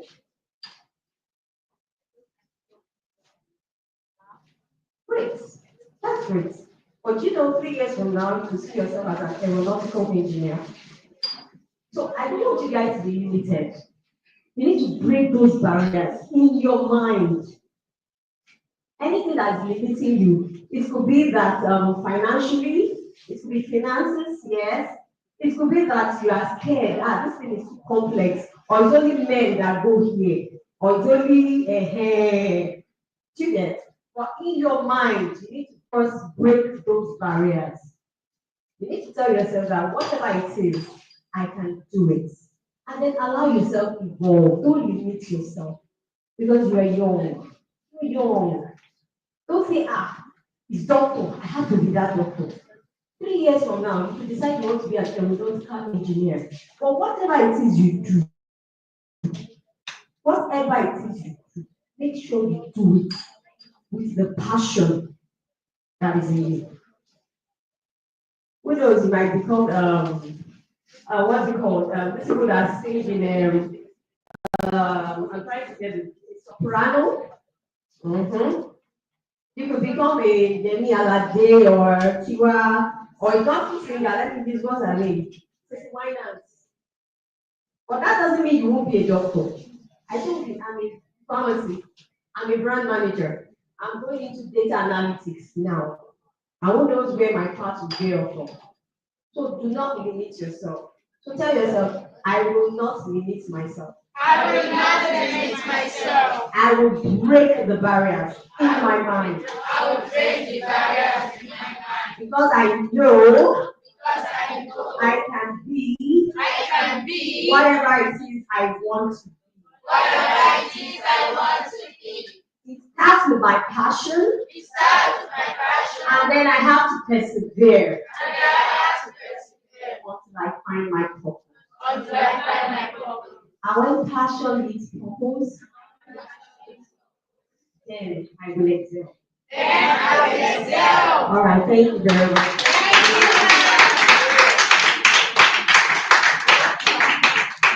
Do it better. Good. Now, we are rounding up very nicely.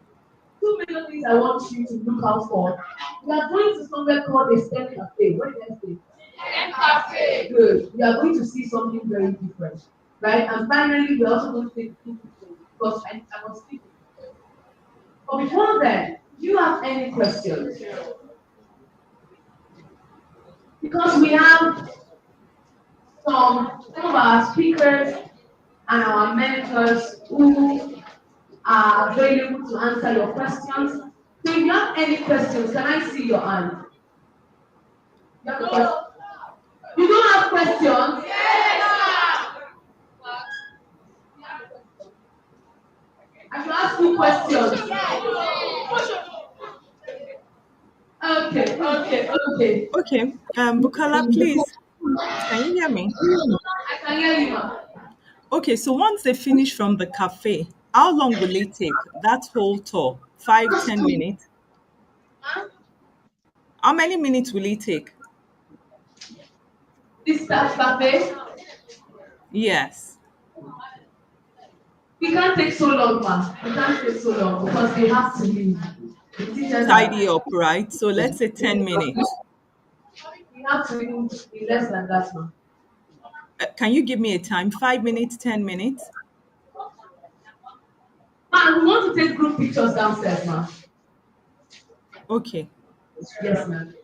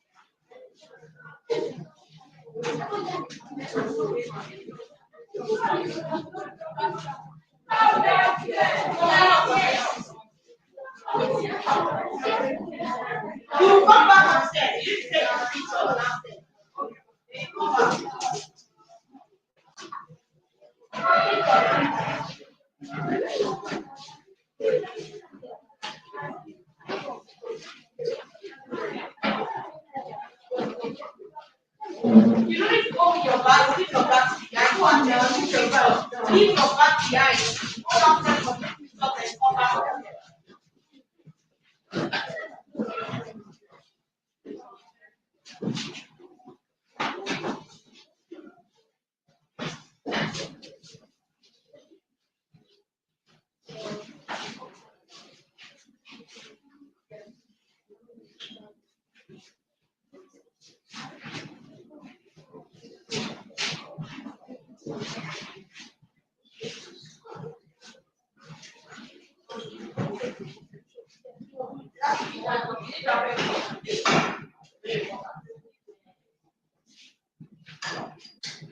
Who is here?